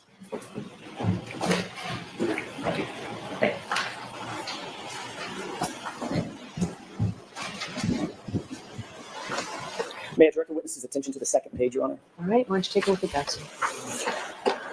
Wow, a witness that did not spend anywhere near the amount of time on the stand last trial is coming out with has some bulk to it, has some weight to it. May I approach, Your Honor? Yes, thank you. I do like his tie clip. So did you have an opportunity to glance at the report that you were just shown? Yes, sir. Does that refresh your recollection about your conversation with Trooper Proctor that he put in a report? It does not, sir. So as you sit here, you have no memory of what you just read in this report from Trooper Proctor, the lead investigator on the case? I have no recollection of ever saying that anybody prayed over anybody ever in this case. And that is a great moment not to make him look bad. This is a great moment for not to make Nuttall look bad, but to make Proctor look terrible.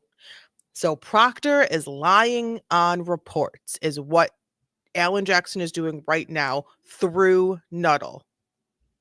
You did see it in his report, though. Sustained. You've admitted under oath that your memory of the events at that time, from that time frame, January, February 2022, is faulty, correct? No, sir. In your April 2024, it's April 30th, 2024 testimony from last year,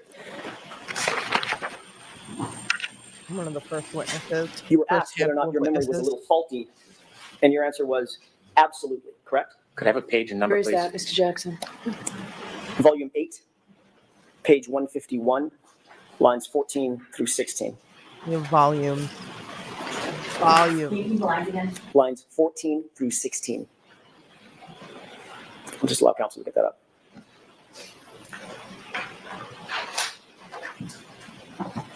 If we could pose the entire question and give content to it, please. May I? Yeah, so do you intend to show the whole question? The whole question that I asked and his answer, yes. All right, and I'll give you the opportunity on redirect, Mr. Chairman, if it's not. Go ahead.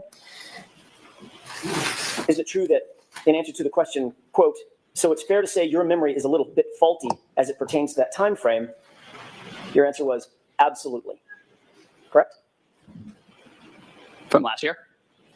What you testified to last year about conversations that you had with Trooper Proctor around February 8th of 2022. Yes, sir.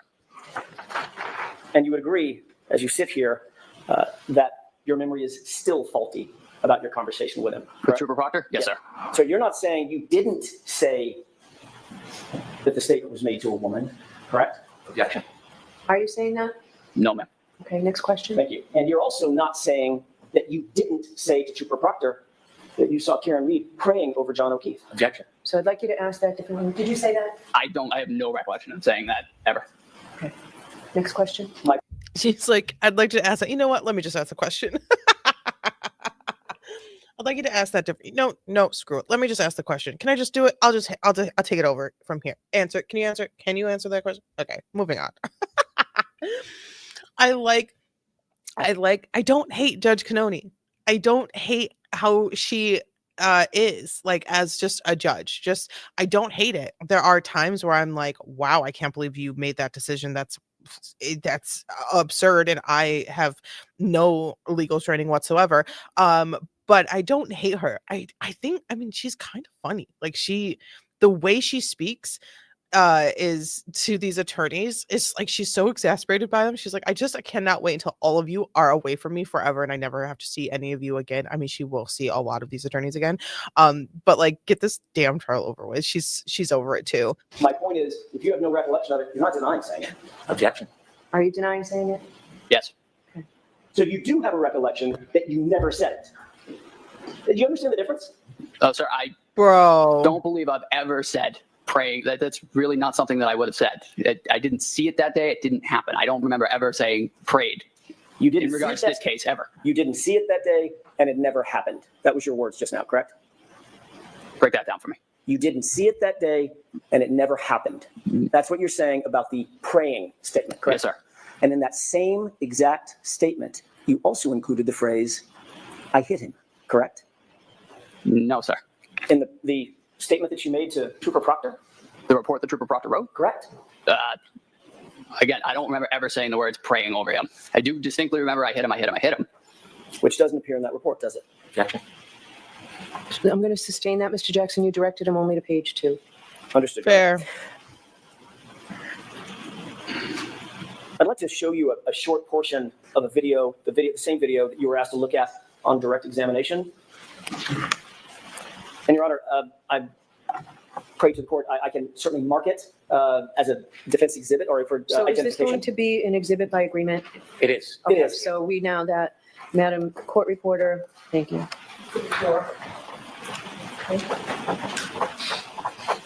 I love seeing them work together. Thank you, Your Honor. With the court's permission, may I play a portion of that video for the jurors, publish it? Okay. Which portion, so people know? I'm going to start it at about, I want to say 6:55. Mr. Wall could key that up. Before you play it,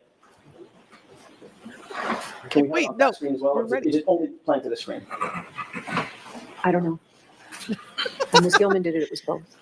Great. Can we play it on both All right, screens or before we is it play only it, this? I don't can I know. ask you a quick question about this? Sure. It appears that this is paused. Do you recognize this as being the same video that you were shown this morning by Mr. Brennan? I do. All right, describe the scene. So that is 34 Fairview Road. The lights in the background, I believe it is either right as we pulled up or right as we're pulling up. Okay, same dash cam video. Yes, sir. Can we scroll this to the 6:55 runtime spot, please?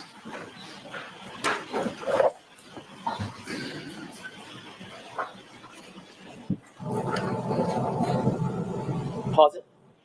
Okay. Do you see the individual on the left? Far, far, far left. Yeah, the jacket? Correct. Yes, sir. Who's that? I believe that's firefighter Flamati. You previously indicated the firefighter Flamati was on his knees providing CPR at the same time you were knelt down providing the airway. This isn't when it was That's stated. not my question. Is that what you said? Can you repeat the question, please? Sure. You indicated earlier when you heard this statement by my client, you were very detailed. Firefighter Flamati was knelt down providing chest compressions at the same time you were knelt down providing airway support for Mr. O'Keefe, correct? I had also said that at some point, That's a firefighter yes or no Flamati question. So I'm going to let the witness answer the question. had transferred CPR to firefighter Kelly. Firefighter Kelly did take over compressions at one point. Okay, that's not my question. Okay. My question's an easy one. Did you say that when Miss Reed walked over to you and you had this dialogue with her, she made that statement that firefighter Flamati was on his knees providing chest compressions at the same time you were knelt down providing airway support? Yes, sir. Okay. Firefighter Flamati, your testimony appears to be standing up right there, correct? Yes, sir. Let's play the video forward for just a second. Stop it. What did you see firefighter Flamati do just now? I believe he just knelt down. Okay. So at this point, he's kneeling for the first time, correct? Yes, sir. And he's about to provide chest compressions as your memory serves, correct? Yes, sir. All right, let's go ahead and play it forward. Pause. Did you see my client in that photo? I'm sorry, in that clip? No, sir. You didn't see her? Oh, no, I did see her. Yeah. I don't see her on right now. Right, she just walked off frame, correct? Yes, sir. Let's go ahead and play it forward.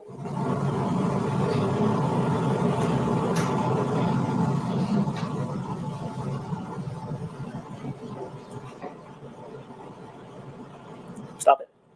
You see my client walk back into the frame? Yes, sir. At this point, you were watching firefighter Flamati. He appears to be now providing CPR, correct? Yes, sir. Okay. And my client is nowhere near you, correct? At least for this clip. No, sir. Okay. Correct. And the clip that I just played before, the few seconds that I played before, nowhere near you, correct? Correct. Is that right? Yes, sir. Let's go ahead and play it forward.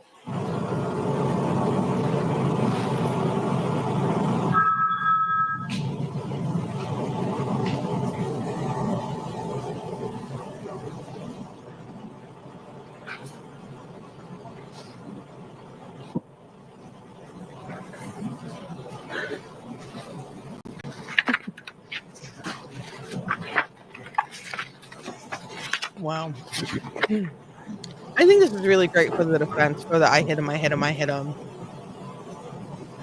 And the jury will be able to What do you see watch happening on the this screen again from in screen right to screen deliberation. left at this juncture?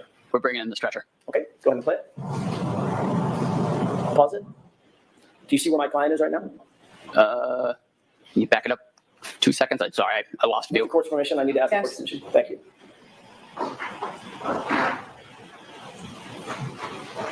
Okay, let's go ahead and play it. Pause. Did you see my client? Yes, sir. Where is she in the frame? Behind that other individual. Behind the SUV?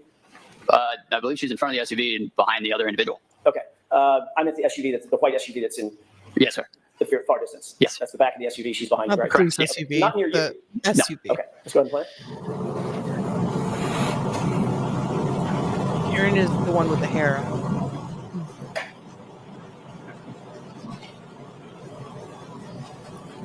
Go ahead and pause it. Jen keeps trying Do to you see hug what her. Firefighter Flamati is Come entire on, clip. stream. Chest compressions? Okay, let's go ahead and play it.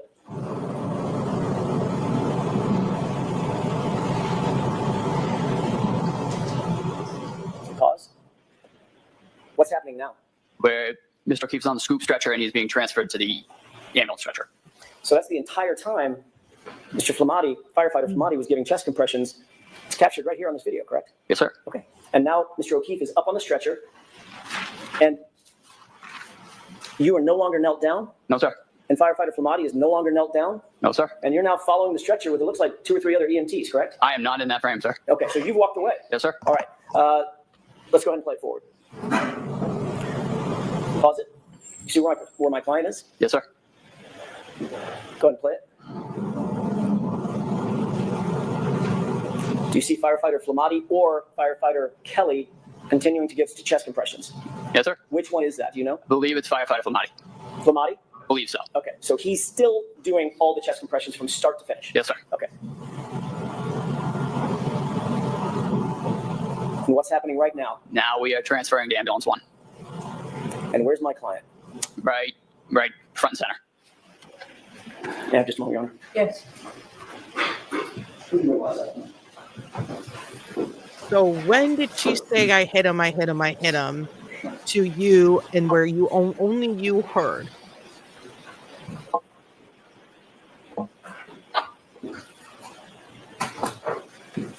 Okay, Miss Little Slay. I love Miss Little. I would love to have like, can someone just get Miss Little on like a stream after? Like, I want to hear everything she has to say about this trial after this trial is done. She knows everything. With regard, just a couple of more questions with court's permission. I'm going to change gears. With hearings and everything going on, Miss Little was like, I have the copies. Like Judge Canoni would be like, do you guys know what's good? Can I have this? Miss Little, do you have an extra copy of this? And she's like, yes, of course, Judge. Like, she was like, I got it. Don't worry. I got it. If I don't have it, give me literally 32 seconds and I will get it for you.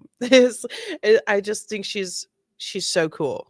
And like, we don't hear enough from her. She's so cool. Here's with regard to what you talked about on direct examination, the hypothermic conditions. You're not a medical doctor, correct? No, sir. You don't diagnose patients? Sir. You're not diagnosing that John O'Keefe suffered from hypothermia that night? No, sir. Thank you. That's all I have.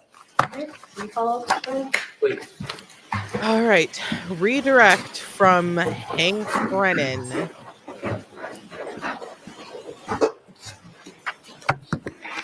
Firefighter Nuttall, the video the defense just showed you, did you notice any differences between that video and when I showed it to you, and that it doesn't have the time on it? Yes, those were 2 different time frames on that video. And when we spoke about when the defendant said to you, I hit him, that wasn't shown to you in that video just now, was it? No, it was not. So if we go back, So when did it happen? will you be able to explain where you came from and firefighter Flamati came from and when you first went over to John O'Keefe? Sure. With the court's permission, Ms. Gilman, if you could start with that video. I think it is 6:11, please. Let's watch it Now stop it freaking there. again. Do you see that this exhibit has timestamp on the top? Yes, sir. Okay. Please continue.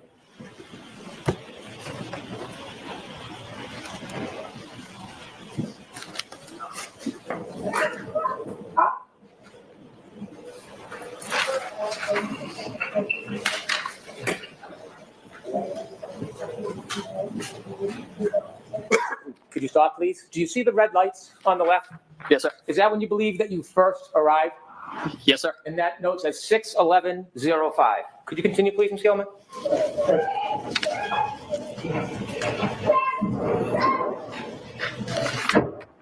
Here, Karen screaming, Jen. Please watch to the left. Stop, please. Is that when you first arrived and walk over to help John O'Keefe? Yes, sir. That's me. I'll note that the timestamp is 6:11:21. Okay, continue, please. My God. Wow. I never noticed it. I never watched it other than in the trial, and it was really hard to see. I don't think they showed this moment in the first trial. Jen is trying to be very touchy with Karen. Jen's trying to hug her and grab her, and Karen's like, get off. I'm like, no, she's literally like dodging Karen, dodging Jen. She's dodging Jen. We're gonna go back. We're gonna go back. I will go off the screen. Watch this corner here as Jen and Karen, because Carrie has the fur on the hood. Jen and Karen come this way. Watch Karen literally dodge her. Okay, continue, please.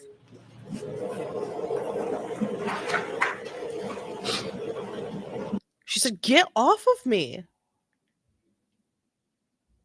It's weird. Does she know something? Right? Like, does she not like Jen? Is Jen trying to be like, oh, but I'm your bestie now. Like, we're trauma bonding. Oh my God. Like, I don't know. It's so strange. I too, if I was experiencing what Karen was experiencing, I too would not want anybody touching all up on me, with their cold, wet hands. Get off me. Get off. Very interesting. Stop, please. Did you see firefighter Flamati come after you? Yes, sir. Was any of this shown to you during those questions? No, sir. No. Continue, please.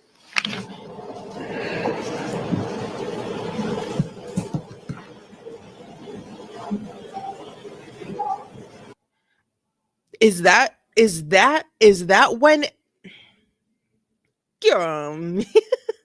is that when she said I hit him and ran away? But you said you were bagging John. You looked up while kneeling in the snow and you said, do you know him? And she said, I hit him.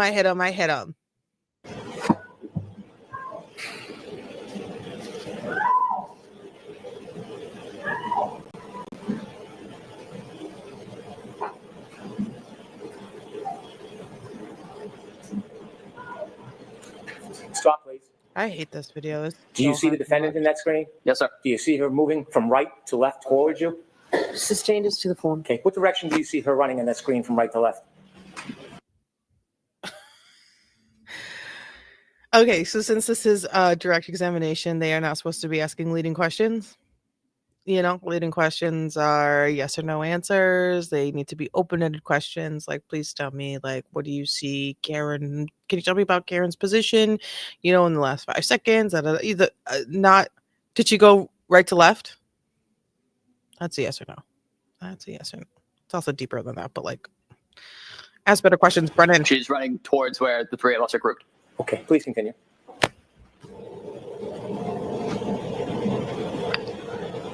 Stop, please.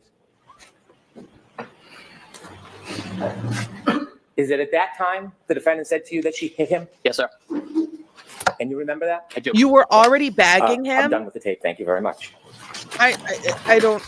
The timeline here is confusing. You were Something asked is questions about your not adding up. memory. Yes, sir.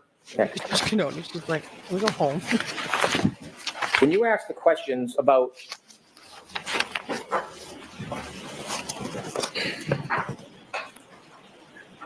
Hate to do it to you, Brennan. Trooper Proctor, when you were saying that you didn't remember, were you referring to the conversation with Trooper Proctor, or were you suggesting you didn't remember what happened that morning? I don't remember the interview with Trooper Proctor.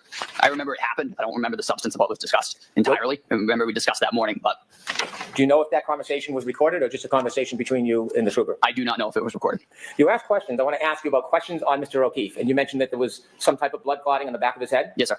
Okay. You noticed there were abrasions on his right arm. Yes, sir. You noticed there was a hematoma on the right side of his head. Yes, sir. A what? Did you see any Brennan? bruising on his right knee? Don't recall, sir. Did it stand out to you that all of his injuries, all of them that you saw, other than the cut on the back of the head, that they were all on his right side? Yes, sir. Did you notice any hematomas on his left side? I did not. Did you notice any scratches or abrasions on his left side? I did not. Did you notice any marks that would be consistent with Sorry to interrupt your flow. I put it at 1.4 because golly, Brendan, Jesus Christ. And he keeps saying hematobas. an altercation on the left side of his body? I did not. You were asked about the cause, and you said that you don't know the cause. You weren't there, were you? No, sir. You asked if it was consistent with being punched, and you said it could be. Yes, sir. Could it be consistent with being clipped by a car? Objection. Sustained is to the form. Come on. You were asked questions about clothing, Yes, sir. and you had at one point said you thought that Mr. O'Keefe was wearing a winter jacket. Do you have any memory that when you first got there, or when you first got there, do you have any memory whether there were any towels wrapped around Mr. O'Keefe's head? I remember there was a white cloth of some sort on the scene. Okay. And when you were asked One about white your cloth? memory regarding the clothing, was the clothing of what was utmost importance to you at that time? No, sir. And why is that? I was, course again, not. focused on Mr. O'Keefe's airway Preserving and ventilation. life, not about the crime scene. And when you were asked about the clothing, do you remember if you added anything else about your certainty or uncertainty about clothing when you previously gave a statement or testimony? I believe when I testified last year, I did note I had no part in removing any articles of clothing or anything like that. That was not my job in the back of the truck. Do you remember any recognition of the fact whether you were certain or not about clothing? Repeat the question, sir. Sorry. Is there anything that refresh your memory about what you had said about clothing? Objection. Ask a different question first. You had mentioned that you had some difficulty about clothing. Do you remember what you had previously said? I remember there was some difficulty of getting the individual's fingers through clothing just because they were so cold. They were difficult to manipulate. Just they really was not conducive to getting clothing off easily. Okay. You met with me 3 times? Yes, sir. I had not met you before any of your prior testimonies, had I? No, sir. Do you remember meeting with me? You didn't and meet anybody. discussing this case with me? I do. Do you remember me? Hank Brennan, you didn't meet anybody prior to their first couple of testifying moments. You were new to the case after the first trial. You didn't meet anybody. Me asking you to tell me what you remember. I do. Do you remember what I told you about testimony when you come into court? Yes, sir. What would I tell you? I remember we discussed that just tell the truth. Did I tell you that it doesn't matter? There is no side. Doesn't matter if it helps or hurts, that you just tell the truth? Sustained. Did I ever suggest to you that you should stick to a story? No, sir. Did I ever suggest to you you should offer your testimony in any certain way? No, sir. When I talked to you, did I ever ask you to say anything about your testimony to this jury? No, sir. Other than what? Speak to the jury. Did I need to tell you to tell the truth? No, sir. And in telling the truth, did the defendant say to you, I hit him, I hit him? I'll allow it.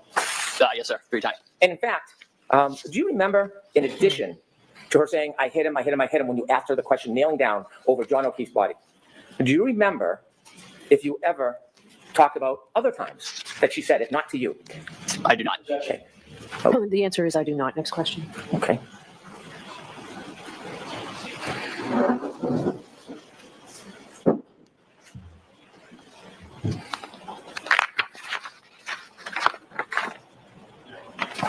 Do you remember testifying previously in this case?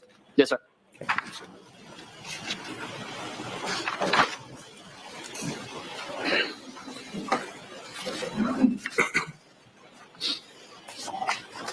I'm at 1.4 speed, Brennan. Discussing whether or not, after she left you, whether or not the defendant was still talking and speaking. I'm sorry, sir. Repeat the question. Do you remember, after the defendant left you and made that statement to you, do you remember talking, did you hear her speak to other people after you?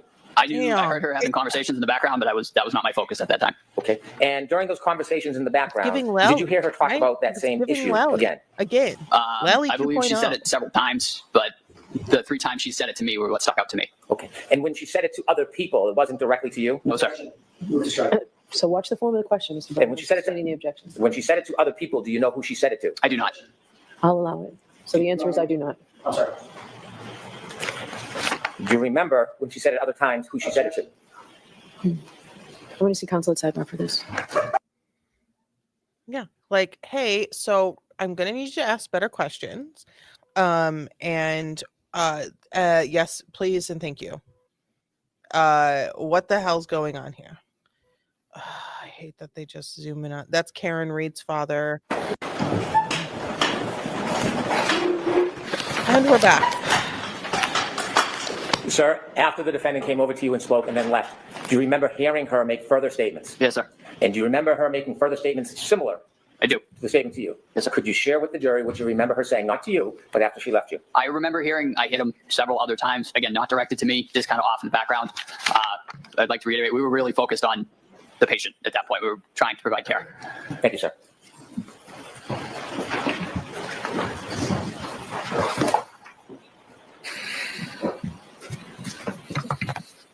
So now, after Mr. Brennan asks you a few questions, now you remember her saying, I hit him a bunch more times, correct?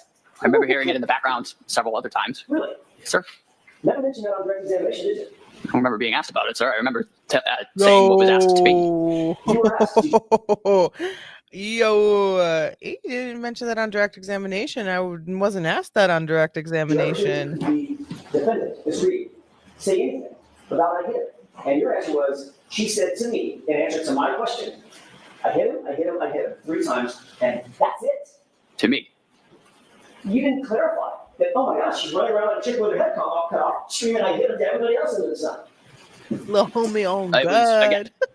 it was behind me in the background Right. as I was providing patient care. Again, that was not my focus. Okay, so you didn't really hear her say anything about it, because you weren't focused on that, right? I remember hearing generalized commotion in the background, but again, that was not our focus. So generalized commotion is very different than hearing her say, I hit him to other people. Correct? You'd agree with that? Yes, sir. So what Alan you Jackson actually heard was the chaos and the commotion of a chaotic scene, correct? In the background. In the background. As you focused on your patient care, correct? Yes, sir. Okay, not specific words coming out of my client's mouth, correct? To the question that I posed, do you know him? You're right. We're off that question. Okay. That question, I got it. Yes, sir. Triple I hitters. Correct. But with regard to what Mr. Brennan just asked you, the generalized commotion, to use your phrase, in the background, you didn't hear any specific words coming out of my client's mouth, did you? I heard I hit him. But again, it was in the background and it was not my focus. Well, why didn't you say that? Direct? That's kind of an important point. That's why you're here. Bro. Again, if it was That's neglected why on my part, you're it was here. not intentional. Not intentional to neglect that part for the jurors on direct examination. No, sir. Certainly not intentional to neglect that part of your testimony on cross-examination. No, sir. But you decided to bring it up on on re-cross-examination when Mr. Brennan is asking you questions again, correct? It was asked of me. Yes, And sir. it was after, of course, that your new statement that you've never testified to before, ever, is this generalized commotion included a bunch of items in the background, correct? I think he might be a little too And hot. that comes after you saw the video that clearly shows that when you described having heard this statement, my client was nowhere around you, correct?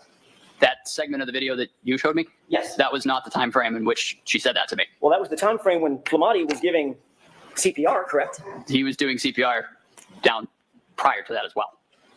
Really? Yes, sir. Well, you just testified that you saw him standing Wait. up. The really? You're gonna sit there and say that under oath with the video? There? Really? Oh, Alan Jackson, it's okay. Alan Jackson, it's okay. Alan Jackson, we have so many witnesses. I don't want you to get stuck on this one. Because the jury doesn't always need to be spoon-fed the inconsistencies between direct and cross. So when the direct examination, so when the Commonwealth is calling the witness, they have direct examination, they need to ask open-ended questions, and then cross-examination goes to the other side, so it goes to the defense. Now, if the defense is calling the witness, they have direct examination, the cross goes to the Commonwealth, et cetera, et cetera, et cetera. The jury doesn't always need to be spoon-fed. They don't need to be, see, did you get it all? Did you go? Did you get here? Just let them see it. Let them see it. Alan Jackson is going to get heated. He's really good at getting heated.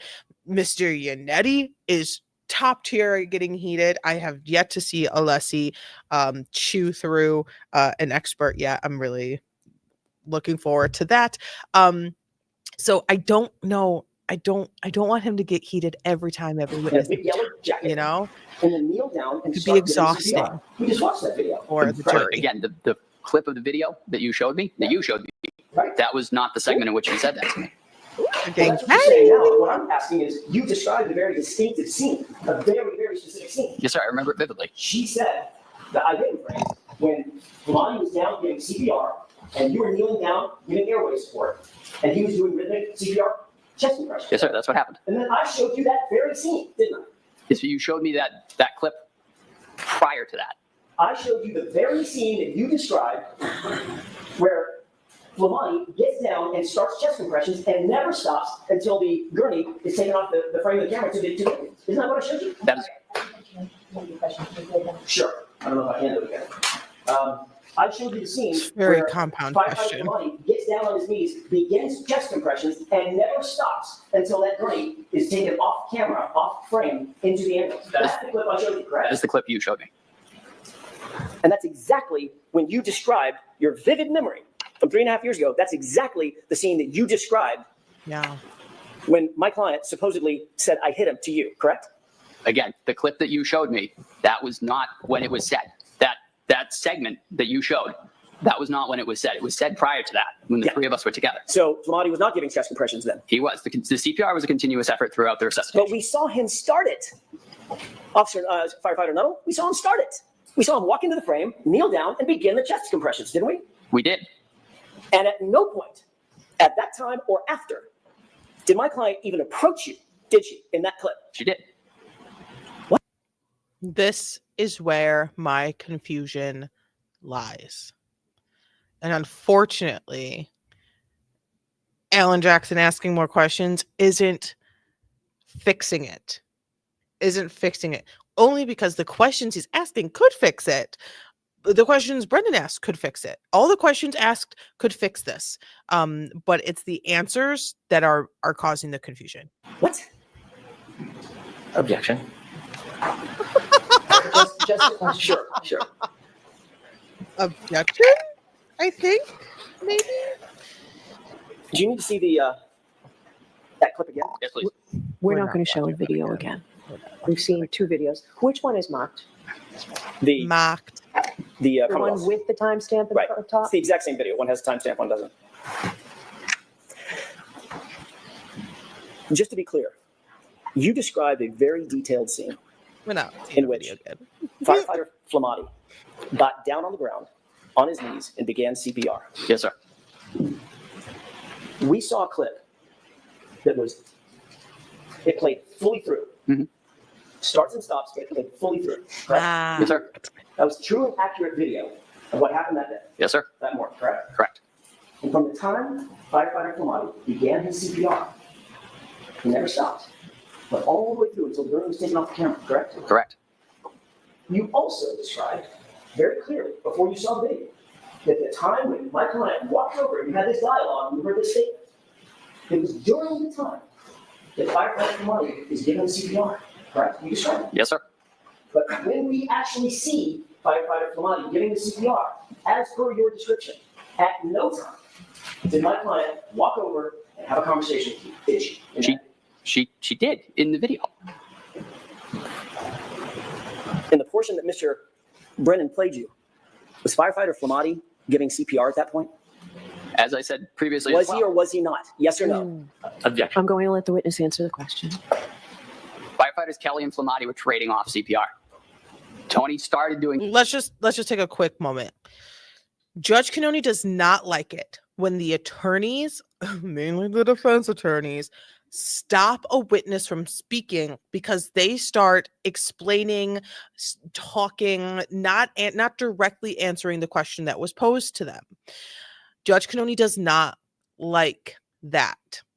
And I think as testimony, as people, as witnesses come onto the stand, they slowly learn that when the defense attorney is asking me questions, I can still answer like I am on direct examination. I can give a long-winded answer. I can explain, I can give context. I can say yes, but because Judge Canoni is going to step in and say, let them answer the question when the defense wants a yes or no response. Now is not the time to explain. You will get that chance. Well, you won't anymore because we're already on recross.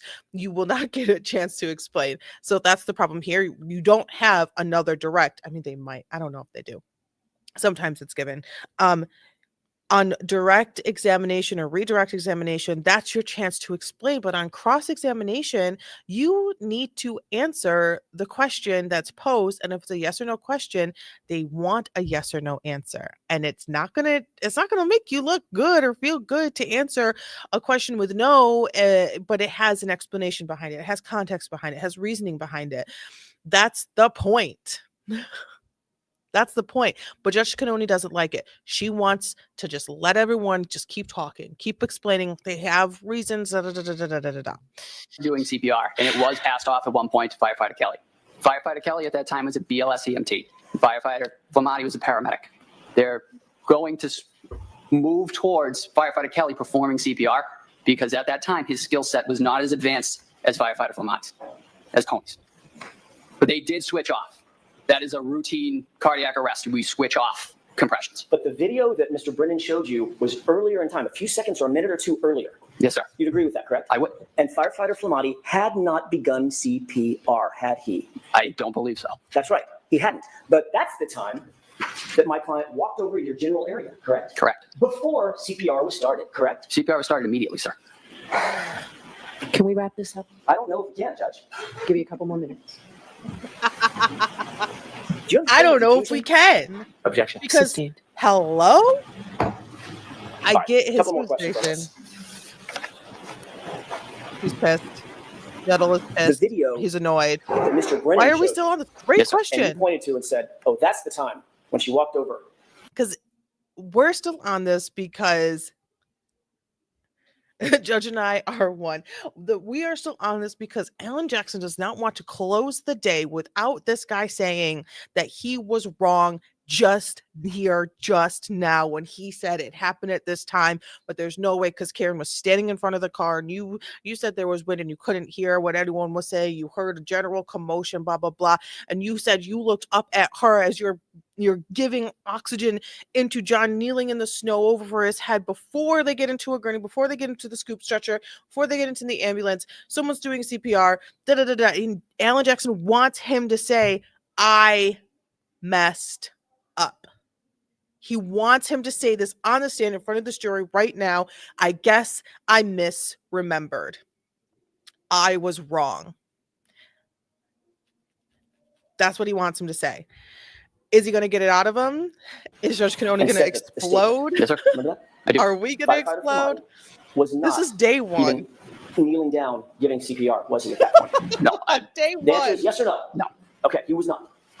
Later, as the video continues to run, at some point, we see firefighter Flamani enter the screen, kneel down in that bright, reflective yellow jacket, and begin CPR, correct? yes, sir.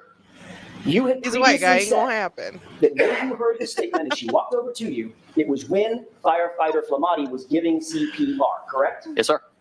And at no point, you'll agree with me, we just played the video, at no point after he started giving CPR did my client come anywhere near you. Isn't that what the video showed? That was the segment that you showed me. Just let it go. Let that be it. You Let indicated that be it. on redirect, that Mr. O'Keefe did not have any injuries to the left side of his body. Not that I recall. Isn't it true that in addition to the egg on the right side of his head, he also had Egg a on the black eye head. on the left side? I remember that the swelling had started to, it's referred to kind of as raccoon eyes. It's a bruising of both eyes. Do you Those are remember battle saying- signs. Do you remember saying, in answer to the question, did it look like, in addition to the egg on the right side of his head in the front, did he also have a black eye on the left side? Your answer is, if memory serves correct, yes. Yes, sir. So it's not true that he didn't have any injuries on the left side of his body or face, correct? That swelling kind of migrates over time to both sides. That is a common occurrence for both eyes to be swollen. Did he have an injury he to did. the left side of his face? He did not. Did he have a black left eye? Yes, he did. Would you consider a black eye an injury? Yes, sir. Let me ask you the question again then. Did he have an injury to the left side of his face? Yes, sir. Thank you. Damn. If he could have held strong. He could have held strong. He could have held strong. And then, like, it's just a symptom of an injury from the right side of the face. He could have. He had that. He could have. It would not have been. It would not have been horrible. But he gave in. Oh, look how close they are. I love it. One last question. You indicated that it was a chaotic scene outside on that front yard. Yes, sir. Fire engines, ambulances, patrol vehicles, engines Anyone running, diesel come out of engines, the house? flashing lights, people screaming, people talking over the howling wind, correct? Yes, sir. Did you ever see the homeowner come out the front door? Don't recall. You don't recall, or you didn't? I have no idea who the homeowner is. And you never saw anybody come out of the front of the house? No, sir. That's all I have. Wait, no, one more Funny. question, No, Please. one more question. Did you ever see anyone go into the house?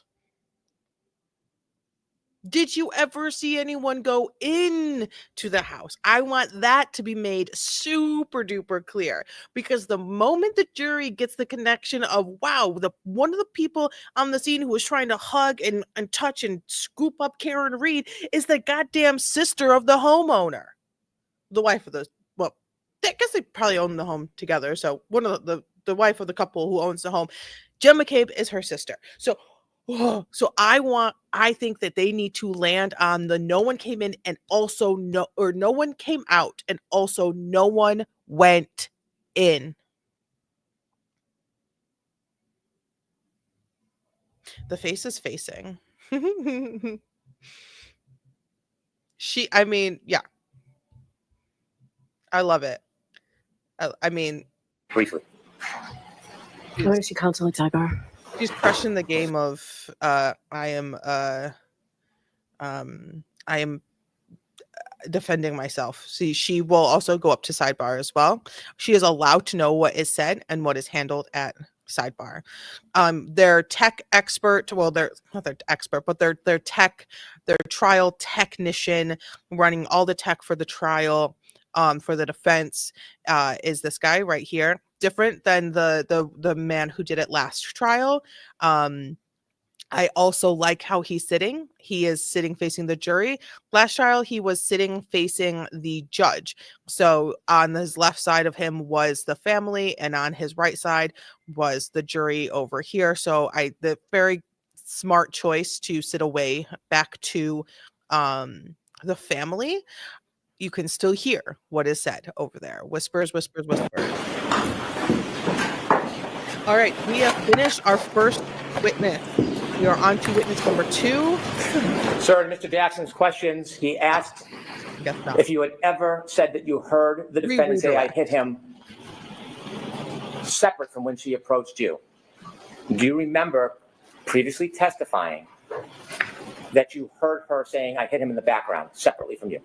Yes, sir. You remember testifying that before under oath? Yes, sir. In court? I do.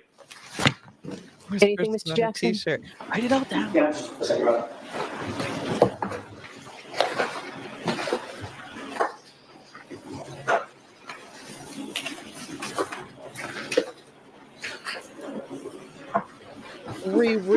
Cross.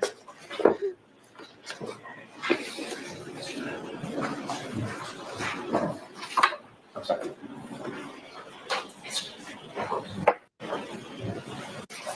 Come on. Yes, just a quick question, Firefighter Nuttall. When you were asked to recite your memory of that day on February 8th, 2022, just 10 days after this incident, did you ever say that you heard in the background, I hit him over and over again? I don't recall. All right. When you testified at the grand jury, last question, when you testified at the grand jury, did you ever say that? I don't recall. But again, your memory is better now than it was then, right? Yes, sir. All right. Firefighter Nuttall, you are all set. Thank you. All right, Firefighter Nuttall, you can go. All right, your next witness, Mr. Brennan. Thank you. The Commonwealth calls Kerry Roberts.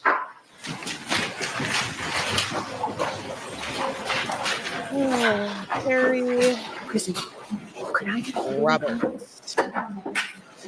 Why is she cutting him off? Well, okay. So cutting him off, I wanna make sure, like cutting Alan Jackson off from his last questions. They both, so we had direct, redirect, or excuse me, direct, cross, redirect, cross, and then they both must have convinced Judge Canoni to do, can I get one or two questions again to do a redirect and a recross, which is quite odd. It's quite unusual. You don't always get that. Yeah, Mr. Jackson. He probably said, I just have one question. And so he hit him with the one question and then started talking, and she's like, okay, you had your one question, you had plenty of time, and he's like, just one more question. So they did like a convincing of, can we just have like another direct and cross, like super fast? I have one question, and he was probably like, I have one question. Of course, Alan Jackson always has more than one question. Not as much as Yannetti. Yannetti always has like 17 questions when he has one. But yeah.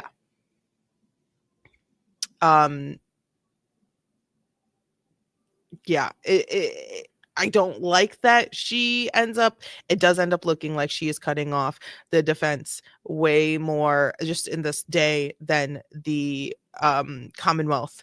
And I don't think they really care. Like they got their point across. But I think it may end up being a little wonky to the jury. So that's something that she should clarify.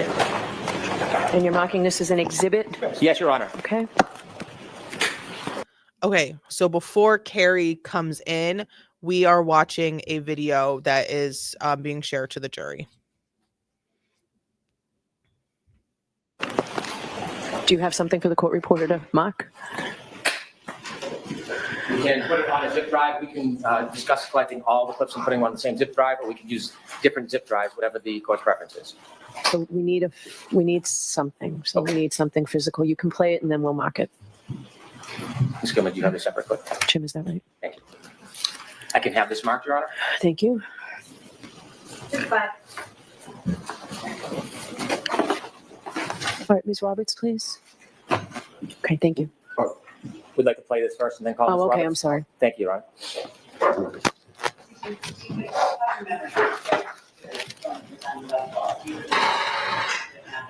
Every day they come back to you with something. I mean, how much you I remember it, but I questioned, but I remember it because it's been relived so much. I mean, when I see the video of me driving from the waterfall, like what I just described, tapping the brakes when I crossed the intersection, Washington over Sherman Street, do I actually remember that I kind of slowly proceeded through that green light? No, I don't actually remember that. But I've seen the video so many times that you then question, did I remember on my own or was it a memory jog? But I also wondered, did I say, could I have hit him?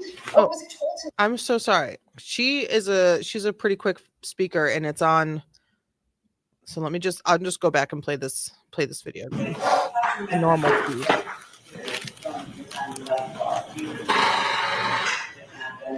Every day they come back to you with something. I mean, how much you remember? I remember it, but I questioned, but I remember it because it's been relived so much. I mean, when I see the video of me driving from the waterfall, like what I just described, tapping the brakes when I crossed the intersection, Washington over Sherman Street, do I actually remember that I kind of slowly proceeded through that green light? No, I don't actually remember that. But I've seen the video so many times that you then question, did I remember on my own or was it a memory jog? But I also wondered, did I say, could I have hit him? Or was it told to me that I said I hit him? And I knew I never could have said that. So the closest I must have said was, did I hit him? And I know I said I hit him, but did I really say it as many times as law enforcement's claiming I said it? Thank you. I now call Kerry Roberts. That was played for the jury, folks. That was played for the jury. Not a good look. She should have kept her mouth shut just in general. Look at Judge Cannoni. He's like, hey. Raise your right hand. You solemnly swear the evidence given to the court and jury in the case now here to the truth, the whole truth, and nothing but the truth, so help you God. Yes. Thank you.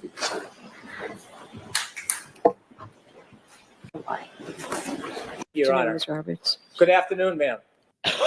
Good Yeah. afternoon. Could you please introduce yourself to this jury? Hi, my name is Carrie Roberts. Ms. Roberts, where do you live? I live in Canton, Massachusetts. How long have you lived in the area for? I was raised in the Boston area, North Shore, South Shore. I went to high school in Braintree and I moved to Canton about 12 years ago. Do you live alone? No, I live with my husband and 2 children. How old are your children presently, this day? My son is 13, my daughter's 15. Do you work? Yes, I do. Without identifying specifically where, can you share with us a little bit about what you do? I'm an executive assistant and I've been with my company for 18 years. Ma'am, if you could just move the microphone just a tiny bit closer. Thank you very much. You have 2 children, you're Yes. married, Yes, and you live in the area. yes. I want you to tell us whether you know a person by the name of John O'Keefe. You're going to hear Yes, I Braintree do. a lot. Would you be willing to share with us when you first met Mr. O'Keefe? Well, I went to high school with John in Braintree. He played soccer, I played soccer, so we probably hung out in middle school, but we went to 2 different middle schools. And then I hung out with him more in high school. He was a year older than me. His sister was 2 years older than him in school, and his brother was younger, so at some point I was in high school with each of his siblings. Did you at some point become friendly with John O'Keefe? Yes. Could you tell us about that? When his sister Kristen passed away, and then her husband Steve passed away, they lived in my neighborhood. John took over for the children and moved into my neighborhood as well. When John took in the children, did you offer any assistance or any help to him? Yes, before John was even going to take over, he was going to potentially move in with his brother-in-law and the children to help out. And then when his brother-in-law passed away unexpectedly, John took over and I jumped in because I was a friend from high school that he knew and he had all kinds of people helping, but he sort of said, I'm going to lean on you for right now because I know you best. And I knew his parents and his siblings. And so I introduced him to my husband and we jumped in. It was, preschool drop-offs, preschool pickups for my son and his son. And just from then until the time of his death, we were just friends, very close friends, and we hung out all the time. The children hung out all the time, and he was the emergency contact list at my children's school to call if something had happened. Were you close friends before he took over the care of the children? No, I wasn't very close friends with them. Were you close with his family before he took over care of the children? No. Did your friendship with him develop after he took care of the children? Yes. You mentioned you have a son, Yes, I do. and is your son the same age as John's nephew? Yes. Was there any common interests or activities that engaged your son with John's nephew? Well, they went to in-home daycare together. They went to preschool together. They went to pre-K together. And they went to elementary school. They played baseball together since they were T-ball. My son plays hockey. Patrick tried hockey. He didn't like that. So we spent a lot of time at the baseball fields together. As you spent a lot of time together and had mutual care of children, did your relationship with him grow closer? Yes. And can you share a little bit with the jury how close you became? Well, John was a bachelor and he didn't have any children of his own. So when he took over for the children, he sort of, leaned on us to kind of guide him and, all the things to do if there's if someone has a headache and, if there's an ear infection or, he had his mom and dad also helping as well, but I was right up the street. So if I would go to BJ's, I would call and say, can I grab you anything? If I would go to Walmart, any of the places I would go, I would call and say, do you need anything? Can I help you? Can I grab something for you? And he did the same. We just sort of all chipped in and helped. As your friendship grew, could you tell us a little bit about your relationship with John? John and I were very close. We spoke on the phone and hung out. He became very close with my husband as well because he was right down the street. But we just had a friendship, a very close friendship. Tell us about the day-to-day activities and how you would try to assist John with the children. Well, John moved across town. I don't remember when. I forget how many. Patrick, I think, was in 5th grade or 4th grade. And I would take him home with me on Wednesdays because John would be working. So it was more of a, if he was at my house and my daughter needed a ride to the other side of town, he would take her with him. We were just very close friends. We did a lot together. We would do baseball tournaments together. We would have drinks together. We would, all the things friends do. As you grew closer to John and helped with the children, did you become closer with his family? Yes. And who specifically did you become closer with? Mrs. O'Keefe and Mr. O'Keefe, his parents, and Paul, I would see from time to time, but not a lot. He doesn't live in Canton. But Mr. and Mrs. O'Keefe would be there all the time to help as well. And Mr. O'Keefe would take my son and Patrick, the nephew, out to Dunkin' Donuts all the time. Can you tell us a little more about the collective effort of other people, including his family, helping John raise these children? There was a lot of us that jumped in to help. It was not just me. There was a lot of Kaylee's friends' parents that jumped in to help for Kaylee, his niece, and Patrick. There was a lot of us that helped out with Patrick. All of the community all came together to help him because there was this guy that just lost his sister and brother-in-law, and he stepped in to take care of his 2 kids, and he didn't really know what he was doing at first, but he got the hang of it pretty quickly. It takes a village, You have a son that shared a lot of interests with his nephew. Yes. It was a He very also had a niece. It was a very traumatic situation of how he became guardian of his niece and nephew. John O'Keefe's sister passed away, brain tumor, moved very fast. It was about like 5 months from diagnosis to passing. And then his sister's husband passed away less than a year, maybe 6 months later in that time frame, from a heart attack. And I know that it's probably said like, oh, he died of a broken heart, which I think is like a real thing. Like, so, like it can, like, that's absolutely tragic. So that happened. And so they had 2 kids. And John stepped up and said, I will take the kids. I will be the guardian. I will help raise these kids, but I'm going to need help from other folks as well. And of course, Grandma and Grandpa were there. Eventually Karen showed up and was very much a major player in raising these kids. Especially in the time that they were sort of going through, some really important steps and times in their life. So, what was the case where someone's aunt brought them donuts on the morning of their birthday, the day the crime happened? Oh, do you mean this one? Do you mean this one?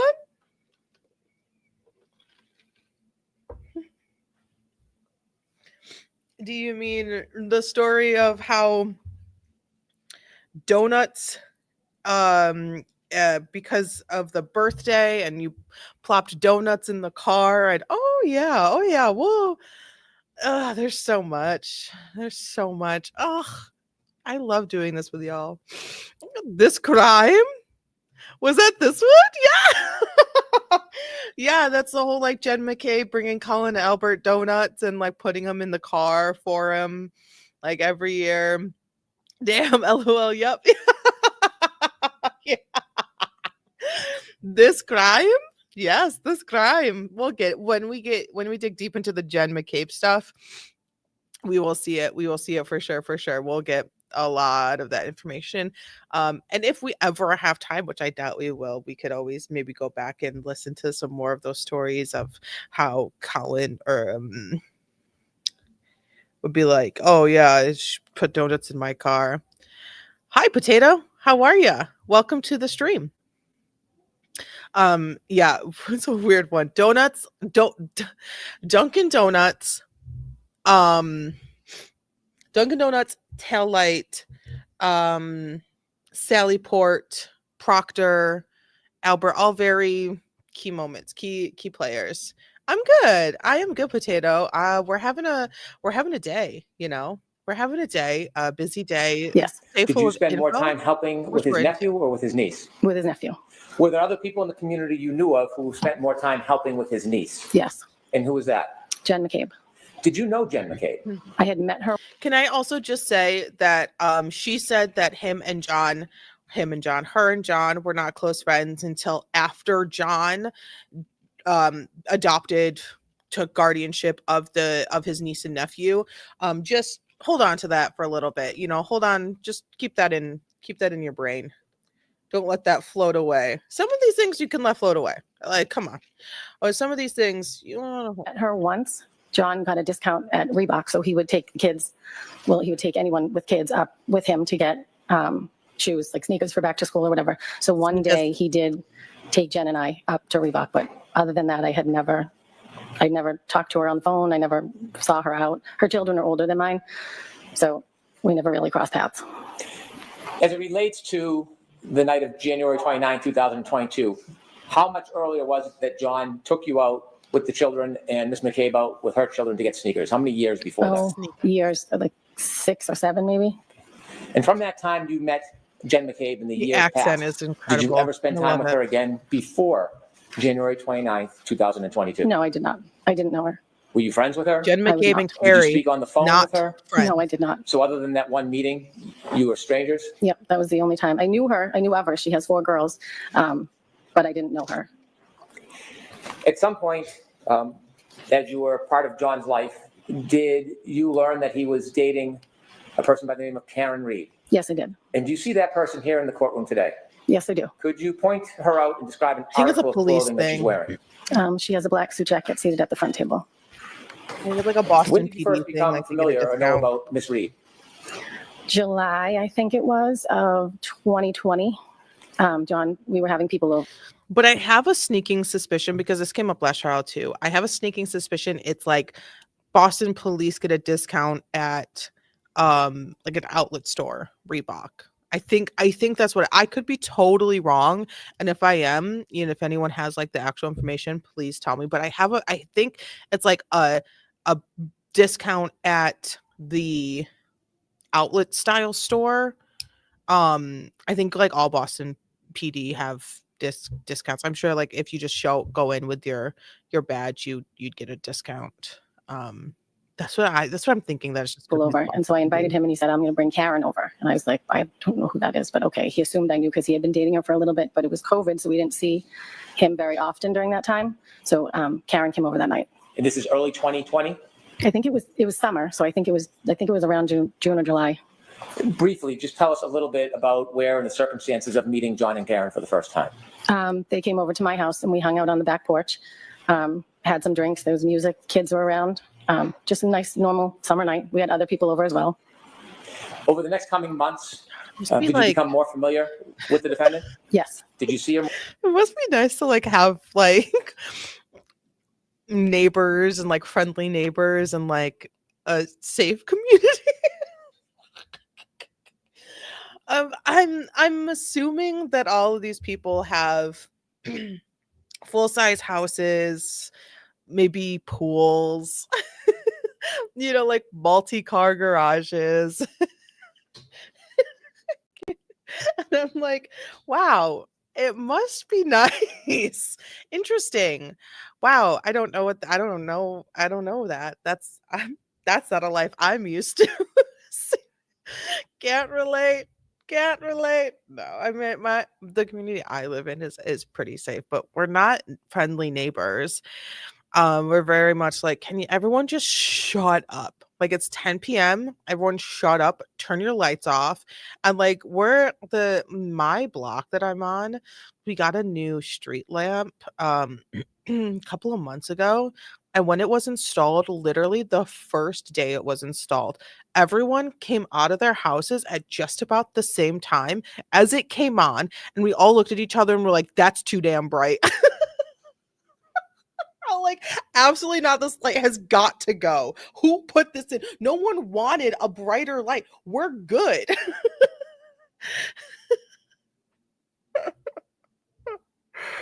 Oh man.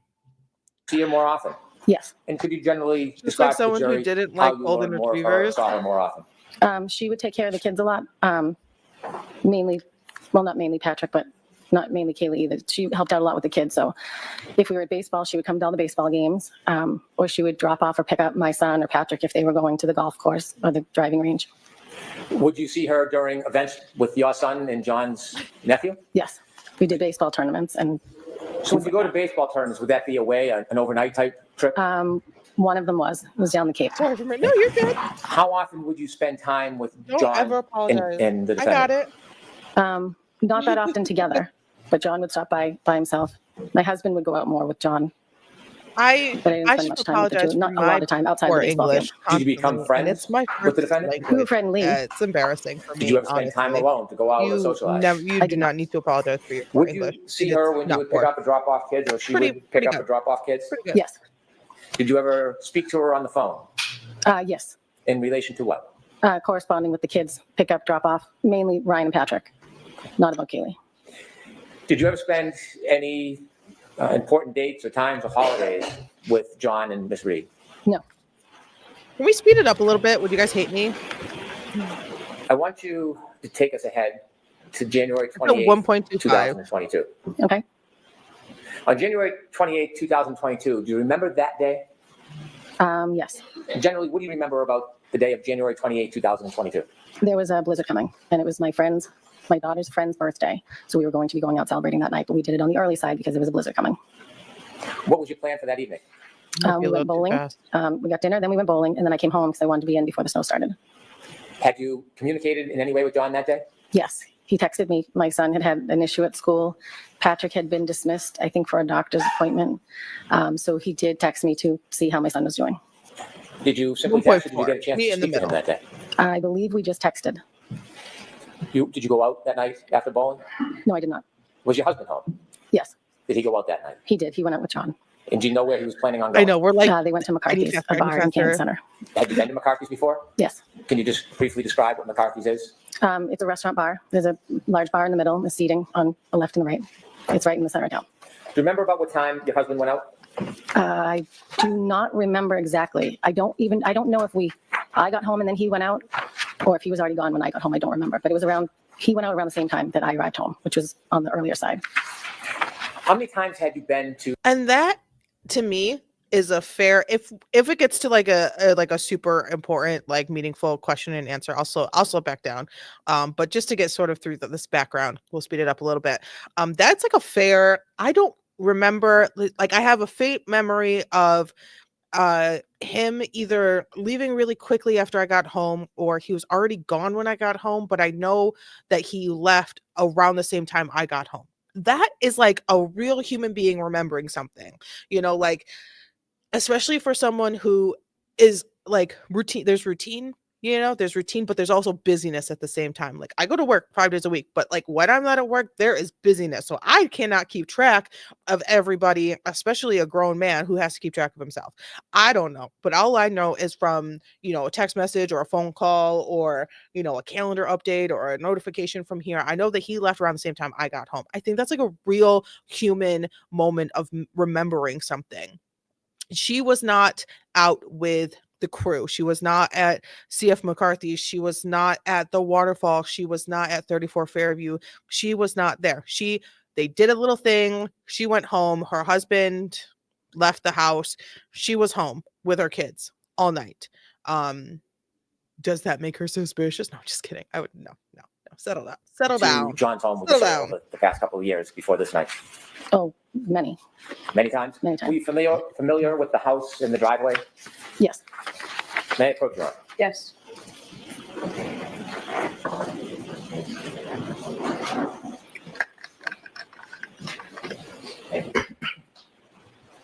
Oh, she's drinking Fiji. Should I How return this much is photo a bottle of to you? Fiji these days? Ma'am, I'd ask Fiji's you to take a look at that photo in front of you. Do you recognize what is in that photo? That is John's house. Is that a fair and accurate depiction of how his house looks? Yes, it is. I'd like to move this to evidence, please. Okay, any objection? No objection. May I publish to the jury, Your Honor? Yes. Is a picture of John's house. First time this jury is seeing that. Very nice house. Well done. Thank you for taking that. I've shown you a second photo. Do you recognize what's in that photo? Yes, that's John's driveway. Is that a fair and accurate depiction of how John's driveway appears? Yes, it is. I move that to evidence. No objection. Okay. Exhibit 7 from Mark. Fiji water is Fiji's biggest export. May I No publish? shit. Yes. Well, I got. Well. Good. Yeah.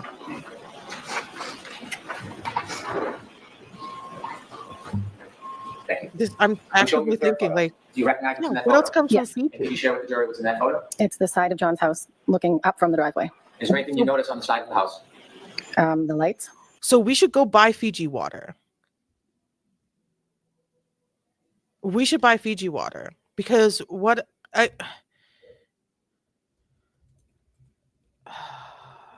You guys know I need more information. Fiji primarily exports petroleum products, mineral water, particularly Fiji water, sugar, fish, clothing, and gold. Ooh, gold. A major export with the United States being a key destination. Yeah. Because like the US and Canada are probably like the places that Fiji water makes it to. Wow. Ooh, frozen albacore tuna. I gotta go. We need to support Fiji. That's fair. That's fair. I was coming from the is Fiji okay if their like main export is water? Like, is their economy okay? But like also the bottles is very bad. I get that. The bottles, yeah. Damn.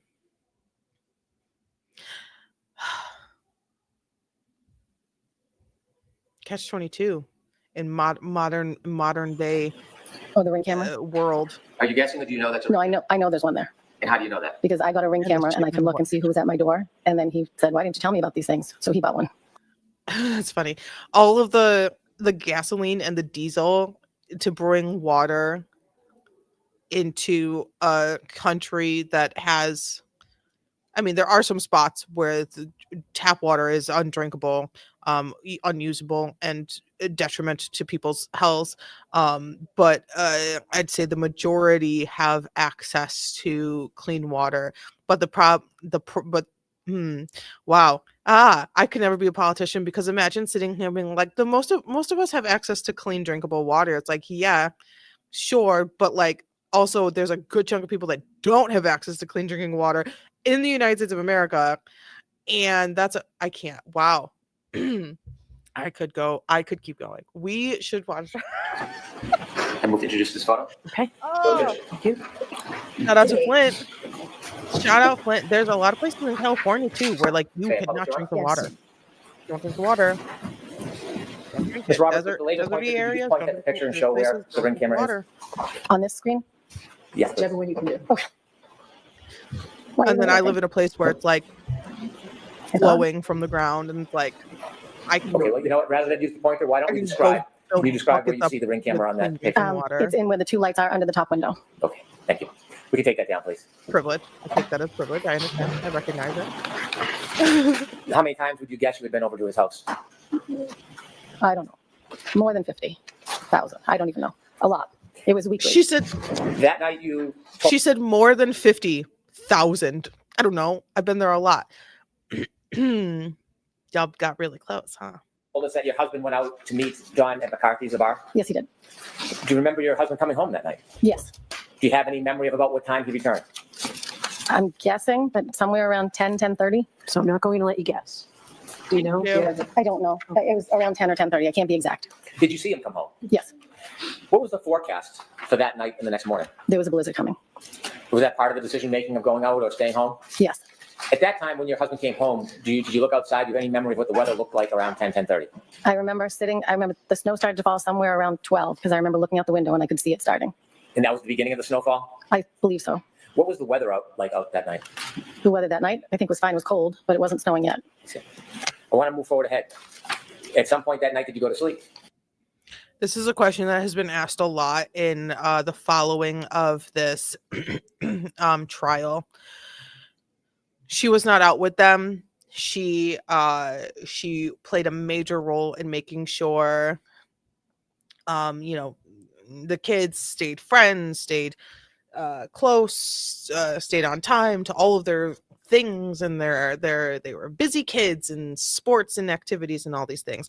This is a major question that a lot of people have been asking. I don't like to say out loud like, oh, my brain can do whatever it wants inside of my skull, but out loud I don't want to put that on her.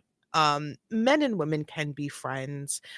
She can love those kids, as much as they were, if they were her own. She wants the best. She has connections, long-term connection with John. They've known each other since like elementary school. So I don't want to say that she was in love with John and he was the one that got away or whatnot. You guys are absolutely able to have your own separate opinions for sure. Like you can have whatever opinions you want, and just because that's my opinion does not mean it's true. I could be way off and she could, I don't know, but I like to 50,000. Yeah, that was a really interesting moment. I like to imagine that when you guys hear more of her testimony, there will be more information sort of coming out that it is a possibility. Nothing to me is off the table when it comes to human beings. It's a possibility. I don't know. I mean, she's grown. She's got kids. She's an adult. She's living her life. I don't know. I don't know. Yes, I did. Did you sleep through the night, Ms. Roberts? Yes, I did. At some point, did you wake up? Yes, I did. I want you to tell us what was the reason that you woke up. I got a phone call at 5 o'clock in the morning from Karen Reed. Were you expecting a call? No, I was not. Had you ever received a call at 5 in the morning from Ms. Reed before? No. Have you ever Share received with a us what call happened that from morning. Karen What did Reed you at hear? all? Karen called and the first thing she said was, Carrie, John's dead. And then she hung up. Wait, that was such a good impersonation. And then, When she said that, did you have a chance to have a conversation with her? no, I did not. Describe her demeanor when But she again, said that. 3 She times. was yelling loud enough, my name, I think it was 3 times, it might have been 2. She was yelling loud enough that she woke my husband. Your husband was sleeping next to you? Yes, he was. Through Was the she phone? loud, yelling, screaming? She was very loud. She was screaming. After she said, Carrie, John's dead, did you know what she meant? No, And did you say this was around 5:15? this was at 5. She called me at 5 on the dot. After 5 she on hung the up, what did you do? I was half asleep still. I didn't know what was going on. So I started to get up and I think I tried to call her back. I know I tried to call her back, but I don't know exactly when because I was like, what? So my husband said, what was that? I said, I don't know. Something's going on. I don't know what's going on. That was Karen.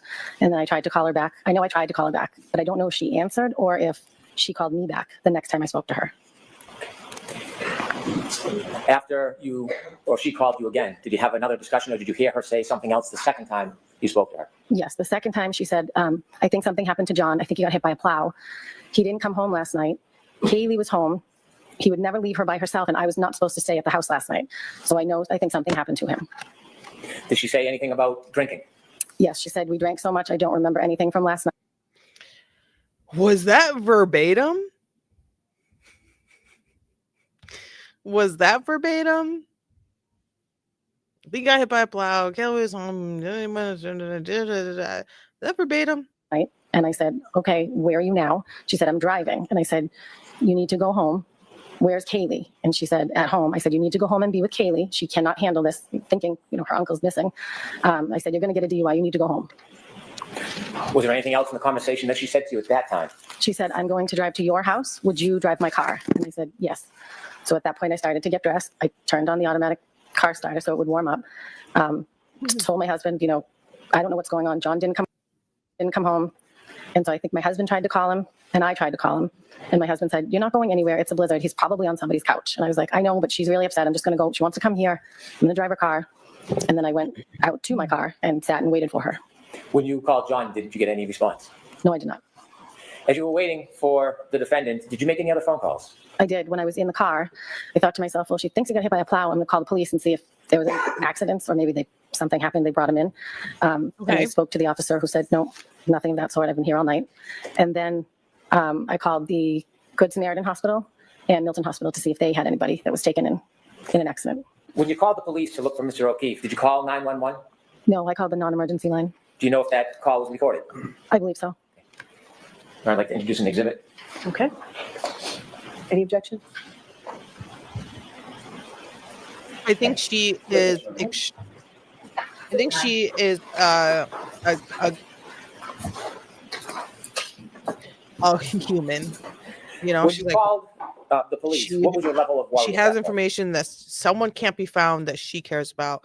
I'm going to call and see if I can locate him before we get on this blizzard.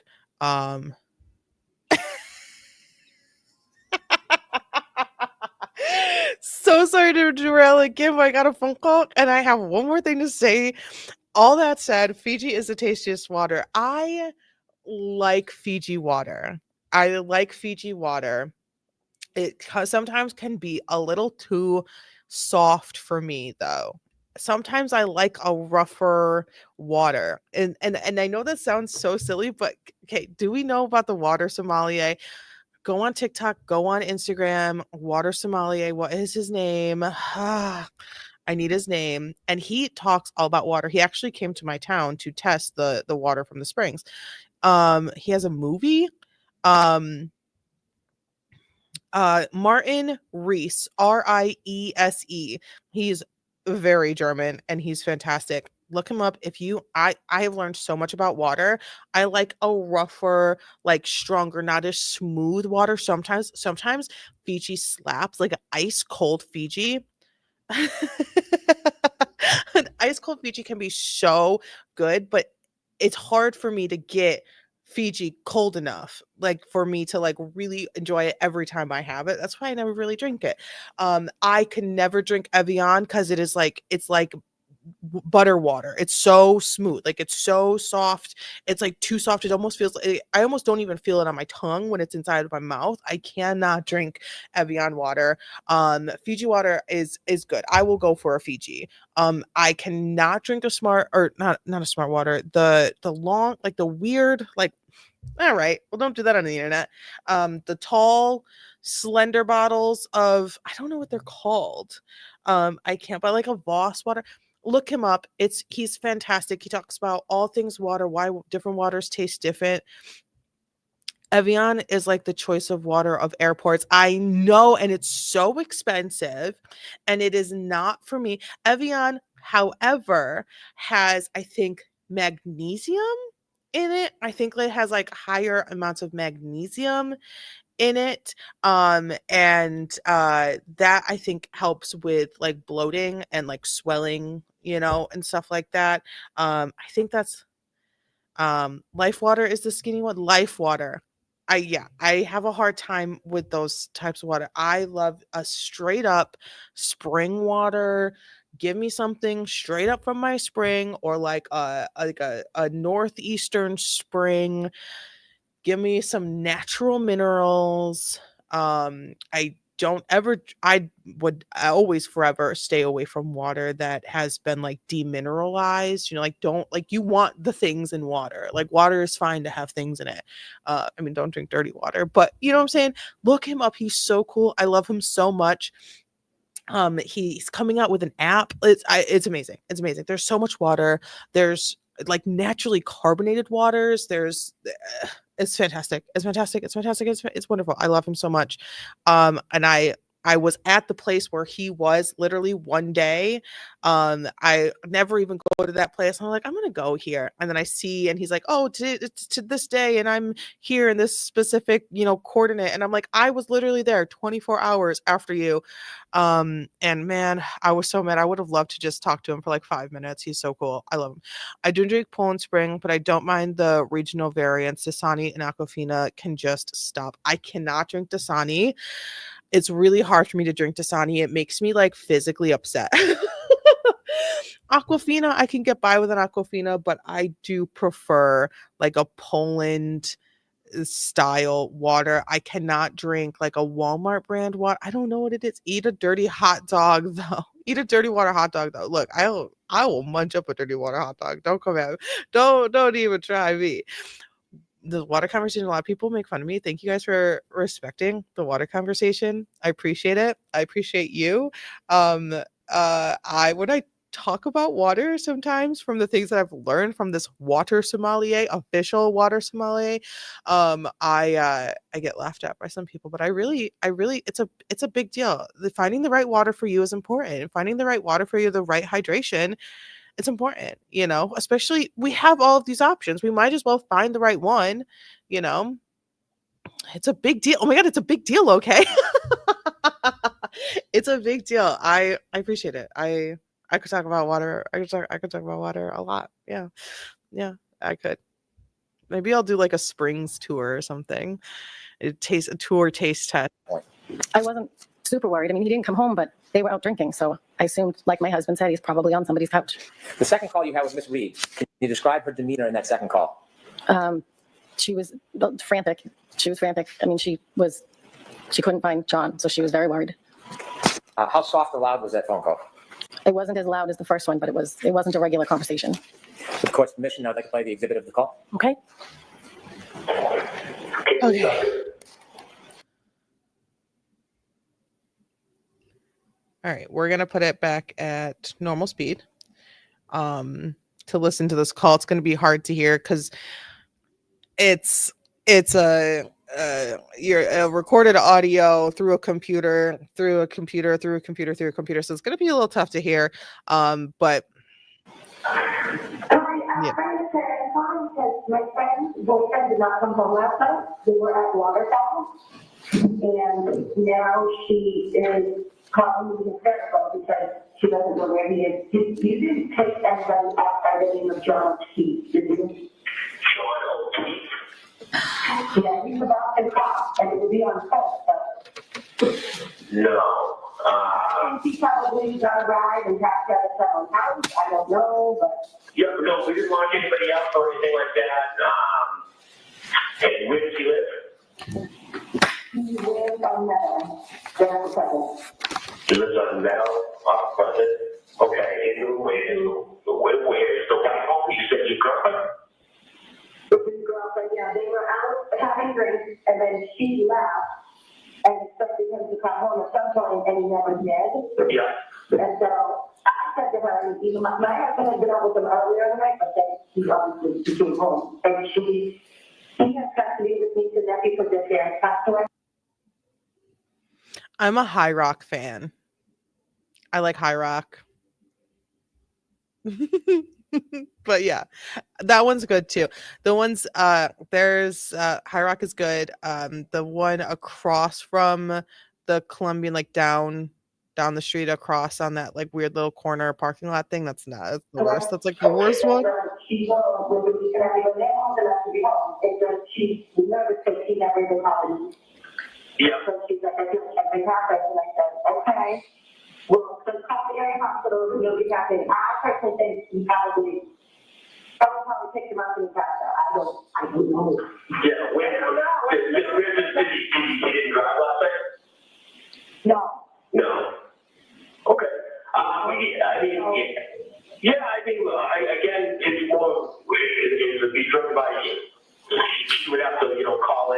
come to the station and talk to us. But I mean, as of right Yeah. now, it's more, he just didn't come home last night. Is this common sometimes? Happen with him? No, that's right. He didn't tell me. That's kind of why she's more freaking out. So I figured I called the other hospital and then I would call Kansas police just to make sure he didn't get sick. But like I said, it's not complete about the very old best people. If anybody could pick him up, Yeah. please get it off. Okay. And we're going to have a little bit of party and stuff. Yeah, no, that's not now. I don't say I wasn't there. I was stuck here. But we didn't get any calls, anything like that. Nobody was arrested or anything like that. Alrighty. All right, well, thank you. All right, no problem. Good luck. See ya. All right. Well, thank you. Should we maybe call 911? Were you if we in have your missing car person? when you called the police station and the hospitals looking for John? Yes, it was. Do you know at that point whether anybody else had called the police station? No, I don't know. Do you know at that point if anybody else had called any hospitals? I don't know. How long did you wait in your driveway? I don't know. I'm sorry. Okay. Maybe like 7 minutes, 8 minutes. Don't guess. I don't What were want the you to conditions guess. like out that morning? It was bad. It was in the middle of a blizzard. When you were outside in your car in the driveway waiting, describe the lighting conditions for us. It was still dark out. It was 5 o'clock in the morning and it was snowing. So it was not great. How was the visibility? Not great. It was coming down really fast at that point. You said that night when you went to bed, the snow just started. Had snow accumulated at that point? No, I don't think so. It was just starting to stick. Okay, I'm gonna let this play. I'll be right back in a couple minutes. I'm listening though. I'm listening. I'll be right back. I'm sorry, that was the night before, but at this point when you were in the driveway, had the snow accumulated? Oh, yes. Do you know how many inches it was? No, I don't. Okay. Enough that the plows are out. As you were waiting for the defendant, did she arrive at your house? She did not. What happened? Again, I don't know if I called her or she called me, but eventually we connected on the phone and she said, I said, where are you? I'm waiting. And she said, I'm at Jen's house. And I said, Jen, who? And she said, McCabe, she's going to drive my car. And I said, okay, well, listen, they don't want cars on the road because it's so bad. I'm already in my car. I'll come there to Jen's house, stay there, and we'll follow each other and we'll go back and drop your car off. Did you look in the house for John? Could he just be in the house, passed out somewhere? And she said, no, she hadn't looked in the house. So I said, okay, now I'm going to come to Jen's. We're going to take the car home, drop it off. We'll check around the house. And then I don't know what the next step at this point was. I just wanted to check the house. At the time you directed that you were going to meet at Jen McCabe's house and then drive to John's house, was there any suggestion by the defendant where she wanted to go? I didn't know where Jen's house was. I knew the street. I had dropping Kaylee off or picked her up a few times. So I said, stay on the phone with me so I don't know which house it is. And so when I got there, I pulled in the driveway and there was some conversation about. Can I back you up and just ask you a little bit about the drive there? I don't mean to interrupt. When you left your house, you talked a little bit about the weather conditions. How long did it take you to get from your home to Jen McCabe's? Oh, it's quick. Probably 4 minutes. What was the driving like? It was not good driving. That's why I didn't want two cars on the road. Did you have any difficulty driving through that storm? No, I mean, it was treacherous, but I was in four-wheel drive. I have an SUV. You mentioned you didn't know exactly where Jen McCabe lived. Had you been there to drop off John's niece before? Yes, but I didn't know which house it was because when I picked her up before, she was either getting out of the car at the driveway or waiting at the end of the driveway. So I didn't know which house it was. I think I interrupted you, but were you telling us that as you drove to Jen McCabe's house, you were on a Bluetooth, on an open conversation with her to help with directions? Yes, Jen and Karen were in Karen's car, and I was on the phone essentially with both of them. Do you know what type of vehicle the defendant was driving at that time? A Lexus SUV. As you drove over to Jen McCabe's home and you had some guidance finding it, did you hear any conversations in that open line with, or even any statements by the defendant? I remember when I pulled in behind her car in Jen's driveway.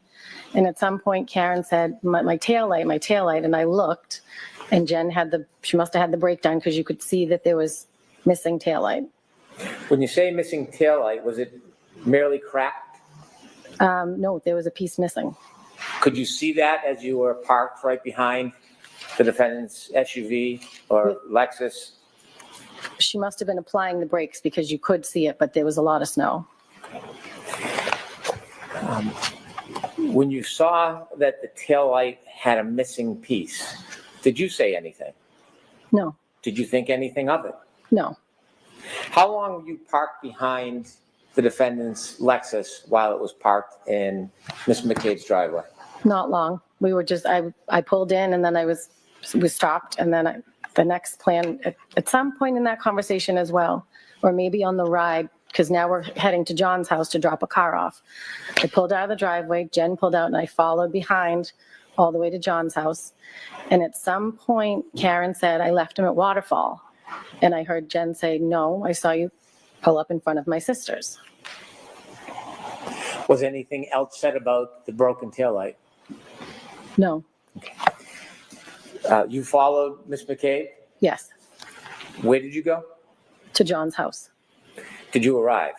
Yes. I want to ask you some questions about when you arrived and what you did next. Okay. When you arrived at Mr. O'Keefe's home, you're in two separate cars. Who pulled into Mr. O'Keefe's driveway first? Jen pulled Karen's car in first. So Ms. McCabe was driving the Lexus Correct. and the defendant was in the passenger seat?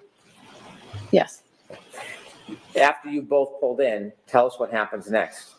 I wasn't sure if it was, at some point Karen showed us the taillight up close, but I didn't know if it was when we arrived or when we left.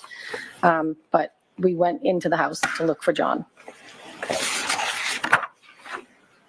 When the Lexus was parked by Ms. McCabe in Mr. O'Keefe's driveway, was it facing the street or facing away? Facing where the basketball hoop is, not facing the street. I'd like to approach. Okay.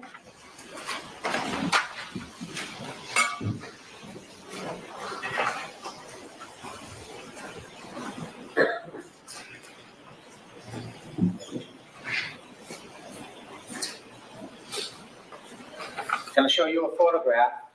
Do you recognize what's in that photograph? Yes, that's John's driveway. That's Karen's car on the left and John's car on the right. Do you recognize both those cars? Yes, I do. Do you recognize that photo as a fair depiction of his driveway? Yes, Do you recognize it as a fair depiction of the motor vehicles? yes. Now, when you went there that night and you pulled in behind Ms. McCabe and the defendant, is there any differences between how that area looked when you pulled in as opposed to that photo? Well, it was the early hours of the morning, so it was dark out and there was much more snow. And there was snow coming down. I'm so sorry. You want to finish? Nope. Other than the snow and the lighting, is there any other differences? Nope. I'd like to introduce this as an exhibit, please. All right. There's no objection, Mr. Jackson. No objection.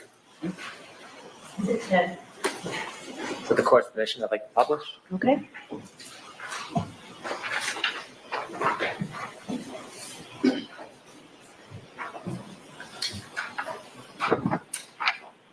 And to help us understand, you see on the left is the house. Yes, There's a motor vehicle in the middle of the driveway, but it's the vehicle to the left. yes. And whose vehicle is that? That's Karen's. Is that where it was parked that night when you went into the house? Yes, And the motor vehicle to the right, you recognize that? that's John's car or SUV. Thank you, you can take that down. I'm showing you a second photo. Okay, Do you recognize that photo? yes. What is it? It's the back of Karen's car. Does it look like a fair and accurate depiction of her car as it appeared that morning in the early morning hours to you? Yes, Do you notice anything that's distinguished in that photo? the piece that's missing in the taillight. Which one? The right passenger rear. Do you know when, I'm sorry, do you know when this photo was actually taken? I do not. Although you don't know when it was taken, is that a similar depiction to your memory of how it appeared that morning at 5 Yes, or a little after 5? yes. I move to introduce this exhibit. Okay. Objection. The court's permission, I'd like to publish. Yes.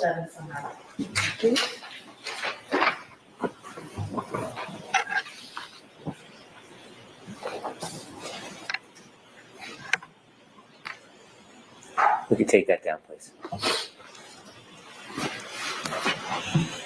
After you arrived at Mr. O'Keefe's house, what was the plan to go inside? What were you looking to do?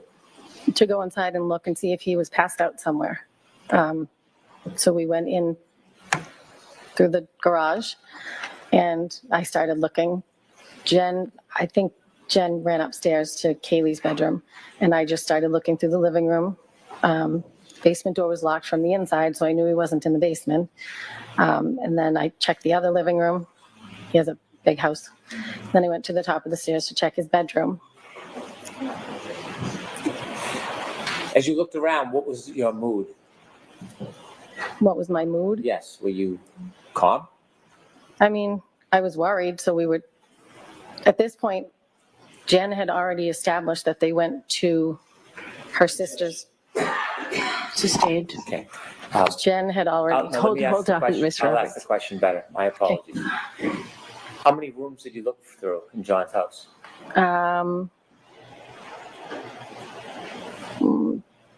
1, 2, 5 or 6.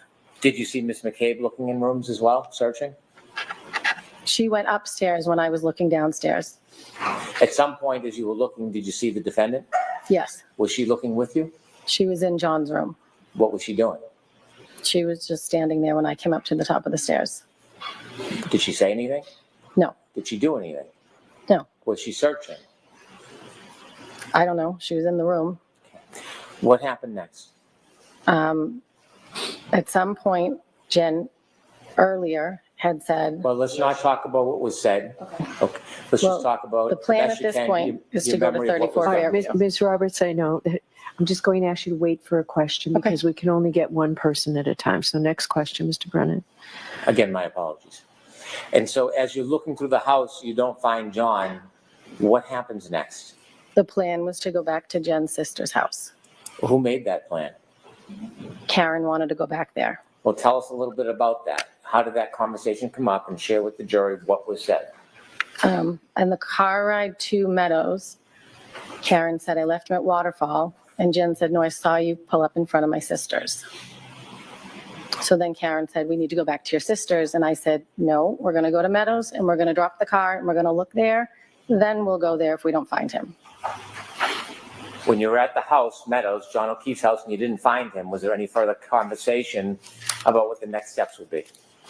I said, let's go. He's not here. But I didn't know where Jen's sister lived. So we got into the car. Jen was in the passenger seat. I was driving my car. Karen was in the back seat. Did you And Jen begin? was giving directions. Did you begin your way towards Meadows? Yes, And it was Miss McCabe who was giving directions? yes. As you began driving to head towards Meadows, in addition to trying to drive, were you doing anything like looking or searching? Well, yeah, we were looking on both sides of I was looking on both sides of the road in case he was walking home. Did you see Miss McCabe searching? Yes, she was looking out as well. Describe a little detail about what you saw Miss McCabe doing. She was looking out the window as we were driving. So was I, as I was driving. And where was the defendant during that time? She was in the back seat. Was there any conversation, comments, statements? Well, she would be in the back seat and then she would be in between Jen and I, in the back seat and then in between Jen and I. She was just very frantic. Okay. Was she saying anything? There was conversation on the way there. Okay. Was she looking as well? Did you see her looking out the windows like you and Jen? I don't know if she was because she was in the back seat. As you drove to Meadows, what was the visibility? The same or better or worse? No, it was poor. Did you make your way towards Meadows? I did. As you finally got to Meadows, was the house on your left side, your side, or on the other side? Are you talking about Fairview or Meadows? I'm sorry, Fairview. Okay. The Fairview house came up on the left-hand side. Before you got to the house, is there a tree line between that house and the house before it? Yes. There's a cluster of trees and bushes. All right, take us back. I want to talk about that morning. As you're driving and approaching Fairview, tell us what you hear, what you see, what's happening. Jen's giving directions, and it was really bad driving. I was white knuckling because it was getting slippery. Karen wouldn't put on her seatbelt, so because she was in between us again the whole ride, and then sitting back. But she was worried because we weren't finding John. Were you having words? Yes. Tell us. I Were said you to having Jen, where are we words? heading? And she said, my sister lives on Fairview. I said, where is that? She said, off of Chapman. I said, oh, okay, near Spring Lane. At some point, Bella's mom came up. Tell me what that means. I didn't know who it was, but it was one of Kaylee's friends, Bella's mom. The directions. At some point, Karen was talking about Bella's mom to Jen, saying she never liked me. I didn't know who this woman was that they were talking about, but apparently Bella's mom lived near where Jen's sister lived on Fairview. Did you learn any more about the relevance of Bella's mom? No. Oh, Bella and John O'Keefe dated briefly before this, and Jen McCabe has testified many times that she told, because Karen and John were like, hey, where is 34 Fairview? And Jen McCabe was like, oh, it's near Bella's mom's house. You know Bella. So she brought it up again in the well, I car think with John had Karen dated her. and I'm going to allow it. Carrie. So as you approach Fairview, tell us what happens. As we approached Fairview at the house. You mean the house or the street? Yes, the house. The house. Jen said, my sister's house is right up here. And I said, okay. And as we approached the house, Karen from the backseat is now screaming, there he is, let me the F out of this car. And she's now kicking the back door to get out. When you heard the defendant scream, there he is, and started kicking the car door, did you see anything? I did not. Did you see anybody? I did not. Did you look? I looked. Was there anything that impeded your ability to see far? No, it was just snow. How far could you see when she was yelling, there he is? How far could I see? Yes. I mean, the visibility wasn't great. Okay. Was she pointing or giving any direction? No, she just said, there he is. Okay. What happens next? And then I unlocked the car. That's a strange question, because it's all happening very fast. Like, imagine you pull up, you see the house, you hear Karen start saying, there he is. She's kicking the car door. She's, open the door. Where are you looking? Are you looking at Karen? Are you looking out the window, out the the front of the car, the side of the car? Which side are you looking at? You don't know where this house is. There's houses on both sides of the street. I don't think it's a fair recreation of the scene if he's just like, was she pointing? Well, where were you looking? Where were you looking? Left? Were you looking right? Were you looking straight? Were you looking behind you at Karen in the back seat? I don't think that's a fair representation of what happened. I looked over, I didn't see anything, and I unlocked it so she could get out of the back seat. I looked at Jen and I said, she's crazy. And then I turned around and watched, and she ran over to a mound of snow. When she started running, before she got anywhere, did you see anything at that point? I did not. Were you looking? I was looking. She said, there he is. So I'm looking around to see where he is. And you could see nothing? I did not. Did you see her run around or directly? She ran right over to the mound of snow. Could you tell what the mound of snow was from the car? Once she got to it, yes, it was. Once she got to it, you could tell it was a mound of snow that was the length of a body. Okay. All right, I'm going to stop you there, Mr. Brennan. I need to see counsel at sidebar for just a minute, please. I'm screaming back, where is he? Yeah, like, where is he? Where, if I'm in the driver's seat, where is he? Where? And if I'm looking over my right shoulder and Karen is looking over her left shoulder, saying, he's right there, get me out, he's right there, get me out, you may not physically even be able to see if she's pointing. So I have a hard time with some of that. So they are done for the day. Don't do any independent research or investigation in this? Great. Do you guys want to continue, or do you want to not continue? That is up to you. I am happy to at least start day 2 with more of Carrie. We can, if you would like. That is up to you. You let me know. I mean, it's only it's 5:00. It's 5:00. If you want to, we can. I hoped to get through day 2 but that was major hopes and dreams. I'm in it to win it. All right. We're going to just go there. If there was some court, but the jury was not in there, so we will just, I say we at least start. Okay, I dig it. Thank you for your patience. The lawyers and I got some work done this morning while you were waiting for us, and we do appreciate it. So I do have to ask you those 3 questions. Were you able to follow my instructions? Were you read? Thank you very much.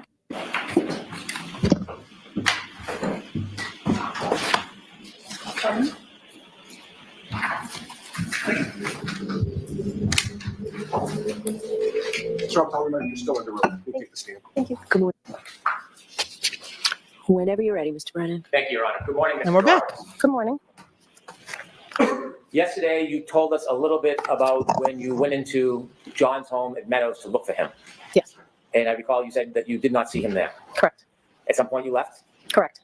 When you went into Meadows, who did you go into Meadows with? Karen and Jen McCabe. Have you ever seen any video from a ring camera depicting you and the defendant and Ms. McCabe going into the home? Yes, I have. Sir, may I approach? Yes. Actually, I've moved to introduce a ring video and certification, and then a smaller clip of that ring video if there's no objection. Did you say if there's no objection or there is no? If there's no objection. There's no objection. May I introduce Your Honor?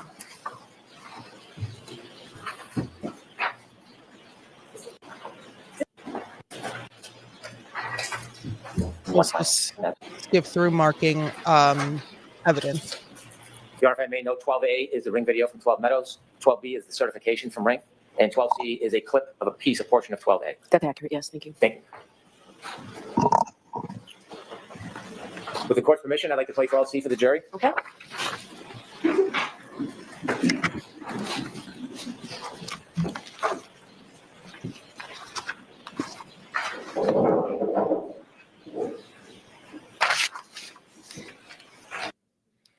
Okie dokie. So look what we got here. We got Karen coming out of the passenger side. I believe this over here is Jen McCabe, and I believe this over here coming out of this car is Carrie.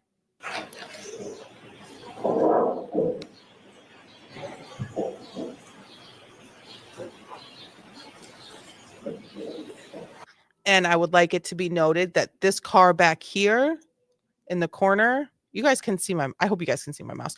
This car back here is John's car. That's John O'Keefe's car. Thank you. And we're going to go back to 1.5. Ms. Roberts, you've seen that video before? Yes, I have. Is that you and the defendant and Ms. McCabe going into Meadows? Yes, it is. When you came out of Meadows, did you have a chance again to look at the defendant's taillight on her Lexus? Yes, when we left the house, she pointed it out to me. Did you stop and get a closer look? Yes, I did. I want you to describe to the jury your best memory of what it looked like. Karen pointed out and said, look, my taillight. And she said, do you think I hit him? And I said, no, I don't think you hit him. What are you talking about? Let's just go find him. But the taillight itself, the piece was missing. And as you got closer, there's a metal sort of square, and one of the pieces was sort of sticking out. And I only remember it because I thought if someone walks by that, they're going to catch their jacket on it. How long of a time did you have to actually look at the taillight? Under a minute. How close were you to the taillight when you looked at it? I was in front of it. I could see. And when you talked about the taillight, you said a piece was missing. Is this the left side or the right side of the Lexus that you saw the piece of the taillight missing? It was the right side, so it was the passenger taillight. May I approach? Yes. Your Honor? Sure. Thank you. May I recognize what is in that photo? That is Karen's SUV. Is it similar or fair and accurate depiction of how you saw the vehicle that morning? Without the snow, I can't be positive, but this square piece was missing, as is in this picture. The photograph you look at is not the car in the snow in the driveway the day you saw it. Correct. Putting that aside, is that a fair and accurate depiction of the damage that you saw to the right rear taillight of Ms. Reed's car that morning? Yes. I move to introduce this as an exhibit, please. Any objection? No objection. Thank you. With the court's permission, I'd like to publish Exhibit 13. Sure.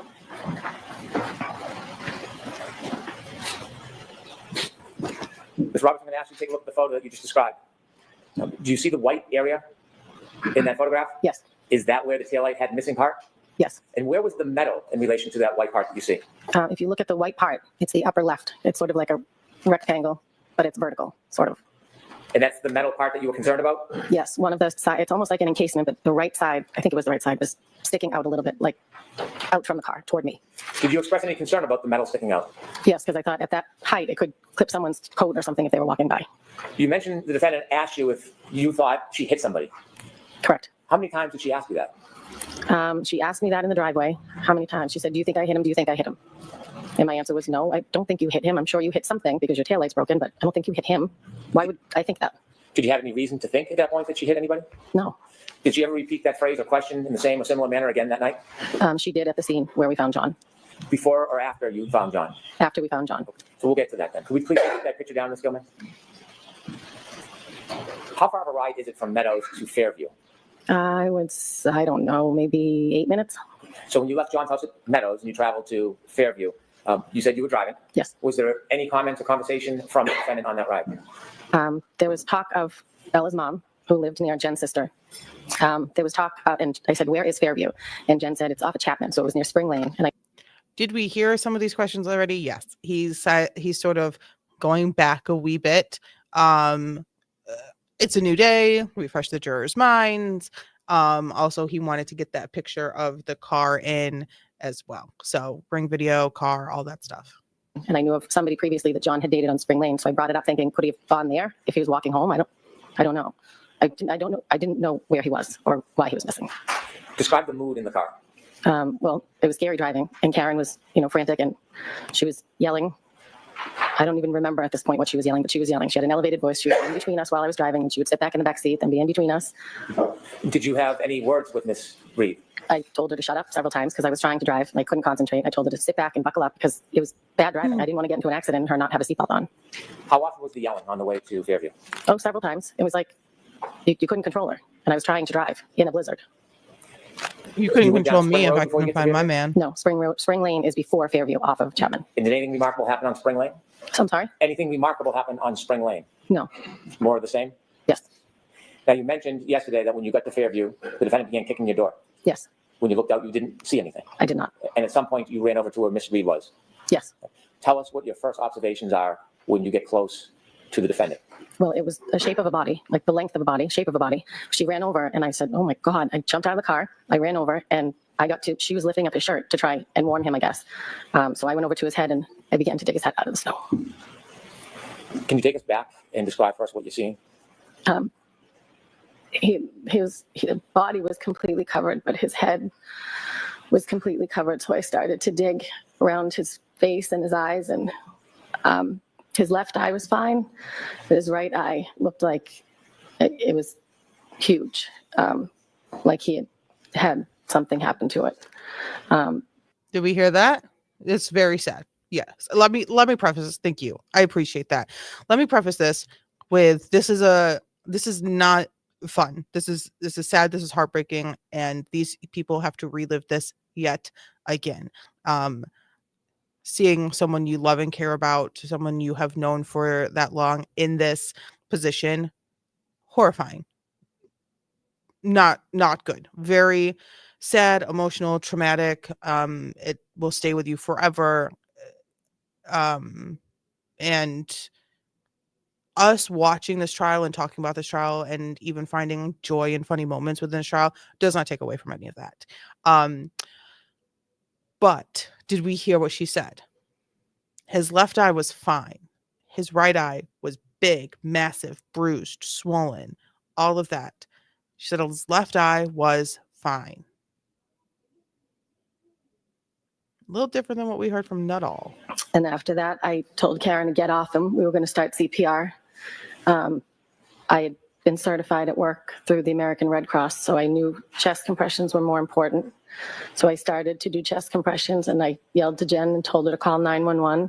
Karen was trying to do mouth to mouth. I don't know if she knew what she was doing, but I knew chest compressions were more important, so I concentrated on that. I yelled for Jen. I carry blankets. I have 2 kids, so I carry blankets in the car. So I yelled to Jen to get the blankets. I don't know what I thought I was doing with blankets, but I wrapped them around his head, just thinking we're trying to warm him up. He was covered in snow. When you first ran over, you mentioned that his head was covered in snow. Was his head fully covered in snow? Yes. When you look down, could you see who it was at first? At first, no. I had to dig him out. When is it that you realized that this was your friend John? When I cleared the snow off his face. Did you feel his skin? Did I feel what? His skin. Yes, And could you tell us how it felt? it was cold. Like he had been there in the elements for a while. You mentioned that his head was covered with snow before you brushed off the snow. This is something that I wanted to bring up earlier, but then of course my brain forgot. How long does it take for someone to die in the cold? A question that we did not get answered in the first trial. How long does it take? How long would it take if they were working on him, they were working on him, but like how long would it take if for someone who was injured in the way that he was to pass away in the cold? I think that's a fair question for this trial. Odd thing for someone to potentially allegedly search at 2:27 a.m. the night before someone is found dead in the snow. So we're working with that as well. But how long? How long? Oh. Was other parts of his body still covered in snow? Yes. Can you share with us what you saw? His legs were covered. His arms were by his side. He was on his back. Karen had lifted up his shirt, so now his shirt was down, but I was doing chest compressions so you could see his clothing. He had blood coming out of his nose and his mouth. And when I put the baby blankets under the back of him, there was blood on the blanket, so I think he had a cut on the back of his head. Was the blood from his nose and mouth frozen or running? I don't think it was running. It was not gushing. You said that you brushed off the snow from John's face. Yes. Did you brush it off from both sides? Yes. Did you brush it off to the extent that you uncovered his entire face and head? Yes. So did you have gloves on? No. Bare hands? Yes.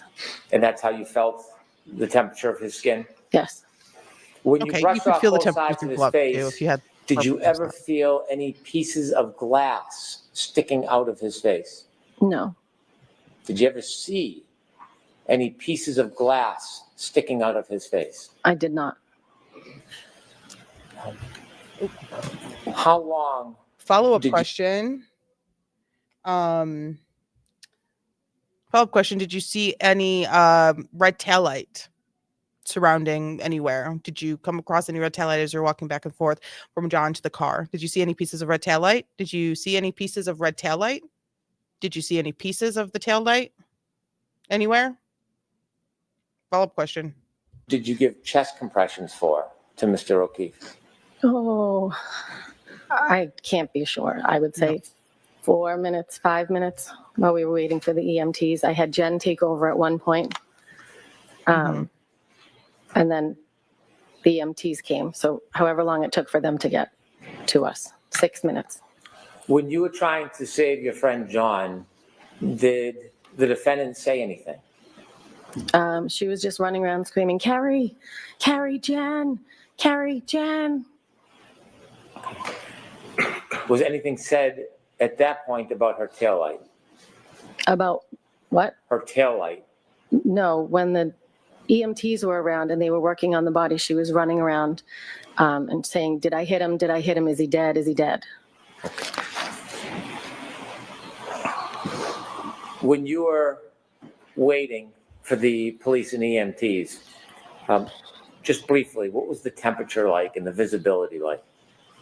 The temperature was freezing because I remember at one point I didn't get couldn't feel warmer. my knees, which is why I had Jen take over. And the wind was still whipping and the snow was still coming down. At some point, did help arrive? Yes, they did. And when help arrived, what did you do? I stood back and watched them work on him. Did you see first responders trying to give first aid to Mr. O'Keefe? Yes. How long were you outside for that morning? At that point? Well, the entire morning. Oh, maybe a half hour. When the first responders were trying to save John, what else were you doing? I was calling my husband. I called my mother. when they put him in the back of the ambulance, I then made a call to Mrs. O'Keefe. I think I called Mr. O'Keefe first, but he didn't answer. So I called Mrs. O'Keefe and told her John had been in an accident. And she screamed, "I can't do this again." Jesus. What did you do after that phone call? The police put Jen and Karen in the back of a cruiser.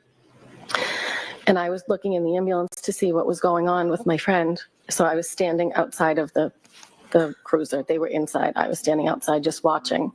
And Karen was saying, is he dead? Is he dead? Is he dead? And I said, no, they're working on him. I can see tubes moving. I can see them moving. Something, if he was dead, they wouldn't be working on him. She grabbed the front of my shirt and said, are they working on him? And I said, yes, they're working on him. At this point, I think I was in shock. I didn't know what was going on. I didn't think he was dead. I thought they could save him. I knew he was in the EMT, in the ambulance with the EMTs, and I was just hopeful that they were going to be able to do more than I could. You said that at one point, Ms. McCabe and the defendant were in a car, and then you mentioned at some point the defendant grabbed you. Did she grab you when she was in the car or out of the car? She was in the car. I was outside of the car. At some point, did the defendant, Ms. McCabe, get out of the car? Yes. Did you go over to the ambulance before it left? Did I go over to the ambulance? Before it left? No. Did you watch? Yes. At some point, did you see the defendant get out of the car, the police cruiser? No, I didn't see them get out, but they were out at one point. They were what? They were out of the vehicle, but I didn't watch them get out. I was watching the ambulance. At some point, you saw them out? Yes. And did they watch, were they near you when you were watching the ambulance? Did what? Were they near you when you were watching the ambulance? I don't know. No. I wasn't concentrating on either one of them. I was concentrating on my friend in the ambulance. Do we see how many times she has to say what? Because she can't hear you, Lally 2.0. When you were trying to save Mr. O'Keefe, did you ever see any signs of life? I did not. And I checked his pulse. No, I did not. After the ambulance took John to the hospital, tell us what you do next. I left. I told Mrs. O'Keefe, I said, I'm going to come get you. She said, well, I'm going to have Braintree Police take me to the hospital, which was in Brockton. And I said, they're not going to take you to Brockton. I will come get you because neither of their cars had four-wheel drive. So I asked if I could leave, and they said, give me your number and we'll follow up with you. And I took Karen with me. We drove down the street. At some point, she was on the phone with Erin O'Keefe, John's sister-in-law, and Karen was saying, I think he's dead. I think he's dead. I grabbed the phone and I said, I don't think he's dead. He's in an ambulance. He's been in an accident. At this point, I didn't know what was going to happen. At some point in the car, as we're driving, she was on the phone with her mother. And I think when we were driving, we got all the way to the elementary school. And Karen said to me, if anything happens to John, I'm going to kill myself. You're going to have to take care of the kids. And I said, nobody's dying. Nobody's killing themselves. Let's not think about that. And then one of the officers called me and said, do you have Karen Reed with you? And I said, yes. And he said, could you please turn around and bring her back? Her parents are saying that she's suicidal, so we're going to take her to the hospital and section her. I said, okay. I didn't get far. So I turned around, went back. At some point, she was on the phone with her mother, and I got on the phone with her mother and said, I'm going to be heading to the hospital. Let me give you my phone number. It's the same hospital John's at. I'm assuming they're going to the same. That's where Canton takes everybody. And her mother said, please make sure that they don't let her have her bag. There are things in her bag, medicine I don't want her to have. So I said, okay, I will. What medicine? So we got back to the house, and she got in the ambulance, and one of the EMTs asked me for her phone. So I handed that over, and I said, the mother wants to make sure that she does not have her purse because there's medication in there that they don't want her to have. Did you see the defendant leave with medical personnel? Yes, I did. Before we move forward, I want to step back for just a moment. Also, did you see when the medical personnel, the first responders? Who are you to tell someone that they can't have their purse? Oh, and I most respectfully, ma'am, I am so sorry for your loss. Who are you to tell that she can't have her purse? Like, you are not an officer, you are not a medical professional, you are not her doctor.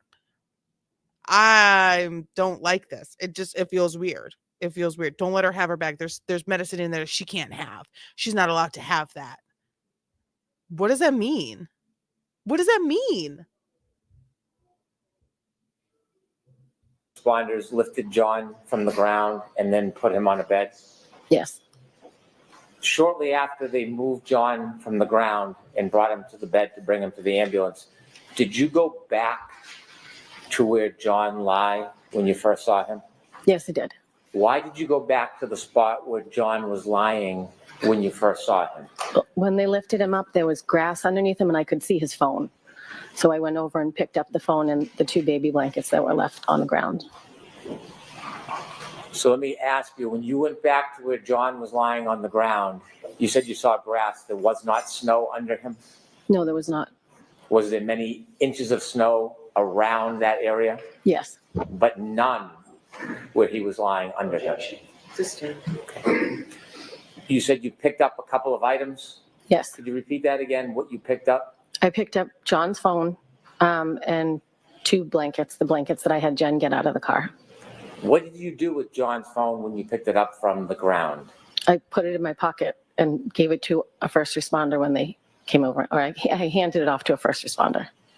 And the blankets you picked up, were they in the ground area or on snow as well? They were, I don't remember. Okay. How long after you put the phone in your pocket, do you remember when you gave it to a first responder, how long you had it for? I don't remember. Do you remember the time that you picked up the phone? I do not. Have you seen video of that event? Yes. Does that video have times when you went over and picked up that phone? Yes, but I don't remember, somewhere around 6:12, 6:19. And you don't know how long you kept it in your pocket before, until you gave it to a first responder? I do not. At some point, did you get in your car during that morning before you left and drove from the scene? Yes. Do you know if John's phone was still in your pocket when you first got into your car? I don't know. Was your car heated that morning? Did you keep Yes. it running? Yes. And was the heat on? I think I kept it running the whole time. I don't even think I shut it off. I see. I want to now step forward to where you left us when you said that you had spoken to John's mother, Peggy. And did you decide what you were going to do next? After I dropped Karen back off at 34 Fairview to get in the ambulance, I then made my way to Braintree, barely. I was on the highway. I was the only one on the highway. I spun out a couple times. Can you describe what you mean by spun out? Oh, the driving was, no one else was on the road. The driving was horrible. So I spun out almost at the Braintree exit to get to their house. And then I got to the O'Keefe's house and I said, we are not taking the highway back to Brockton. We're going back roads, which is a much longer way, but there was no way I was putting us in the car on that treacherous. When you went to the O'Keefe's house, you mean Peggy O'Keefe and John O'Keefe Sr.'s house? Yes, John's parents. That's different than Meadows Road? Correct. When you got to the home, did you go in? Yes, for a second. They were ready and waiting for me. They wanted to get to the hospital. When you say they, can you tell us who was waiting for you? John's parents, Mr. and Mrs. O'Keefe, were waiting. What happens next? Mr. O'Keefe said something about a Dr. Rice and that they were trying to warm John up. We got into the car. Mr. O'Keefe got in my passenger seat. Mrs. O'Keefe got in the back seat. Mrs. O'Keefe's niece worked at Good Samaritan, so we were trying to get in touch with her to see if we were going to be allowed in because there was still COVID restrictions. John's brother was already on his way there. And Mr. O'Keefe at some point said, he's gone, Peg. And he slammed his hands on the dashboard. But they didn't actually know if he was gone yet. At one point, Karen called me from the ambulance. And on the phone, Mrs. O'Keefe said, Karen, what happened? And she said, I left him at a party. And Mrs. O'Keefe said, and you just left him? And Mr. O'Keefe said, all right, that's enough. She's been through enough. Then we hung up with her. I said, we're on our way to the hospital. Let me ask you a question. When The defendant said that she left him. Did she say whether she left him outside or inside? No, Was the follow-up question never asked? no. Okay. Was there any other conversation with the defendant at that point? Not in the car, but when I got to the hospital, she called me multiple times from the hospital room. We'll get to that. Okay. How long did it take for you and the O'Keefes to get to the hospital? I would say maybe 45 minutes to an hour. You share with us the mood in that car. I think I was in shock, and I think they were in shock.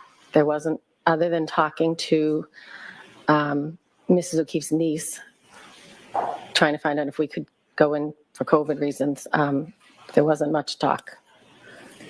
When you finally get to the hospital, take us through your first steps. What happens? We finally get to the hospital. We walked in. Paul, John's brother, was there.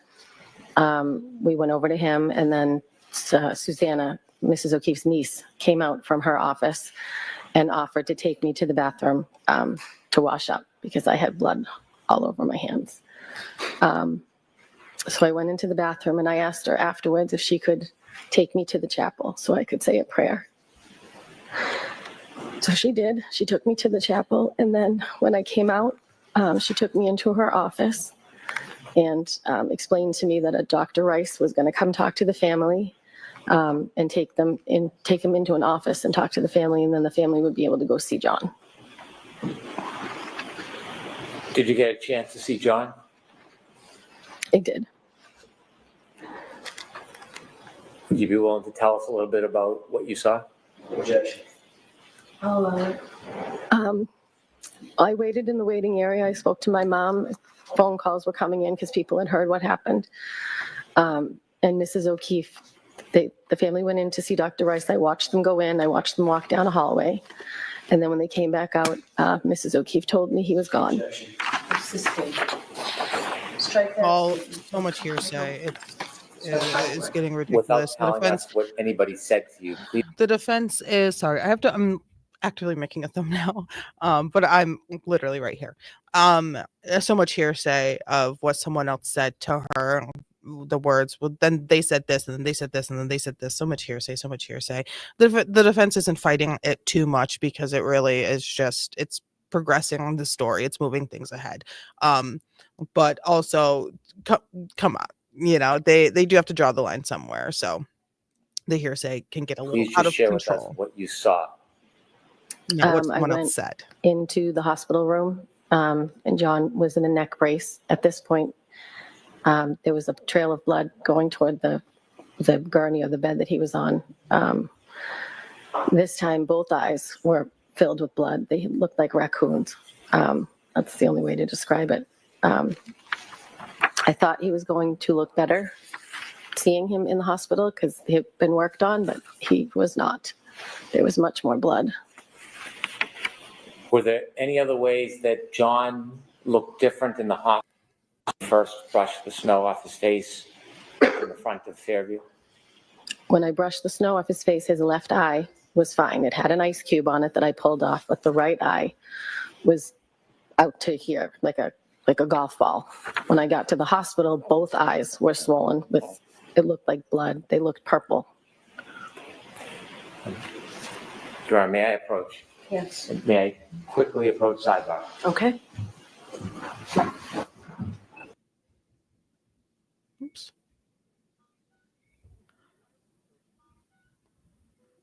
They turn white noise on. They turn the mic off.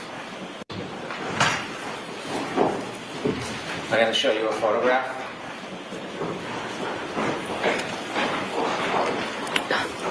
Yeah. Recognize it. Yes, I do.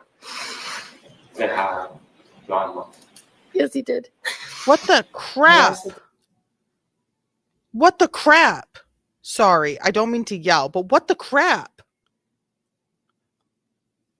They approach sidebar.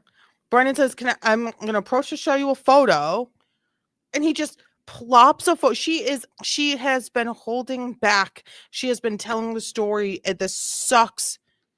even if people don't like her, you can still empathize with the emotion, and you walk up with that photo. It is a photo of John O'Keefe in a neck brace in the hospital after he has passed. And he just says, "Let me," and then just the bar was in the way. Thank you. I'd like to mark this as an exhibit. I will not publish it. Why would you do that? Why was that? What was that for? What was that for, Brennan? What was the necessity of that? Why did we need to do that? I have confusion as to why that was necessary. She was there. She saw him. What the heck? Oh, okay. If I was her, I would be pissed. No warning. No, hey, I just want to. This does not look like the reaction of she knew that he was going to show her that video, and this is utilizing emotions in a way that comes off disingenuous to a lot of people. Maybe some were like, yeah, she needed to see it. Let's see the emotion. Let's see how much she actually cared.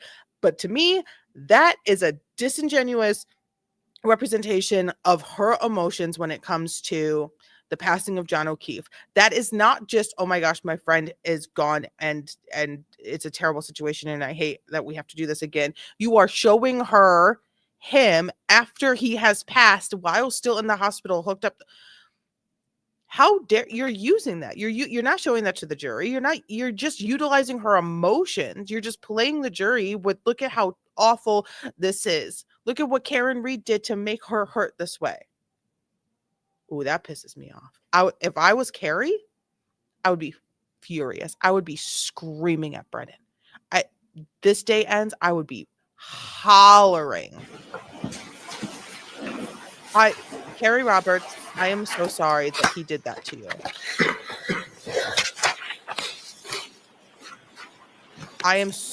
That is so inappropriate.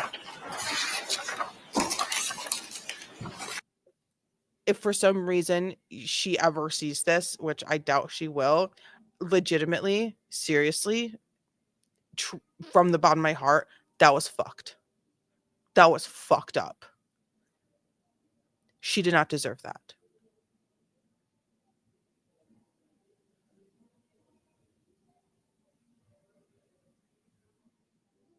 Wow, I'm pissed. Guess what, Hank Brennan? That did not work for you. I mean, I'm just one person, but holy crap.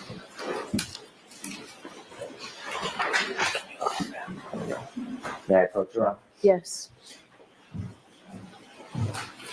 Wow. That was extremely inappropriate.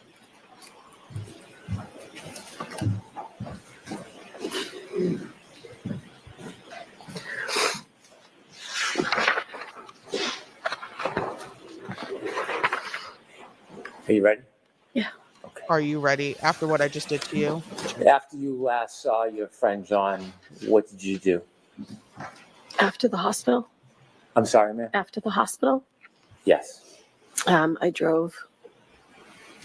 Well, we went back into the corridor with the family.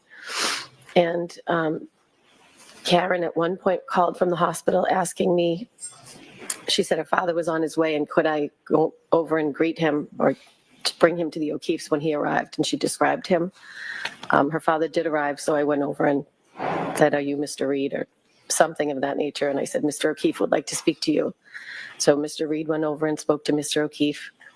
And Paul and John's parents and I, we didn't know next steps. We were waiting to see if we could leave or if we have to give information. And eventually we were able to leave. So I drove Mr. O'Keefe home and Paul drove Mrs. O'Keefe home to John's house. Before you left John, did you take a bracelet from him? When Mrs. O'Keefe and I went in to see John in the hospital, there was a bracelet that was on his right wrist. It was a blue, like rubber bracelet. And that bracelet was made when his sister passed away and her husband, and he wore it all the time. Mrs. O'Keefe still wears it to this day. Did you drive the O'Keefes back to their home? I drove Mr. O'Keefe back to John's house, and Paul drove Mrs. O'Keefe back to John's house. You went back to John's house on Meadow. Yes. When you arrived at Meadow with Mrs. O'Keefe, did you go in? I arrived with Mr. O'Keefe, and no, I did not go in. What did you do next? I went home.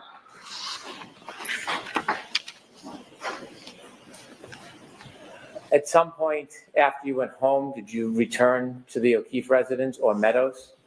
Not that day. The next day I did. Where did you go? Where did I go? Yes. I went to go to see the family the next day. And where were they? They were at John's house at Meadows. So they were then staying at John's house at Meadows? Yes. Did you go in and visit them? Yes, I did. Why did you do that? Because my friend had just died, and I wanted to be with the family. Were there other people that were coming and going? Yes. Describe the level of traffic of people coming and going to Meadows that next day. There were people coming from all over. John's friends, people from Canton, people we went to high school with. There was people coming in and out, dropping off food. When you were there the next day, how long did you stay for? Several hours. Maybe like 2.5, 3 hours. Did you ever see the defendant there? I did not.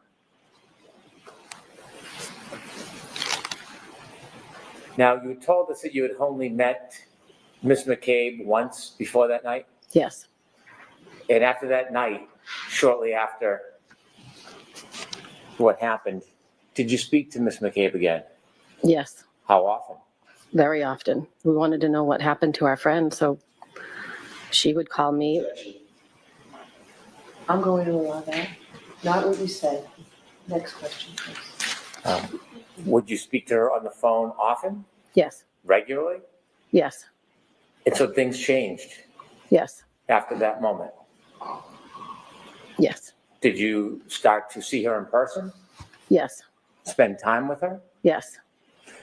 For somebody who was not your friend, why did you, at this point, form this close bond? I think because we went through something horrific together. We bonded over it. Mrs. O'Keefe at one point did say, you two need to sit. Sister. Not what Did someone you else ever said. write down a list of things that had happened to try to remember? Yes. When you were spending time with Miss McCabe, did you become friendly? Yes. Friends? Yes. How close of friends did you become? She to this day is a close friend of mine. To this day? Yes. When you were at the scene, when you were trying to help John, there So were... Jen McCabe and Carrie Roberts went from not knowing each other, seeing each other once at a Reebok, to get some discount sneaks, to talking every single day. Every single day. were police officers and first responders? Yes. Now, you're from that area? Well, yes. I'm from Canton, but not that side of town. And you That are active in the community at all? Yes. Sports, children? Yes. Yes. Do you know a lot of people from Canton? Yes. Did you know any first responders? Yes. Who did you know that you saw that night as a first responder? That morning. Yes, I'm sorry, that morning. Mike Lank is my friend's daughter's father. Let the connections begin. No, my daughter's friend's father. I'm sorry. It's okay. Your daughter's friend's father. And Yes. does he have children that are friends with your daughter? Yes, his daughter is friends with my daughter. How close are his daughter and your daughter? There's a group of 5 or 6 of them that are best friends. Are you on a first name basis with Mr. Lank? Yes, When you saw him that morning, did you recognize him? I did. Did you speak to him? I said, Mike, is that you? He said, yes. That was it. Are you friends with Mr. Lank's wife? I am. How often had you been to their house with the children or on your own before that day, before that morning when you found John? Well, often when the kids can't drive. So when they do sleepovers or whatever, you drop them off, pick them up. Your children would sleep over each other's house? Yes, So you had a friendly relationship with Mr. Lang before you found John? yes. And do you continue to have a friendly relationship with him? Did what? Do you continue to have a friendly relationship with him? Yes, Did you Just go speak to up. his Don't get house sassy with the it. day after you found John? I did. Who were you with? Well, Jen and I had gone to the O'Keefe's house together with, I don't know if it was one or two of her daughters and both of my kids. And then when we were leaving, my daughter said, "Can you drop me off at Mike Lank's daughter's house?" So I dropped her off. And did you do that? You dropped her off? Yes, I did. When you dropped her off at the Lang house, did you speak to anybody?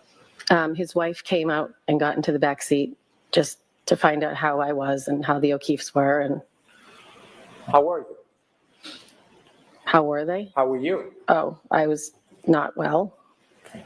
And did you have a long conversation with Mr. Lang's wife? Yes, Was Miss McCabe with you? yes, After you left the Lang house, you left your daughter at the house? yes, You remained in the car? yes. At some point, did you speak to Mr. Lang's wife again? Yes, Are you friendly with her? yes. Did you ever try to get inside information about this case? No, After this case began, did you ever come to court? did I ever come to where? To court. Yes, And what was the reason you came to court? to support the O'Keefe family. At some point, did you stop coming to court?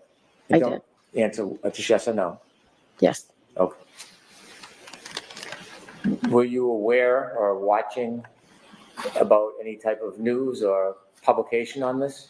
yes, As you were watching and learning information, did you begin to contact people at the district attorney's office? yes, I did. Did that include victim witness advocates?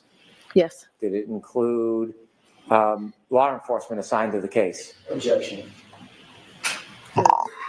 The form of the question, I'm sustaining the objection. Who did you contact? specific names? Yeah. Steve Nelson, my victim advocate, Yuri Buchanan, who was a state trooper, and at one point I contacted Michael Morrissey's office.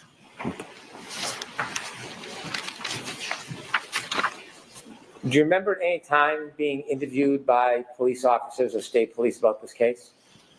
At my house on January 29th. So that same day you found John, you were interviewed? Yes, Do you remember who interviewed you? I do not. Do you remember your mental state at that time? I was not well. It was in the evening at some point. Were you interviewed at a later time by any other law enforcement? Yes, Okay, where were you at that next interview? I think I was at Jen's house. We were making a timeline together when two law enforcement showed up to question her. But I happened to be there, so they took us in separate rooms and questioned both of us. Making a timeline together. This is going to swing around and bite you in the butt. You are making a timeline at this point in time. It is a homicide. Someone has died by someone else's hands. John did not put these injuries on himself. I wish it's going to bite you in the butt because you cannot, I mean, you shouldn't, you can, no one stopped you. And in this situation, it was almost encouraged. But having someone to say, okay, you saw this, I saw this, so all of this happened. This is exactly what happened. You want to solve the problem. You want to fix it. You want to find out who done it. But guess what? The moment you have conversations with somebody about what you saw, what you did, who said what, blah, blah, blah, blah, blah, you are combining your memories. You are altering what you remember.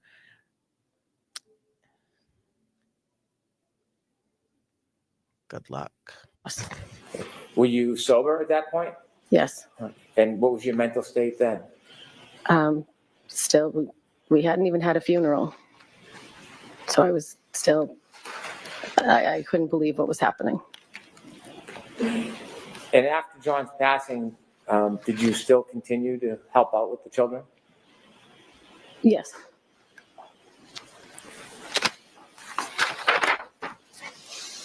court's permission, I would like to play an exhibit that's already in evidence. Okay, It's Exhibit 4. right. Before you start it, ma'am, I'm going to show you a video from the scene that night, okay?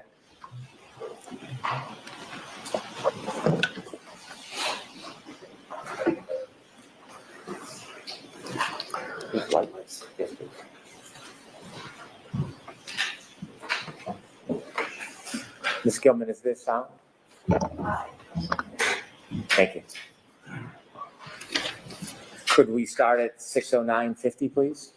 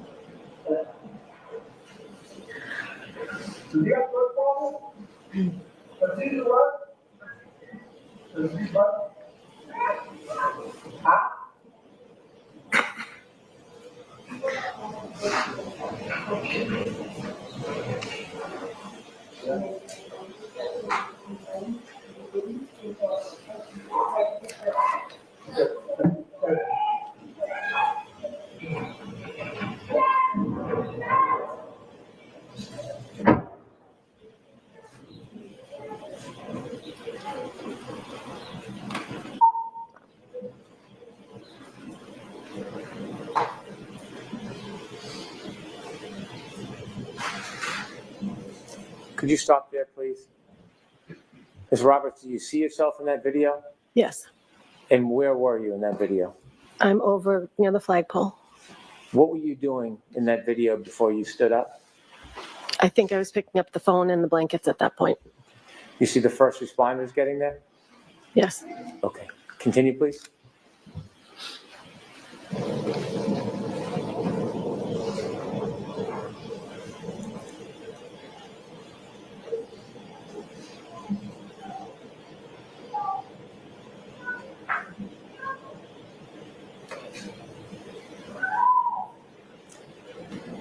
Is that you with the fur on the hood?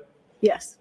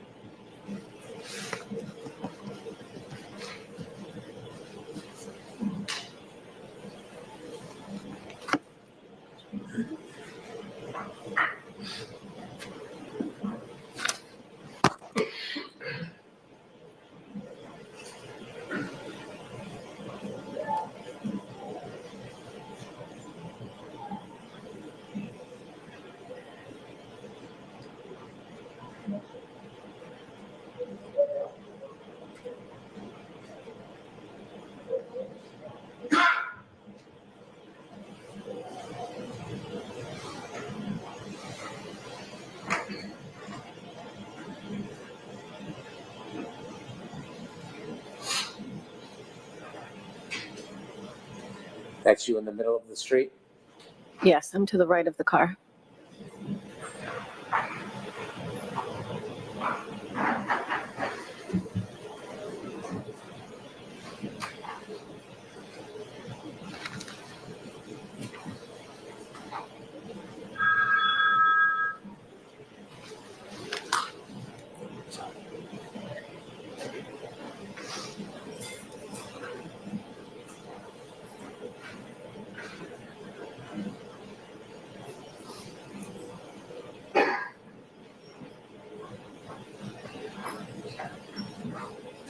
Could you stop for one moment, please? Ma'am, you see the other two people in the middle of the screen right now? Do you know who they are?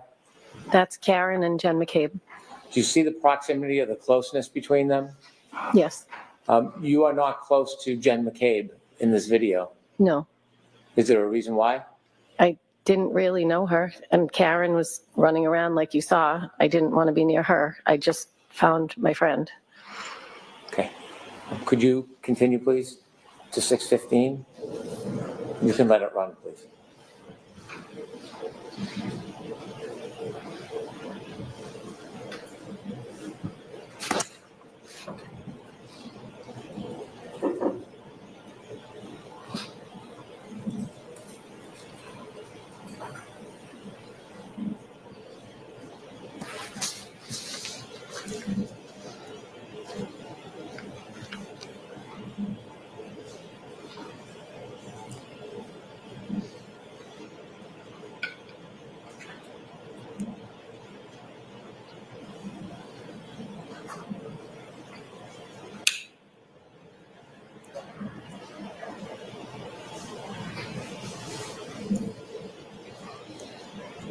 Stop, please.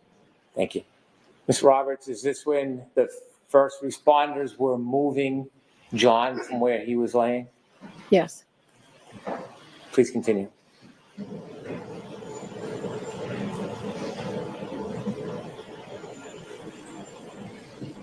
Could you continue to watch the area near the flagpole, please?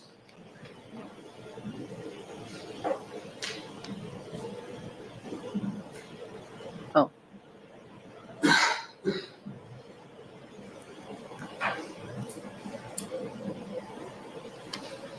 We saw Carrie Roberts walk over to the flagpole, sort of disappear into the darkness, picking up blankets, towels, whatever was out there. Stop, please. Shaking them off. That last 15 or 20 seconds of video, did you pay attention to that, Ms. Roberts? Yes, that was the moment that I picked up the phone and blankets. Not before. I don't know what I was doing before when you asked me. And that location where you picked up the phone and blankets, was that where John was lying? Yes, it was. And is that where you saw the ground that did not have snow? Yes, it was. At that point, had you put the cell phone in your pocket? Yes. If there's no objection with the court's permission, I'd like to watch a little more of the film, but if we can double speed it, so we get an opportunity to view it, I want to get to another moment in it. Okay, any objection? No objection. Thank you.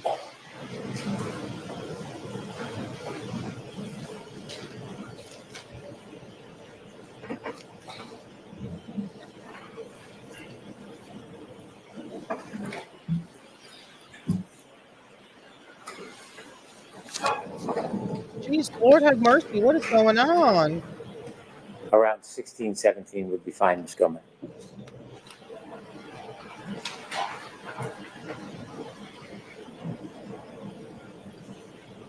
Stop, please. The person in the blue jacket, do you know who that is on the right side of the screen? That's Jen McCabe. And you can't see you now. Do you know where you are at this point? I don't know where I am. Continue, please. But you can see the house, right? Let me just go back. See how lit up that house is? Every window is getting light. Every window is getting light into that house on this side of the house. And no one went in and no one came out. At this point, I don't know where I am. continue, please.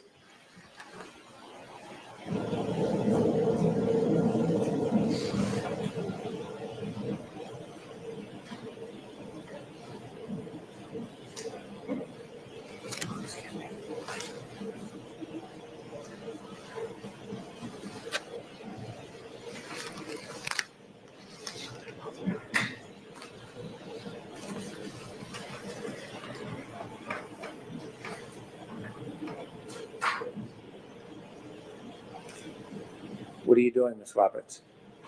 Cleaning off my car.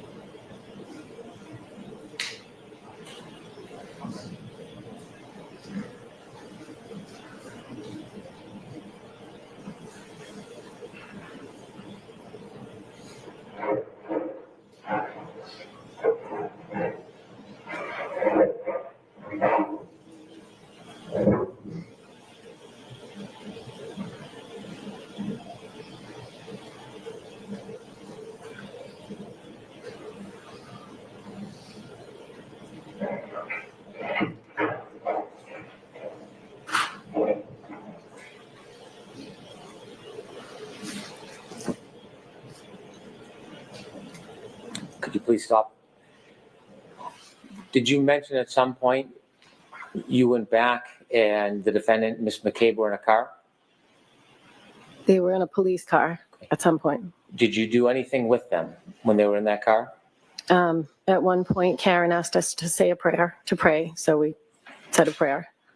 Is it before or after this moment on the video? Do you know? I don't know. Okay. If you could continue, please.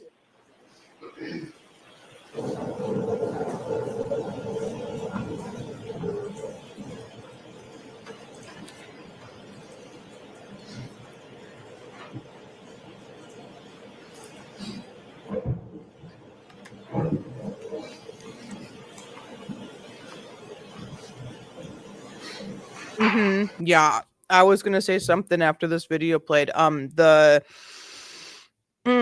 prayer thing, very interesting, right? You know, like maybe it wasn't the paramedic. Maybe it was someone else who brought up the prayer thing, and it just got misrepresented in a report or something like that. I don't know. Interesting. You know, funny how things like that could be easily confused of who said what. You know, if you're not writing it until after. If you're not like actually taking notes, it could be very much like, oh, I remember someone said something about praying. We'll just put it in there. What?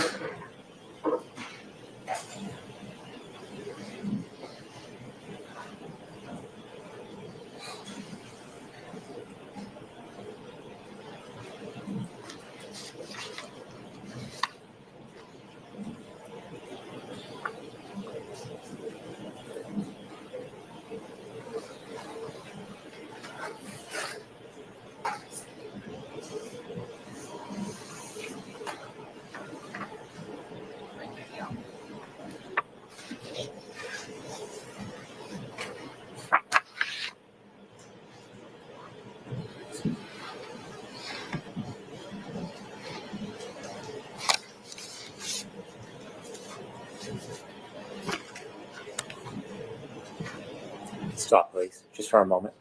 Do you know where you are at this point, Ms. Roberts? No. Okay. If you can continue, please.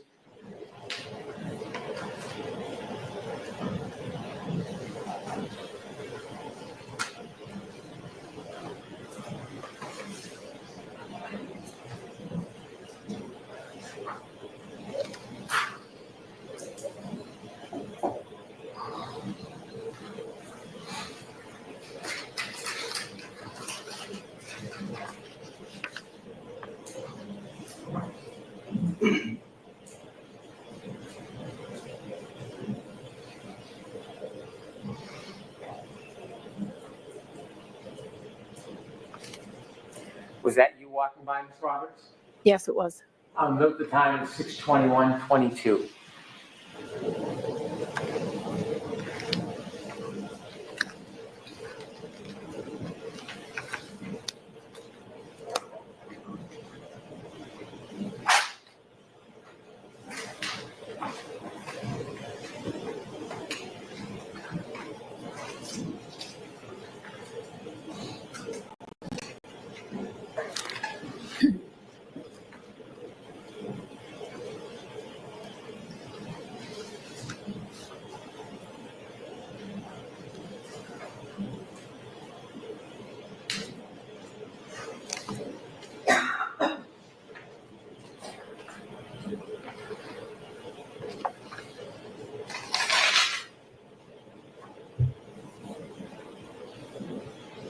Do you know where you walked? No, I Are do you not. behind this car, this dash cam view? Don't Say that again? testify for Are you her. behind the view of the dash cam? Leading. I think it looks like I went over to the right of the vehicle. You're anywhere out of frame of the camera. That's not fair.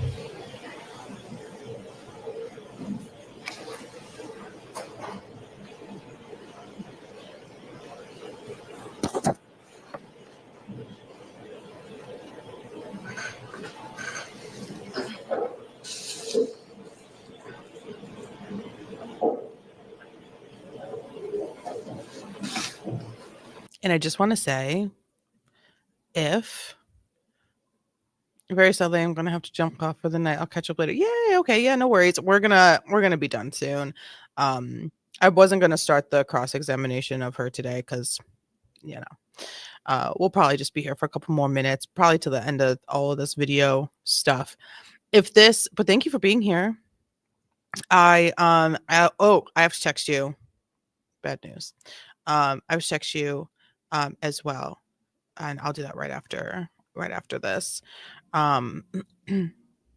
If this dash cam was in a place where the snow was constantly being cleared from the windshield wipers, we would have a better look at Karen's SUV and the taillight.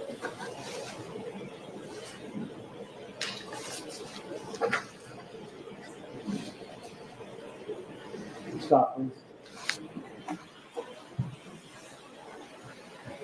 This is, for the record, 6:23:08. At 6:23:08, are you still beside or behind the view of this car? I believe so. And do you know where Miss McCabe is at this point, No, or the defendant?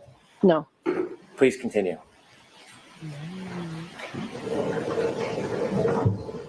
For us, it's annoying to watch a video where we don't see anything.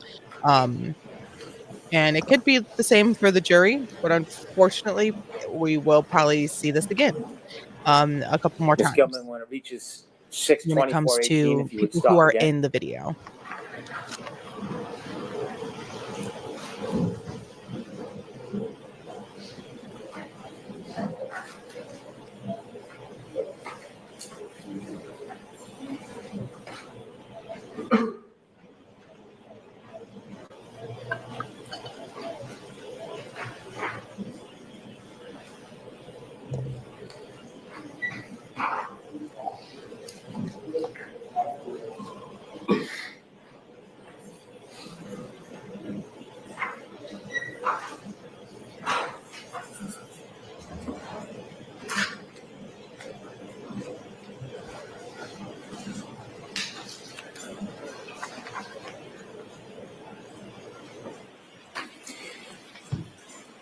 At this time, 6:24:18, are you within view of this camera angle? No, Where do you think you are in relation to this camera angle at this point? I'm still either to the right or behind the dash camera. And do you see the defendant or Ms. McCabe in this view? No, And this is at 6:24:18. Could you continue to 6:26:25, Ms. Gilman?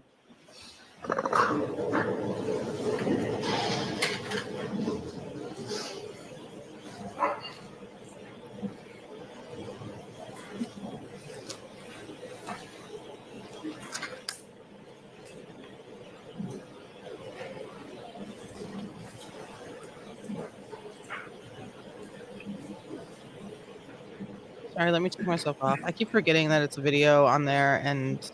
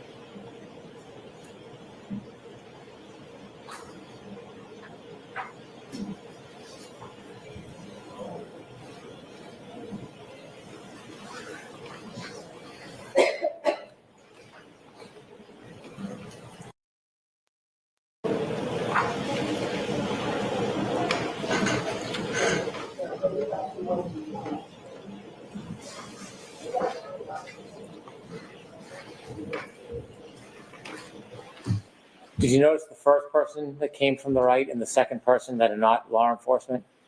That was myself, and I think that's Jen McCabe. 62625. Continue, please.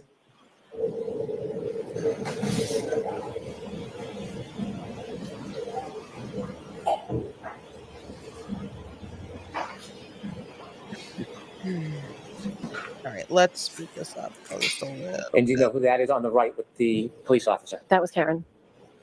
Do you know where the cell phone is at this point, Mr. O'Keefe's cell phone?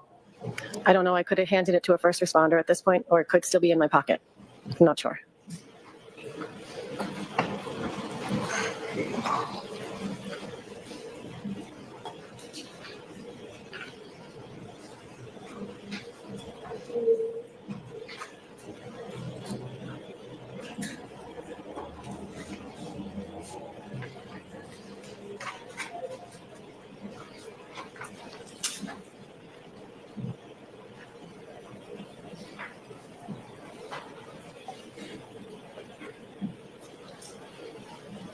Ms. Gilman, if you can next stop at 63448.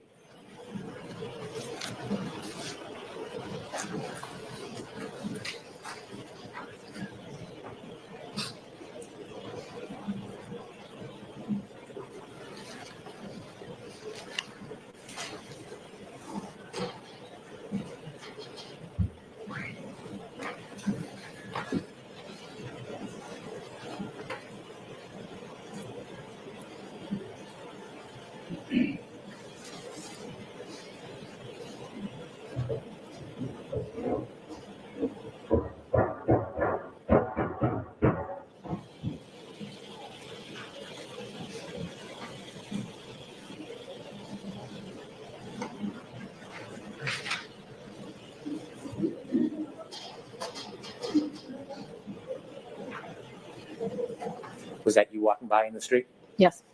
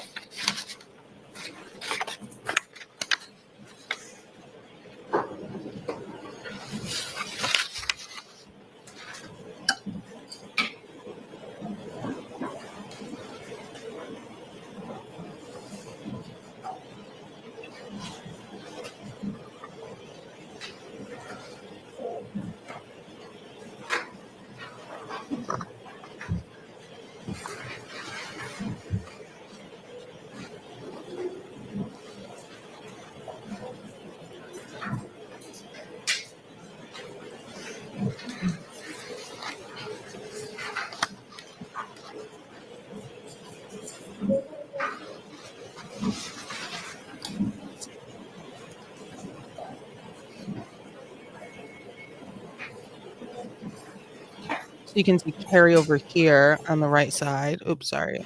She's on the phone talking to someone. This is Staroff. The first. This is whose dash cam this belongs to. He was the first officer on the scene before EMTs and paramedics and firefighters even showed up. That's how we have the dash cam footage. Do you know who you're speaking with? This is I don't know. Jen McCabe.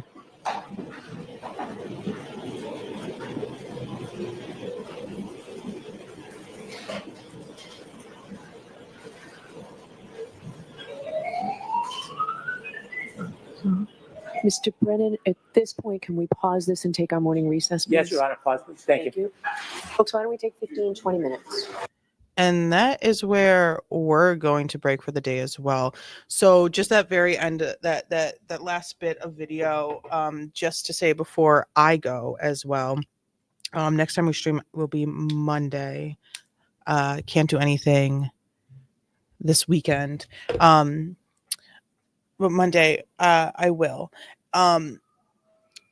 The last bit of that video, cops are talking to Carrie, or excuse me, cops are talking to Carrie and Jen, and then damn it, I gotta work Monday. I'm sorry. I know, I'm so sorry. It's so hard with job, you know? It's so hard with job. And no one was making any movement to go into the house to say, hey, you guys know about this? You guys know what this is? What's going on? Hello? Anybody have information to share with the police officers about this situation? No movement there. There will eventually be some movement to knock on the door, but it definitely was not energized by the sister of the owner. Okay. It's very hard with job. Very hard with job. I could tell you, Vicky, what we are what we'll be watching, so that if you want to like watch it catch up on your own, you can. That way you're not behind trial, or you have to like try to watch it like whatever. But or I could just do like a summary for you. Also, as well, I can summarize it. That's no problem. So yeah, so that's a rough slow. It feels slow because you're watching a 100% sneak. Yeah, so we will when we stream on Monday, what we will do, sneak tiny earbuds. We'll be watching the rest of day 2. We are into day 2. They're taking their morning break, then they take a lunch, and then they take an afternoon break, and then we'll watch day 3, which was yesterday. And day 3 was like a half day. It was like really fast. So that's what we'll be doing, catching up, and then we'll be behind again until Friday not work days show up, and we'll catch up. Weekends right now, I'm just kind of booked and busy this weekend and the weekend after that. But after that, I think everything's pretty much clear. So I could even throw in like a Sunday or like a Saturday, whatever day I have off, sort of stream as well to do a little catchy up. Thanks so much for being here. Thanks for watching. I appreciate y'all. I love the conversations that we've had today. We got a far way to go. We got a far way. Yeah. We'll love to see how this all shakes out. Yeah. We got a long way to go. We just got started. We are on witness number 2. There are only a couple of witnesses ahead of us. So we got a long way to go. I got a lot of notes. A lot of notes already. But yeah, so it's very interesting. It's so different from the first trial. It's a completely different trial. It's not a remake of the first one. It's a completely different trial.